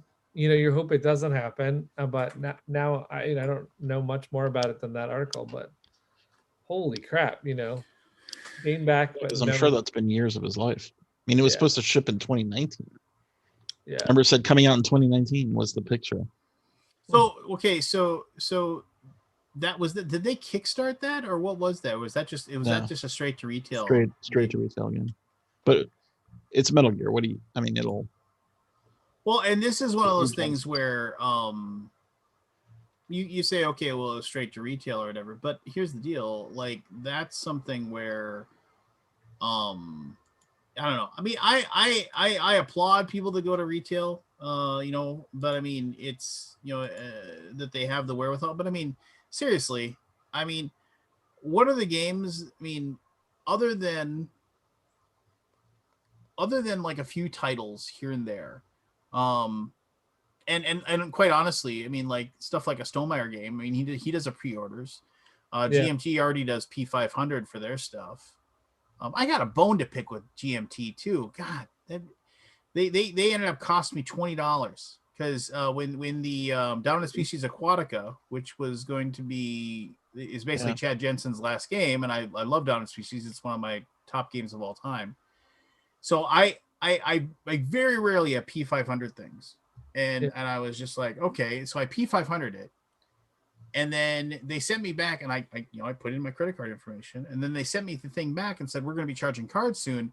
It looks like your card's expired. And I looked at the card I used, and no, it expires in like 2023. And I sent them back. I was like, it expires in 2023. It doesn't expire. They're like, oh, it's fine. Then don't worry about it. Maybe just put the credit card number in again. And I was like, all right. So I put the credit card number in again, whatever, and then I Jesus, you go outside or what's he must have gone outside. No, and then all of a sudden, so I'm waiting, and all of a sudden it said I never got charged. And then I went in and I looked, and it was like they didn't charge my card, even though I put the stuff in again. And then and the games got shipped out in January. And so I was like, well, what the heck? And I was just like, okay, well, fine, whatever. And then I just did it again. And I was like, it's $20 more now because I didn't get the P500 price. And I was like, well, I can just wait for it to show up at like Miniature Mario. No, I want the game now. I want to play. I want to play this new Dominant Species. And plus, Chad, I met him once, super nice guy. He's no longer with us, rest in peace.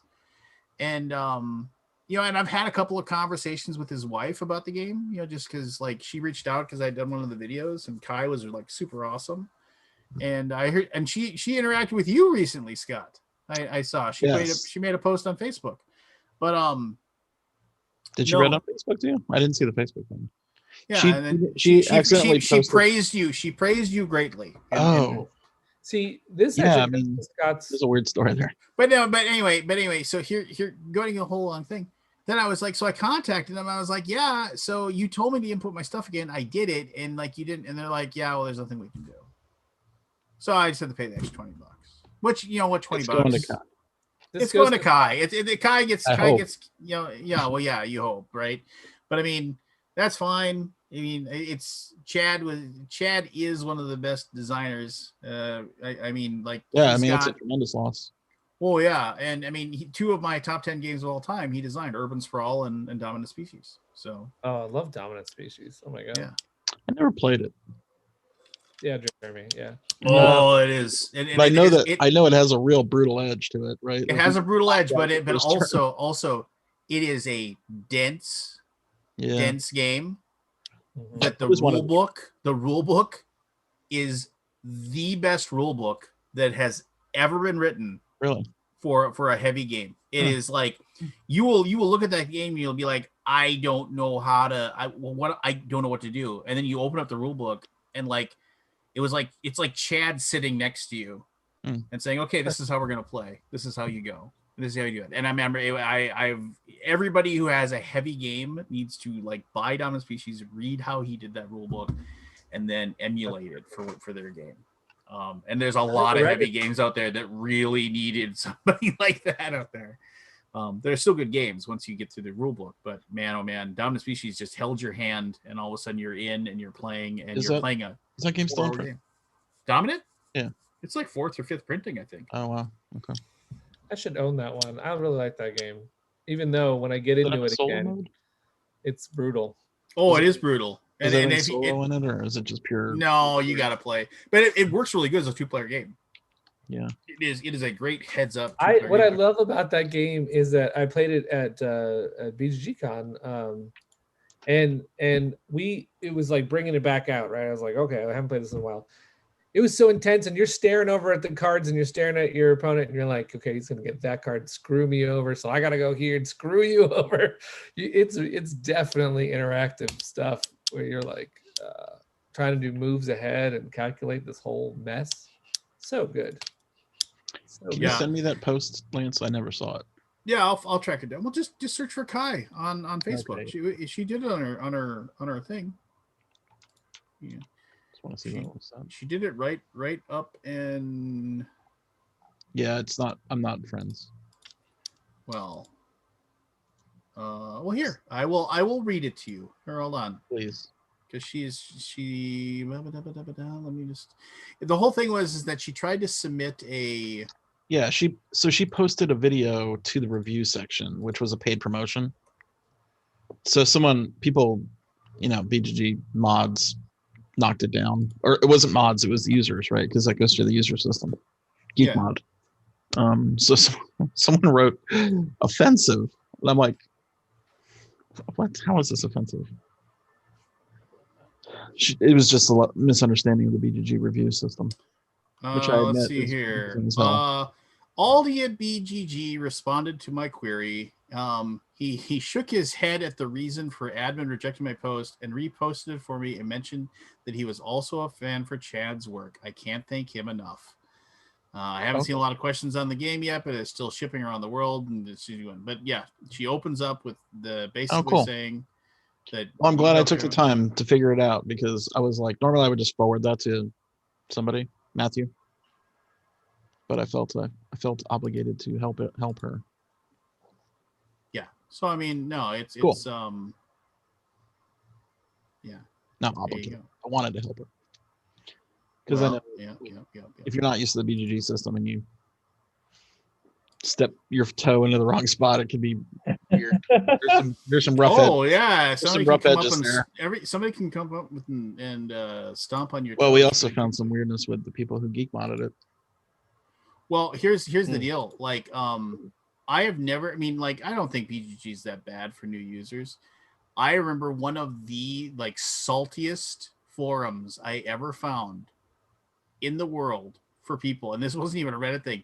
It was when I was digging into getting my own custom set of clay poker chips made, and there's a very, very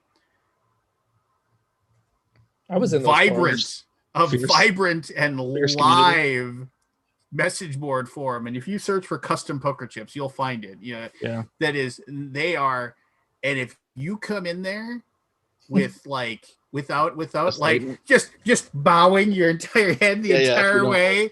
I beg thee, please. May I admit, may I have entrance, sire? yeah, it's just totally. It's one of those things where if you post a question that has been answered in a FAQ somewhere else, it's like, read the FAQ, you fucking noob. It's like, this is the answer you get. Can I get? And then it's like, can I get the link to the fact? If you can't fucking find it, you don't deserve any information. It's just like, they are just like, it is. We will beat you to death. And if you can survive long enough. It does remind me when I kickstarted my first game on BGG, there were people like, let's see if he was a user before 2 minutes ago. Right. Oh, he had an account last year. Okay, we won't burn him right now. Right. The scrutiny is lowered. I mentioned this not because I back a lot of weird stuff like RPG stuff, and there was a thing that there was an RPG book, monster book, whatever that I backed. They last updated September of 2019. They presented a half-done PDF and said, "Hey, we're working towards getting the print copies of these books done." Nothing, just ghosted the 400 backers, 12 grand. It wasn't like a ton of money. It wasn't a ton of backers. I was one of them. They just sent out an update like 4 or 5 hours ago. And in it, they were like, it's been 17 months. We're so sorry. We never said anything, blah, blah, blah, blah. It's a lot of things like, it's just like, and there's one that like tracked him down and like basically like posted, here's this guy. And this guy is actually a part of this other group of people that is still doing Kickstarters and like launching Kickstarters, but he abandoned this one and stuff like that. And so they came back and they're like, and so who knows if somebody tracked him down and like somebody said, hey, you can't launch any more stuff until you fix this problem or that, whatever. But the one line they kind of vaguely said they'll have a finished PDF by March 1st for everybody to see. And then we'll begin working on the idea of how to get a print copy to everybody, which doesn't, instill a lot of faith in me at all. But the one thing they said is it's just like, we will not respond to threats, harassment, blackmail. If you want us to actually work on this project, you need to treat us with kindness, because you're not going to inspire us to work on this if all you're going to be is mean. Confrontational. Confrontational. And it's like, and then the follow-up thing is we are trying as hard as we possibly can to get this made for you. You need to have patience with us. And it's just like, and here's the thing is like, it's like, okay, I can understand, even though, it's like, I gave you $35, you owe me nearly 2 years ago, right? Like September of 2019. That would be like worth $36.50 by now. So it's like I wrote off the money. I'm never gonna get my thing. But I'm like, and as a person who publishes and I do stuff on Kickstarter, I tend to have a little more patience. Like I understand things can happen, but I'm like, you don't get to say that. You don't get to say. You don't get to say. We, no. You just say. I mean, because when we post things, we screwed up. We're sorry. You don't get to say we don't respond well to these things. It's like you haven't responded at all. So it's just like, I mean, trying as hard as you can. It's been 17 months. Nobody's come in here to say, hey, we're still here. We're working on it. We swear. No, you abandoned it. You pulled the ripcord on everybody and vanished. I don't know. That stuff bugs me. It's just kind of like, yeah, you suck. No, I mean, and it's just like, and then like some guy posted in response. It was actually quite good. It was just like, I have no faith in you to manage yourself in the bathroom, much less. It's like, I see your talk to us nicely, and I say instead, no. How much money did they raise? Like $12,000. I mean, the money's long gone. They don't have the money anymore. The money. But isn't it crazy? Like 12 grand's like, it's a lot of money, right? No, it's not. I mean, but the flippant attitude about, we took your money and we don't really care. Like we don't feel obligated to finish this project in any way because if you're bugging us, like you're bugging us. So is that a millennial thing? I don't think we should put any tags on. I'm just wondering, like, how do you get into that mindset of where you just took a whole bunch of money, $12,000, right? That's a lot of money. And then you're like, we'll finish it when we want to, and stop bugging us and stop. I mean, I don't know. It's just a weird mindset. Well, I mean, it's just like, it's one of those things where, it pissed me off a little bit because totally, I was just like, I don't owe you any attitude. Yeah, you don't get to say anything to me. I don't owe you to be kind. You took my money and I want it. I want my thing. But I want my thing. Where does that gave come you from? Money for. Like, how do you? Whatever. I'm sure it's like one of those things where, I mean, who knows? I mean, it's just it's a I posted a stupid, like I do, a stupid long review. Well, not a long review. My thoughts on the RPG community and this whole thing that came up that like, oh, we can't say orcs are evil anymore because they're human beings and things like that. And it's just like, okay, fine, just. But I mean, I basically was like, yeah, it's okay if you want to just say orcs are evil, that's fine. You can just have orcs be just incredibly evil and they eat children and that's a completely fine way for you to run your game. And it's just kind of like, because I said it's just like our lives are already full of nobody in real life is truly like all good and all evil. We're all shades of gray, right? And it's just kind of like, so when you sit down to play D&D, when you sit down and watch a movie, when you sit down and watch professional wrestling, when you want your good guys to be good, you want your bad guys to be bad. You don't want it to be difficult. Rise Skywalker messed all that up. You don't. I mean, and there's something to be said about a nuanced journey. Like, right when you first start watching Game of Thrones, Jaime Lannister is like the biggest pile of. He shoves kids out windows. Anti-hero. Yeah. And then, but as you go on, like and the way I said it was, the way I described it is like, what's the most evil guy in any movie you see? The guy who shoots the hero's dog. You're like, and you're just like, oh, he's got to die painful. John Wick. Yeah, no, anything. But what if? But in my thing, I said, what if like they gave you the background of that character that killed, and like what if he was raised in a household by a mean step parent that used to sick his dog on him like every day for everything, and so the kid just learned over 16 years of torture just to be afraid and hate dogs and stuff like that.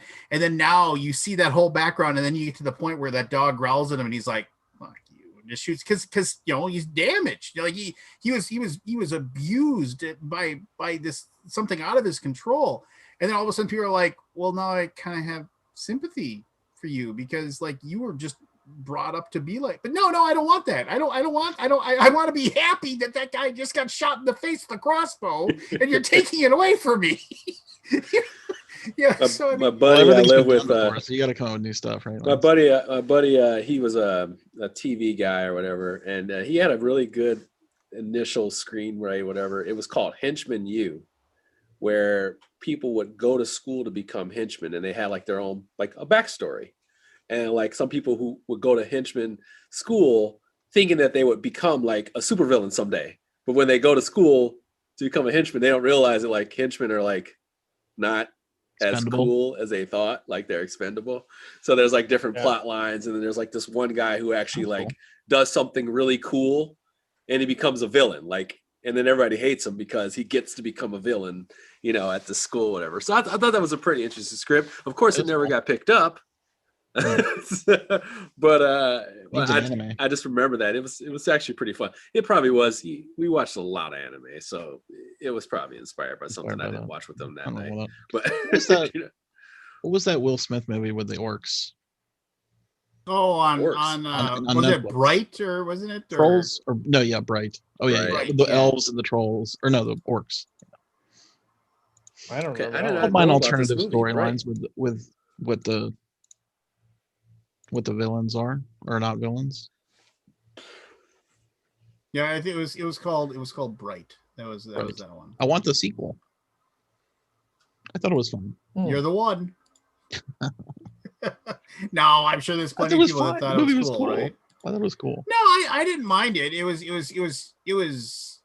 by the numbers plot, right? I mean, it wasn't it didn't. Okay, dude. Okay, dude. Jeff Bergen is pissing me off now. This is bullshit. Well, see, you can't even pay attention to what we're talking about. I'm sorry. No, I just happened to open up my tab with Facebook again, and this is the first thing I see. Do you know this guy? Jeff is the guy who owns and runs the Gaming Goat, and the multiple locations of the Gaming Goat.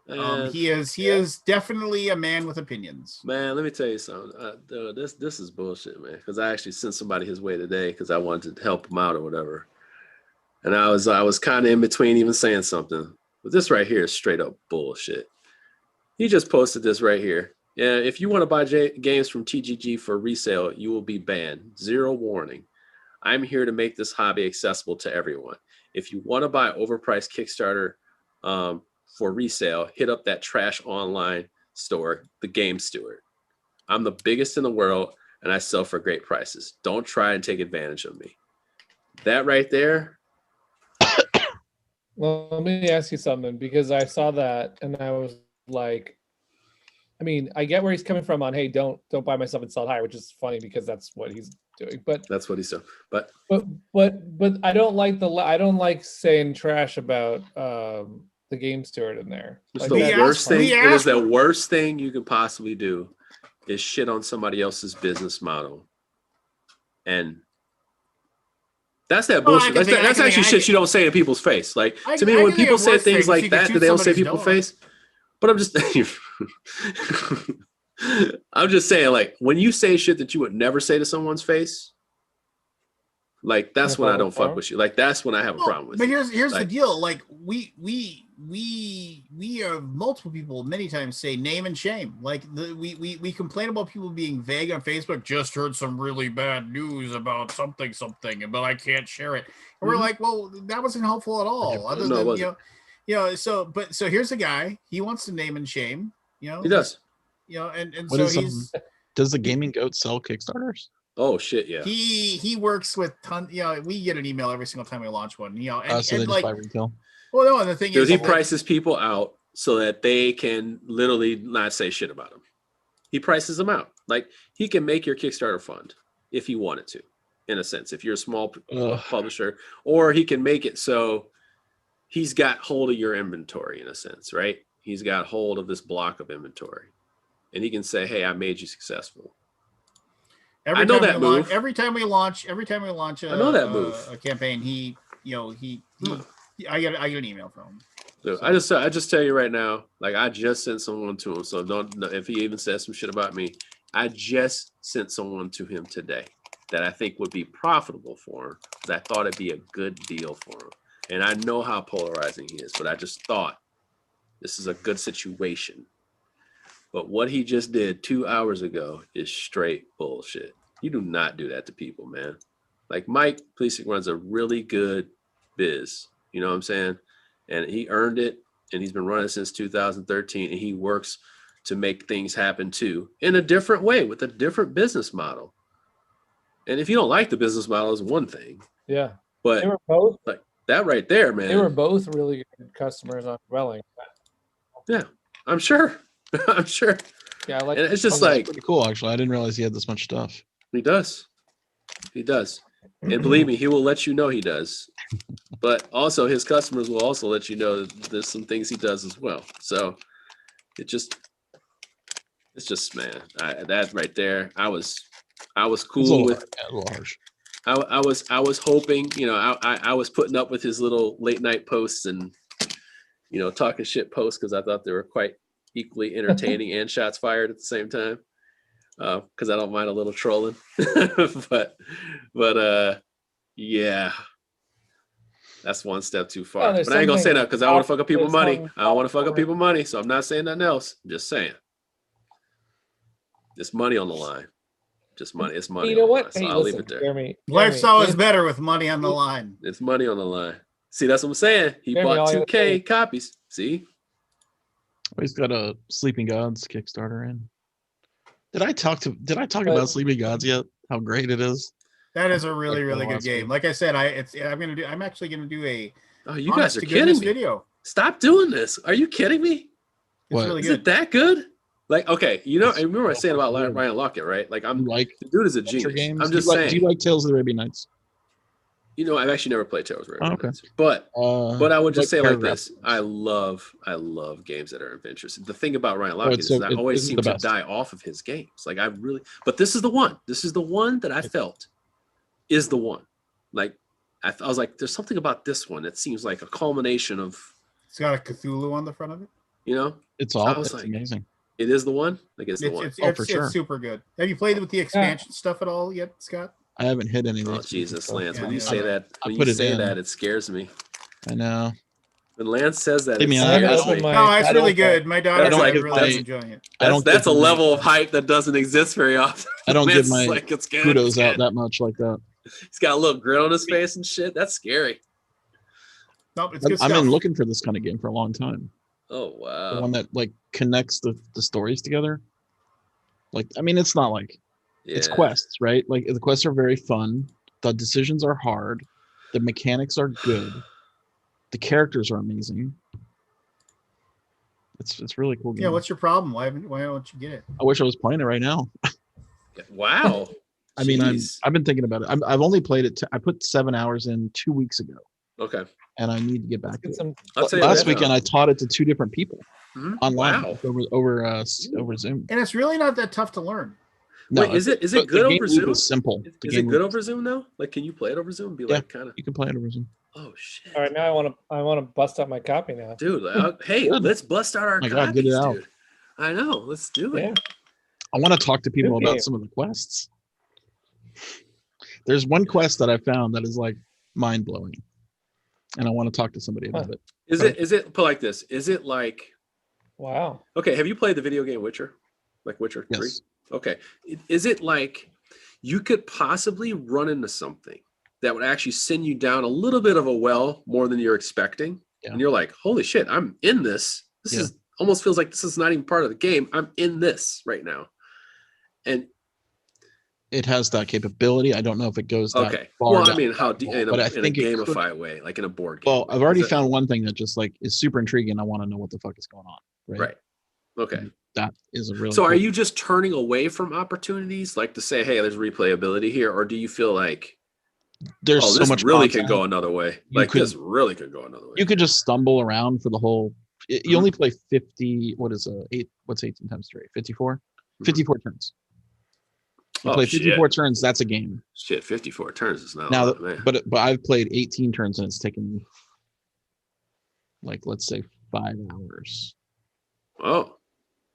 For 18, but I'm playing on stream. I'm doing I'm reading it out loud. I'm playing, right. Talking through it. You know. And you played it. You were playing a solo. Yeah. Yeah. Yeah, it's play. In fact, I almost feel like it probably should be played solo with even multiplayer. There is a multiplayer way. What has 1 to 4 players. Right. Breaks the crew up. You have a crew of 9 people. It's 8 crew members and a captain, and the captain is a shared character. So if you and I were playing, you'd have 4. I'd have 4 characters. Yeah. And so I could do a challenge with my 4 characters, and you could help me. but it costs a currency. It costs a command point, Oh, which command points are limited. So I'd just rather play all the crew all together all the time, and then just deal with it that way. dude, dude, I have. I mean, I'm like worried right now. I'm excited about. I Like I was hoping Alter Quest would hit me that way, dude. And I like Alter Quest. I think it's really cool, but it doesn't have that depth of cool story in it. That I mean, at least I haven't seen it yet. So if you want, you remember we were talking about posthumous. Yeah, now you're making me really want to. I know. Now I really want to play that, and like that was going to be on my back burner because I have Solomon Kane, which is like fucking fantastic right now. Burner. And now here's the thing: Sleeping God main game loop. I can teach it to you in 5 minutes. Yeah. Right. Wow. Like you can, but you could also go to the quick start, and learn the game in like maybe half an hour. Not even like all of it. Wow. It's fast. It's the main game loop is quick. Wow. It's a worker placement turn. You draw an event card, and then you do 2 actions. Done. Repeat. So, and then it just opens up from there. Yeah, and then you. Okay. Yeah. You start getting quests in your hand. You get. It's got a whole keyword system. Like if you have this keyword, you go down this path of a tree versus that path of a tree. I know. Hey, Steve, you're right. You got me all hyped up, dude. I'm not. Dude, I am so chilling out, bro. I'm so chilling out. I'm not hyped up because people are getting me hyped up. All these games coming like, when are you playing solo again? What are you doing? I'm like, no, I'm not locked in. I'm not. Do you have very enticing? Yeah, dude. I have every fucking campaign. I have every fucking campaign game that is coming out for the next 3 months. I don't play it. I want to see what you think. I can't get Solomon Kane off my table right now. It is so fucking well. The reason why I want to dig into that kind of stuff, all these, because I want to make those type of games, right? So I got to play those. To yes, play it and tell me if you think that's. Peter, are you a writer? Are you a writer? Are you a writer, or would you hire somebody for writing? Yeah. What do you write? What do you write about? What do you dream about? Erotica. So for. What do you dream about? Tell me about your fantasy. There's someone in the industry whose side gig is writing erotica. I don't know if you guys know that. Oh. But no, I would probably get someone, because when I went to look at Tainted Grail, I was really impressed that they got a fiction writer in Poland to do. I'm really excited for Ulfsworn to see what they're doing too. Tainted Grail are really great. They're top notch. So there's a couple of games I'm considering that are interactive storytelling games, and I would probably get a writer to come in. Yeah. Well, Ryan and his wife wrote most of this, as I understand it. Yeah. And there's one other guy in the credits, and I don't know who that is. Oh. I don't know what the distribution was of that. They were the only 2 on Near and Far, right? Let's check. We're just making up shit. I think so. Unfortunately, the writing credits. I'm adding that feature to BGG, by the way. Hey. Writing credits, not producer, developer. Yes. Solo game designer, graphic designer, developer, editor. Thank you. By the way, I will be. I need to get off my ass and finish it. I really will appreciate being on Dwellings with a credit then, because I'm not on there. BGG famous. Are you kidding me? Well, because I was the developer. Well, why are you not? Developer. Okay, so why? Okay, wait, hold on. Aldi, isn't this a thing? Isn't this a thing already? Like I've heard less than a handful of people say developer. Yeah. Why are developers on there? Or where would they be put right now? It's messy though. It's a fuller credit system. It's just, it's a limitation of what the database how it was designed. Yeah. We never thought about developers back 20 years ago. Right. Because the developers sometimes are more important at this point. So. It was a big deal to get a designer's name on the box. Alan Moon. Yeah, right. Right. Are you doing a graphic designer, or are you doing a way of art roles that could be more expanded, or what are you thinking? I have graphic designer and I have editor. Okay. I have writer. Cool. And that can be flexible, right, with the project, right? Like, right. You can put it in context of like, well, if it's a writer, then a writer on Sleeping Gods wrote 90 pages of adventure text, or worked on that. I'll be curious to see what you think. I played a lot of adventure games. You guys are cracking me up. Never seem to stick with them. They don't suck me in. I love Arkham Horror. That's my favorite. Hey, is that Seth? Is that TMG right there, Seth? Oh yeah. Yeah, that's well, yeah. Is he coming in? Oh, he's part of the group. He could come in. Yeah, you can be in anytime you want. Now a drawback of Sleeping Gods is it's static, but that's good because the second time you play it, you'll know where everything is. Keep notes too. Keep a logbook. Okay. Of every location and every keyword and everything you do, because you won't remember it after When you say that, if you're saying that, is there like a memory thing to it, or is it a keyword game? Because like you have like some games will be like, hey, keep this card, put it to the side, or is it a keyword game? So you'll come across a location, like let's say the first location you go to, it'll say if you have keyword iron, you can open this door. Okay, there you go. So you need to log. So you would come back if you have iron, and you don't know where that keyword will pop up. But when I can foresee myself getting iron, like, damn, where did I remember iron from? I remember there was something about iron. And if I had a notebook of what was in, where is the leather bound log for $25? Exactly. With 18 pages with a Sleeping God with 18 pages in it. An add-on. Yeah. No, it actually doesn't even say Sleeping Gods. It just says SG. Yes, SG. Super. It's $25 blue. with a tassel. SG. I mean, but it's one of those games where I feel like I want to keep log because I want to keep my story. Oh, look at you, Captain's really logging cool. ass. All right. Oh, I haven't felt like this in a long time with a game. Wow. It's like the first time. You are in your field. Like Madonna. So like I have this other game. Hey, Lance, did you play Waste Nights? First edition or second edition? First edition. I even did a video for it. Okay, because I have the second edition. I did the preview for the second edition. That showed up on my door too. I've got that sitting. Lance. No, here's the deal. Here's the deal. I don't even. I mean, I want to play it though. Time out. Can I talk? I'm sorry, dude. I got this alcohol in me. Shut up. I saw them at. I was at Essen when I went to Essen. What 2019 now? Jesus Christ, that's a long time ago. So that was the year with the soccer game. Remember that flicking soccer game? So I went to Essen and I tennis game. Yeah, the tennis game. Yeah. Yeah, I still have that. That game rocks. We imported like 100 copies and they instantly sold out. Yeah, they're fantastic. But no, anyway, so I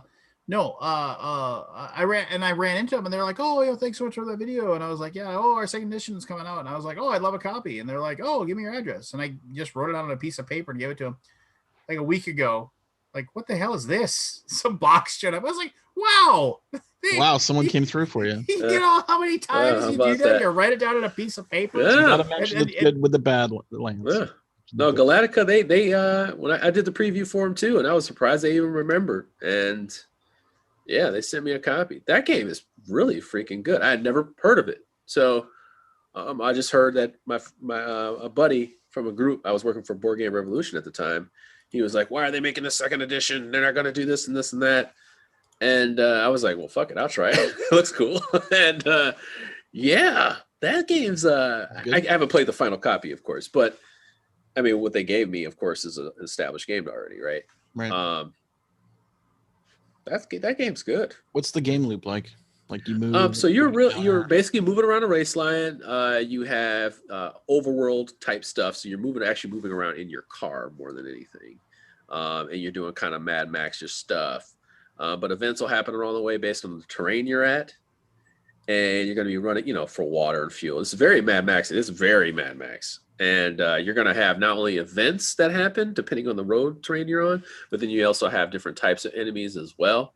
And you're going to be doing stuff. You're almost going to be doing some of the stuff that you would have from, what was that Wasteland game that came up from, it was designed by John Gilmer, that Wasteland Express delivery service. Yeah. So you're going to be doing some of that, but like actual combat and actual events that are a little bit more like narrative driven. And this game is very narrative driven. And it's got these different events that you have to play out, and they also have different decision trees as well. It's got its own lore book on the side, and it's got its gameplay. So it's got that, like what you're looking for, and the narrative is not shitty. Like it's actually pretty good. Cool. So I'm looking forward to fifth in line, And then Wild Ascent is finally delivering. Wild Ascent. I just talked to them. That was one of my my first 5 like video previews.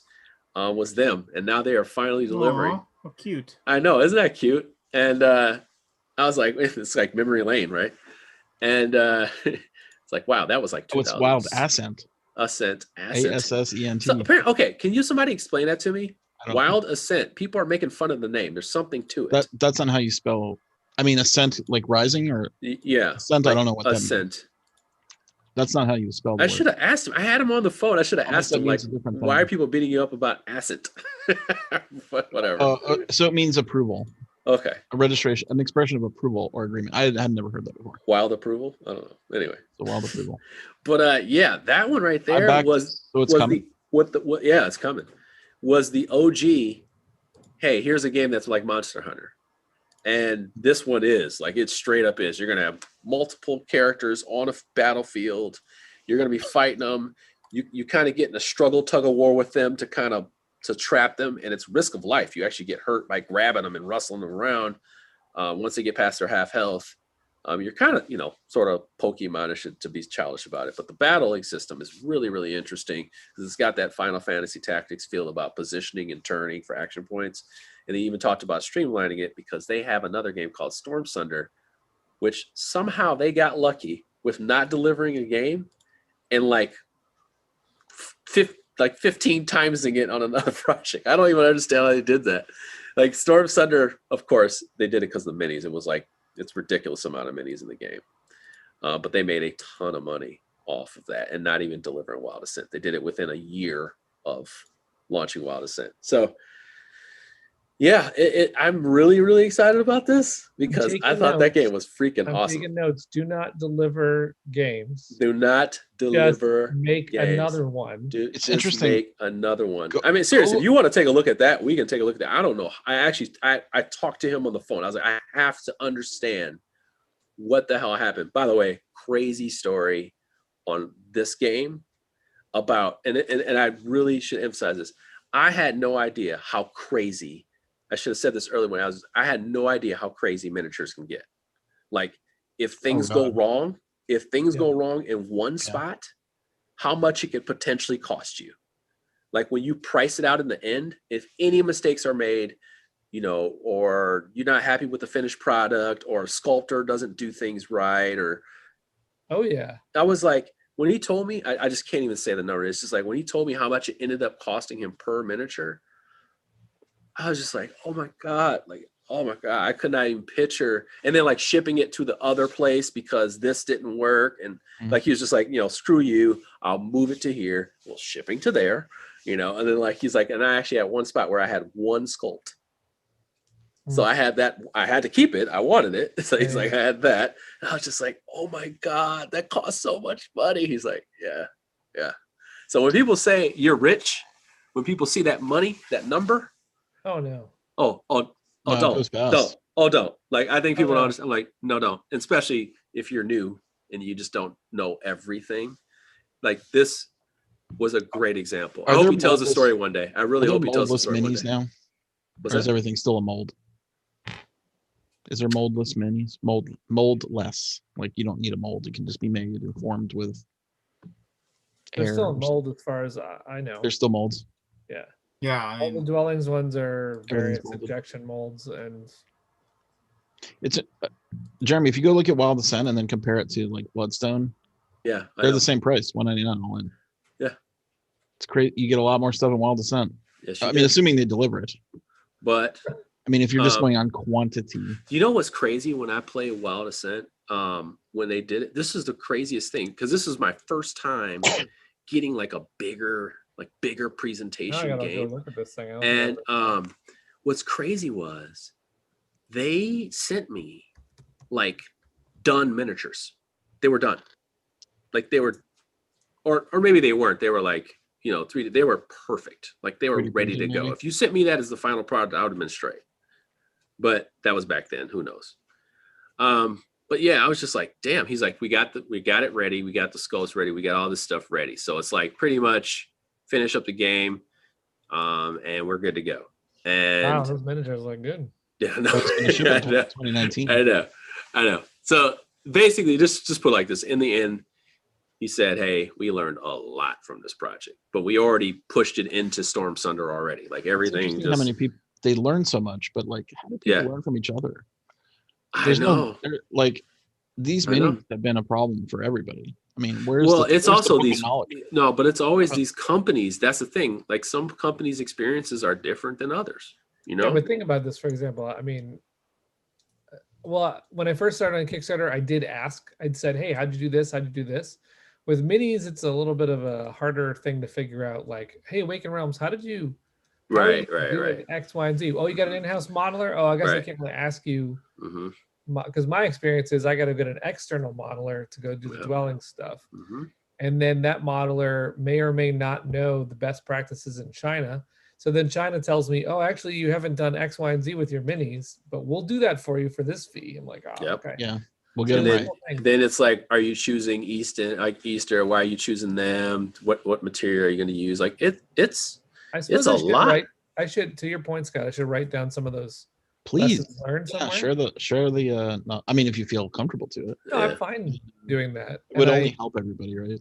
When we did the League of Game Makers blog, we used to do that stuff where we would write down and say stuff because it helps if you're trying to figure out. In fact, I got helped by Spencer Reeve of IDW said, because I said, I don't know how to do minis. What should I do? He's like, all right, here's your top 5 companies. Here's what you should go do first. Here's a company that will make, real quick ones while you're doing your prototypes. That stuff was gold, that info, Yeah. It's like secret sauce. Yeah. In fact, when we first did the League of Game Makers blog, Chris Strain, who had done his game before Asking for Troubles, was called is it Evil? What was the name of it? You know what? Here, can I tell you a quick Chris Strain story? Yeah. So Evil Intent. He's doing all of our. That's a great game. I love you, little bit. But Chris is doing all of our Kickstarter art and everything like that. Yeah. And now we might not be able to launch on next Tuesday because he has no power. The no power thing, yeah. He's like scrambling to like try to get some of the stuff done. Like literally, like we can't, we might just not be able to launch on Tuesday just because of the weather. That's the Texas thing, man. The people will still be there. Well, yeah. I mean, it's just crazy. Like you don't think that's like a thing that's going to be something that you're. And I didn't really talk about this, but so we were mid Kickstarter on Mission Catastrophe. We're mid Kickstarter. We had delayed it because I had a health issue. Then mid Kickstarter, the artist had a health issue and said, "I can't get these things to you. You just can't have them." And I was like, "But that's our stretch goal. Like, what do you mean we can't have?" I was like, "Oh, because of course I was like, no, take the time. You got to do what you got to do. No problem." But meanwhile, I'm like, "Oh crap! What am I going to do?" But to Scott's point, the backers were still there. It's funny how you think you have to have it all, but you could actually do it with relatively smaller pieces than I thought you would need, right? Still, I'm glad Chris is back online. I hope he can jam for you. Yeah. Maybe, hopefully. It's just one of those things where it's like, really? Just like, it just seems, it was just so odd that was like. I'm living in a state that definitely can't handle a cold snap. Right. So weird. Actually, it's collapsing here. My first BGG con was a cold snap. I remember that.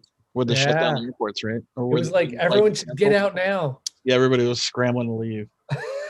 Don't play games on Sunday. Go. Nothing happens by the way until Tuesday. But yeah.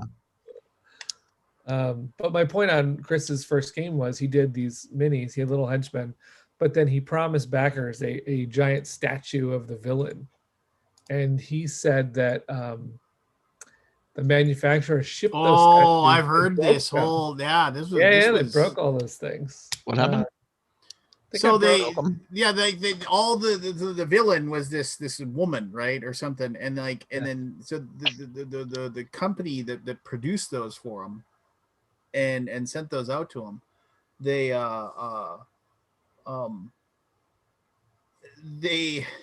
my wife just sent me a text. I don't know why she's still up. She says, non-Texas thought, boy, it's a little stuffy in here. Maybe I can crack a window. She's talking about our bedroom gets like the warmest because it's right above the furnace, so it gets all stuffy in there. It's like, so in the middle of winter we'll open up our windows just to cool off the room. But no, so like either one of their arms or the head was snapped off, and so he literally had to and the production company that made him for him was just like, yeah, it's not our problem. Oh yeah, no, they said it would be another X amount to fix it, and he's like, no. Yeah, so he spent like a weekend and had people come over, and they drilled the pins in, if you know what I'm talking about, miniatures, but he basically drilled the pins into place and glued all of the pieces together and then rewrapped them and sent them out to backers. Sounds fun. You gotta do what you gotta do. Well, yeah, I mean, but that was a hard lesson, and those kind of lessons would be good as people get into these, minis things, Yeah, I mean, it's just one of those things where you're like. The other one for me that I've learned a lot on is because I work with game trays, and so Noah will say, I want all of the minis to be holding something in their left hand in the same way. Don't give me that this guy's got a left hand and this guy's got his right leg, because now my tray, I got all these problems with the trays. Like, why can't you just be consistent? Make them form a standard pose. Yeah, try and keep them within this frame. And I'm like, yeah, but no one wants to conform their minis. I made a living storm because it was a cool thing to do. But he was always saying, like, listen, that mini is just a problem, Like, I can't get it into the same shape as all the other ones. Yeah, Noah's a mad genius. I haven't talked to him. Yeah, for sure. I saw the castle's trays within trays. So if publishing games was easy, everybody would do it. True. Almost everybody. That's to all the Kickstarter folks that don't deliver too. You start off thinking, this road will be easier than me pitching and trying to get it to someone and waiting 2 years and maybe it doesn't happen. This road will be a piece of cake, and then you find out, oh crap, it's not. I feel like most people find out it's a business. Did I ever tell you about the breaking game? It's not breaking games. It was working with Sherry. The issues we had trying to make this little micro game that should have taken I don't know how long it should take, but it took months and months and months of development with them, because we wanted a card stock that was sort of felt like, you know what beer coasters are made out of? Yeah. There's like a feeling there, right? Like a texture. Yeah. We wanted our cards to feel like that because we wanted it to be like old, like Salem kind of. It's a vampire game, right? Like with Draugr, in fact, is what the name of it. But it had the art, like this really cool public domain artwork that had been used for Edgar Allan Poe books. Okay. And we wanted this dark, like gothic feel with that kind of card. And Chad goes, I want a card that, that feels like a coaster. He got mailed coasters. Like, you want to print it on this? Like, whoever we were working with, God bless him. Who knows who that was, but God bless felt him. Like women in quicksand. God bless him. Women in quicksand. I say that to the entire staff. I mean, I always want to assume the best for everyone. But God bless him. Go with God. It was a long process. Oh my gosh, that's what we're doing games.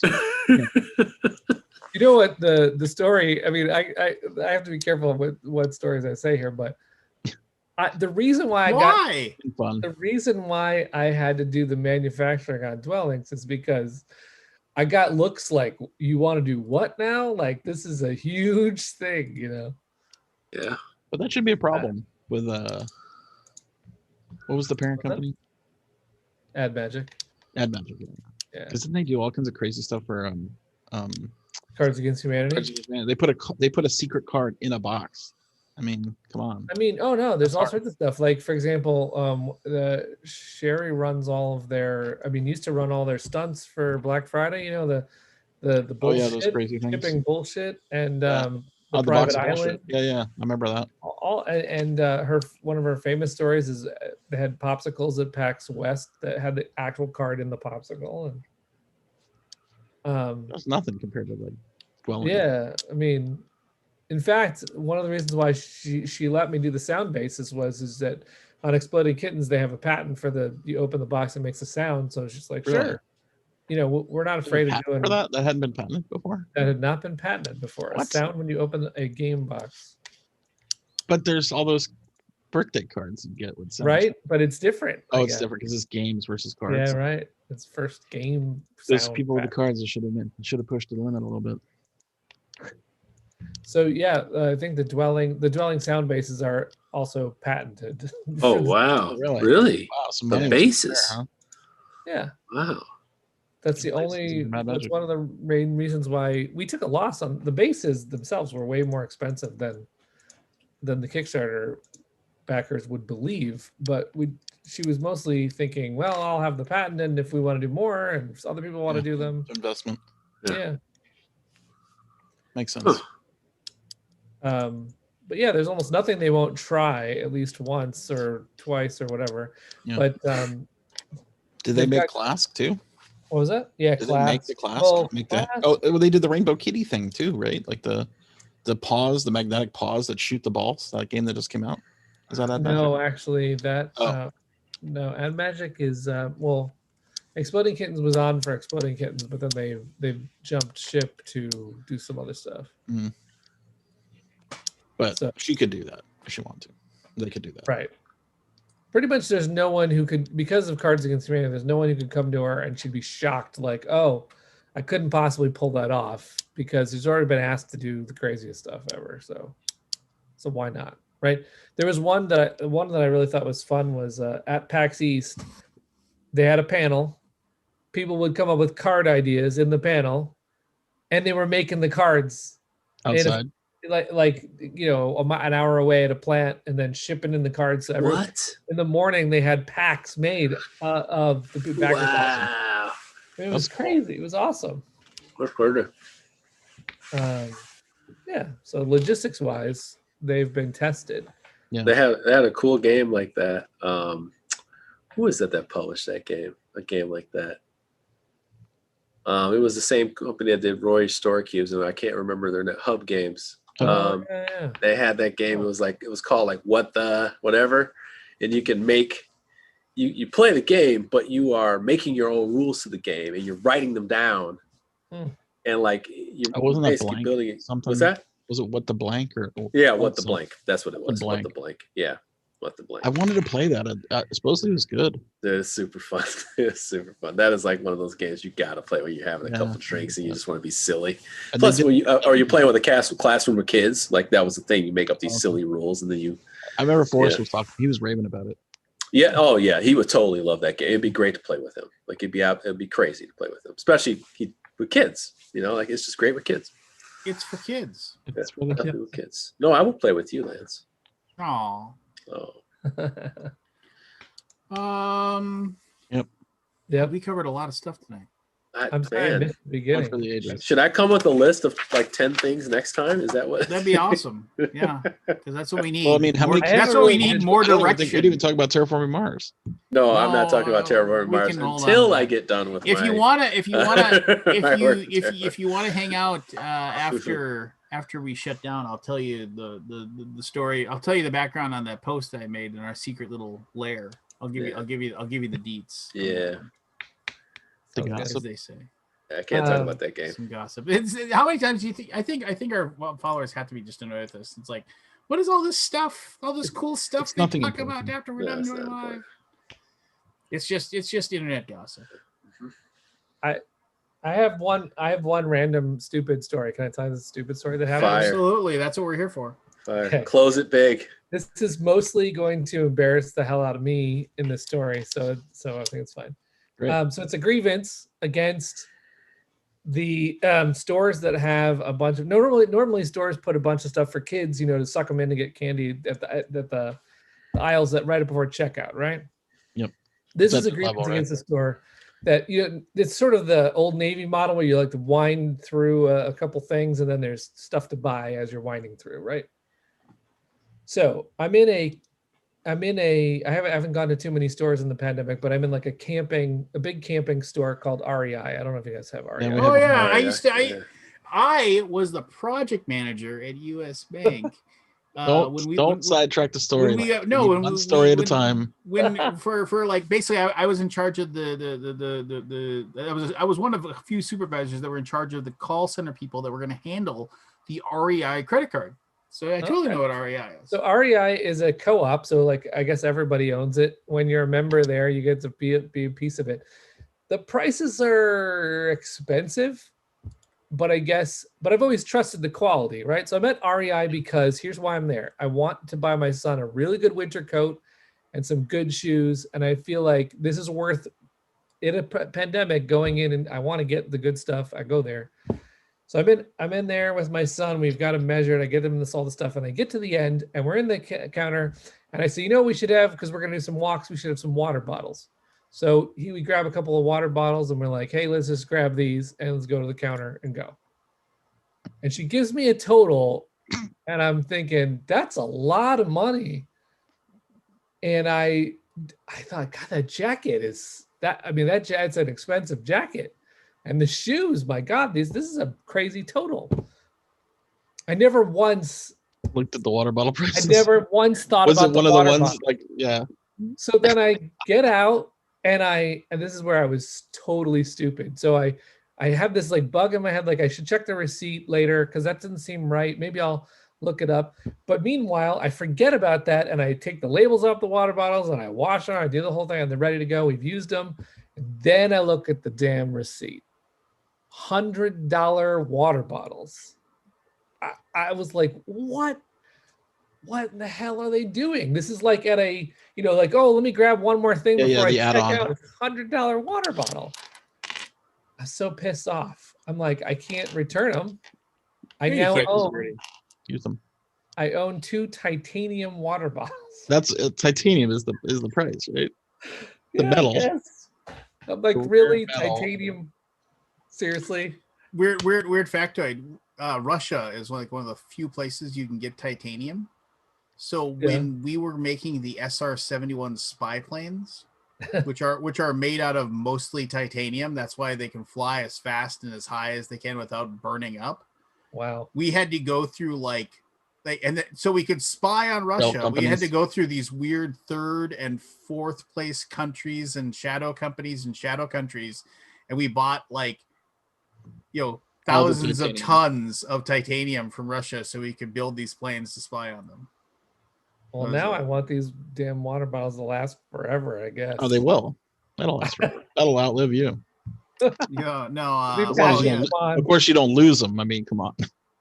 Yeah, right. I mean, that $100. Why couldn't you return them, Peter? Why couldn't you just say, "Hey, I'd already taken all the stuff. I can't." I mean, I did think about going in there and just saying to the manager, saying, "Hey, listen, you know what? I screwed up. It's my bad. But $100 water bottles. You gotta be kidding me. What are you doing? Do they have a TV in them? I mean,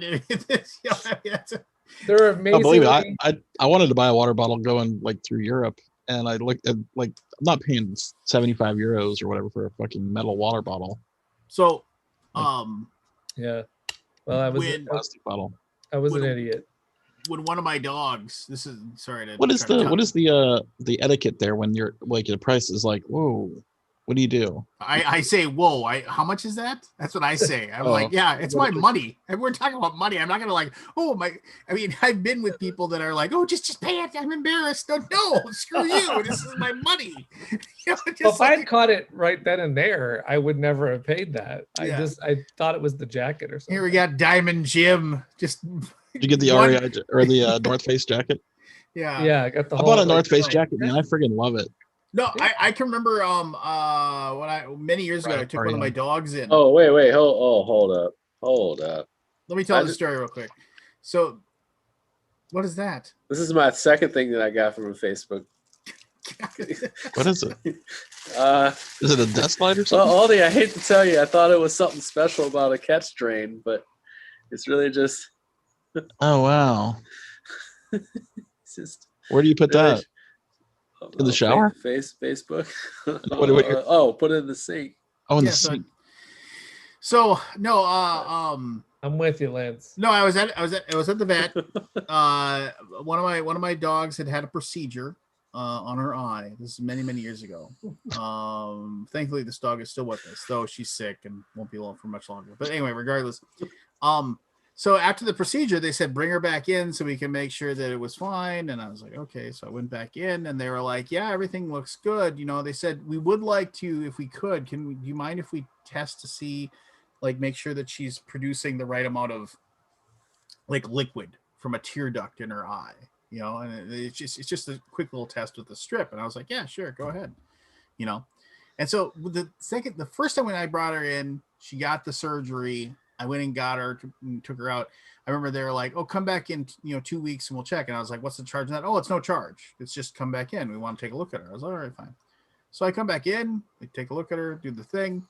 And I'm like, all right, well, thanks very much. And they're like, okay, yeah, just talk to whatever, Sharon or whatever. I don't know, I'm just making up a name on the way out. And I was like, all right, cool, for like a checkup or whatever. And I was like, yeah, okay, I'm just checking out. And she's like, okay, that'll be $98.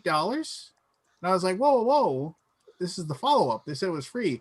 Oh no, the test for the eye, that's $98. And I said, you aren't getting a penny. And they're like, what? Yeah, you're not getting a penny. And she's like, what do you mean? I was like, they said, would you mind if we do this?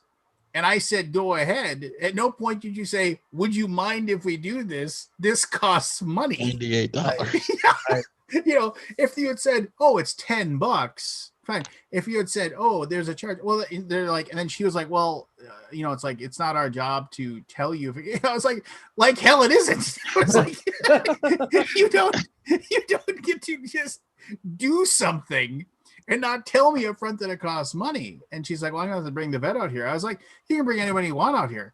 I'm not paying you a goddamn penny. It's just like, that was not properly stated. And then I was like, and then the guy came out and he was like, oh no, I told you. And no, you didn't. I know you didn't. And he was just like, oh, I'm pretty sure I did. I was like, well, I didn't swear at him. I said, well, you didn't. And I'm not paying you. So tell me what you're going to do right now. Wow. And he was just like, and he's like, well, we'll just, it's okay. Well, it's no big deal. And I was like, talk to you later. and then I left, and then I told everybody I knew about their practices, and I never went back there again. I was just like, I'm not paying you. What are you going to do about it? You put a strip of paper on the eye and charge you $98. What is a pH strip? Yeah, something like that. I don't even know what it was, but I was just like, I got suckered in one of those. It was like when BGG first formed as a company, I took the whole admin team out to dinner, and we went to this place. And I remember it perfectly well. Hyde Park in Columbus. Do you know that place? You heard of that place? Yeah, I've heard of that place. Yeah. And we got this awesome table. It was 5 people on the side, 20 people. It was great. Best time of my life. To come to me and they're like, hey, do you guys want a couple seafood towers for the table? I'm like, sure. Seafood tower, yeah, no problem. Like, it's like crab and like oysters and shrimp. Okay. Guess how much and we got 2 of them, by the way, one for each corner, right? So people could just, on one side of the table could have it in this one. Guess how much lobster, it had a little lobster on it too. I remember the little tiny tail. Guess how much seafood platter towers at Hyde Park costs? A wild guess? A couple titanium water bottles? $600. Wow. I had 2 $600 seafood platters. Like, at what point does the trigger of a price of a thing at a restaurant have the waiter tell the person what it costs? You think $600 is that price? I could have bought laptops for everybody. I mean, it was ridiculous. Like, I got the bill and I'm like, fuck. All right. I'm like, oh my God. I had to pay it. What am I gonna do? You're like, eat that shrimp down there. All right, don't waste that shrimp. I mean, someone wasn't gonna eat like the lobster. I'm like, put that lobster over. Don't let them take that crab claw. Bring it back. Anyway, it was like learn a lesson before you order seafood platters anywhere. Ask the price. I couldn't believe it. It was just that was sort of my feeling about having at the corner item be that much money. It's like the social contract is there's a couple of bubblegum pieces as I go to the counter, not that there's $100 item. Yeah. And that's why, yes, it was my mistake, but I feel duped by them putting it right there. I mean, I don't know. It was a little. Yeah, it feels a little shady. The $100 water bottle should be back in the store.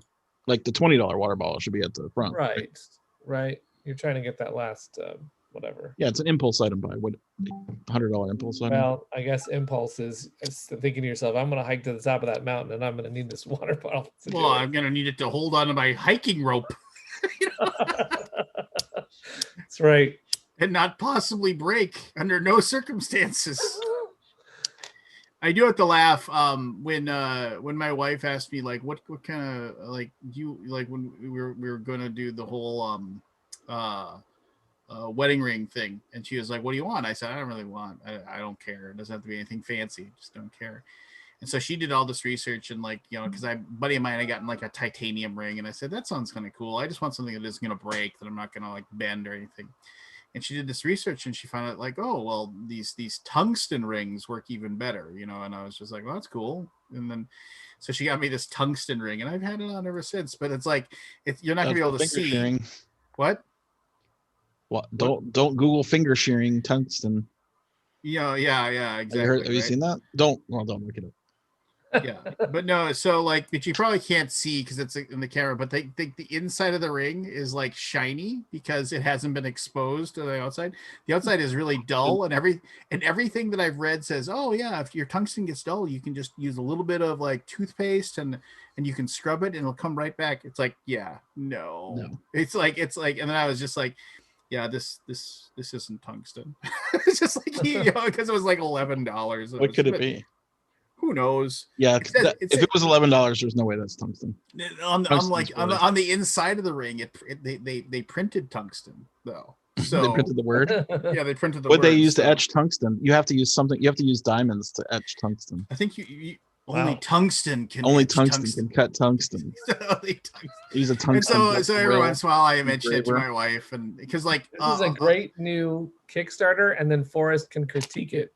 Yeah, is this real tungsten? You guys remember the rings, the spin rings, that the roll? Oh yeah. That was a. I just remember the place setting at my wedding cost more than my ring. Yeah. That's okay. For our 10-year anniversary, I bought my wife a brand new ring and spent probably way too much money, but oh well. It's 10 years. The lifesaver that you sucked to make the hole bigger, like finally wore out. What's that from? That's from something. I sucked the lifesaver, made a ring for her. What was that from? I don't know, but she didn't like she didn't. I mean, not that she didn't like the ring that I proposed to my wife with, but it was more raised up and stuff, so it was very it would catch on things and stuff like that, and so she just stopped wearing it, and of course, like my joke was like, if I just stopped wearing the ring you gave me, there would be there would be a high inquest. I mean, the thing is that I noticed one day that my wife was no longer wearing the ring, and I was like, all right, so I see how things are. I guess that's how things are. And I actually designed that ring. It was actually, you're reminding me, I didn't want to do the store-bought thing, so I drew up, I made a design, and I walked into a jeweler and I said, I want to make this. I want to like make a one-of-a-kind ring. And he worked with me. We made this funky thing that had two parts, and when you stick the two parts together, it becomes a bigger thing. It's super cool. What was the material? Tungsten.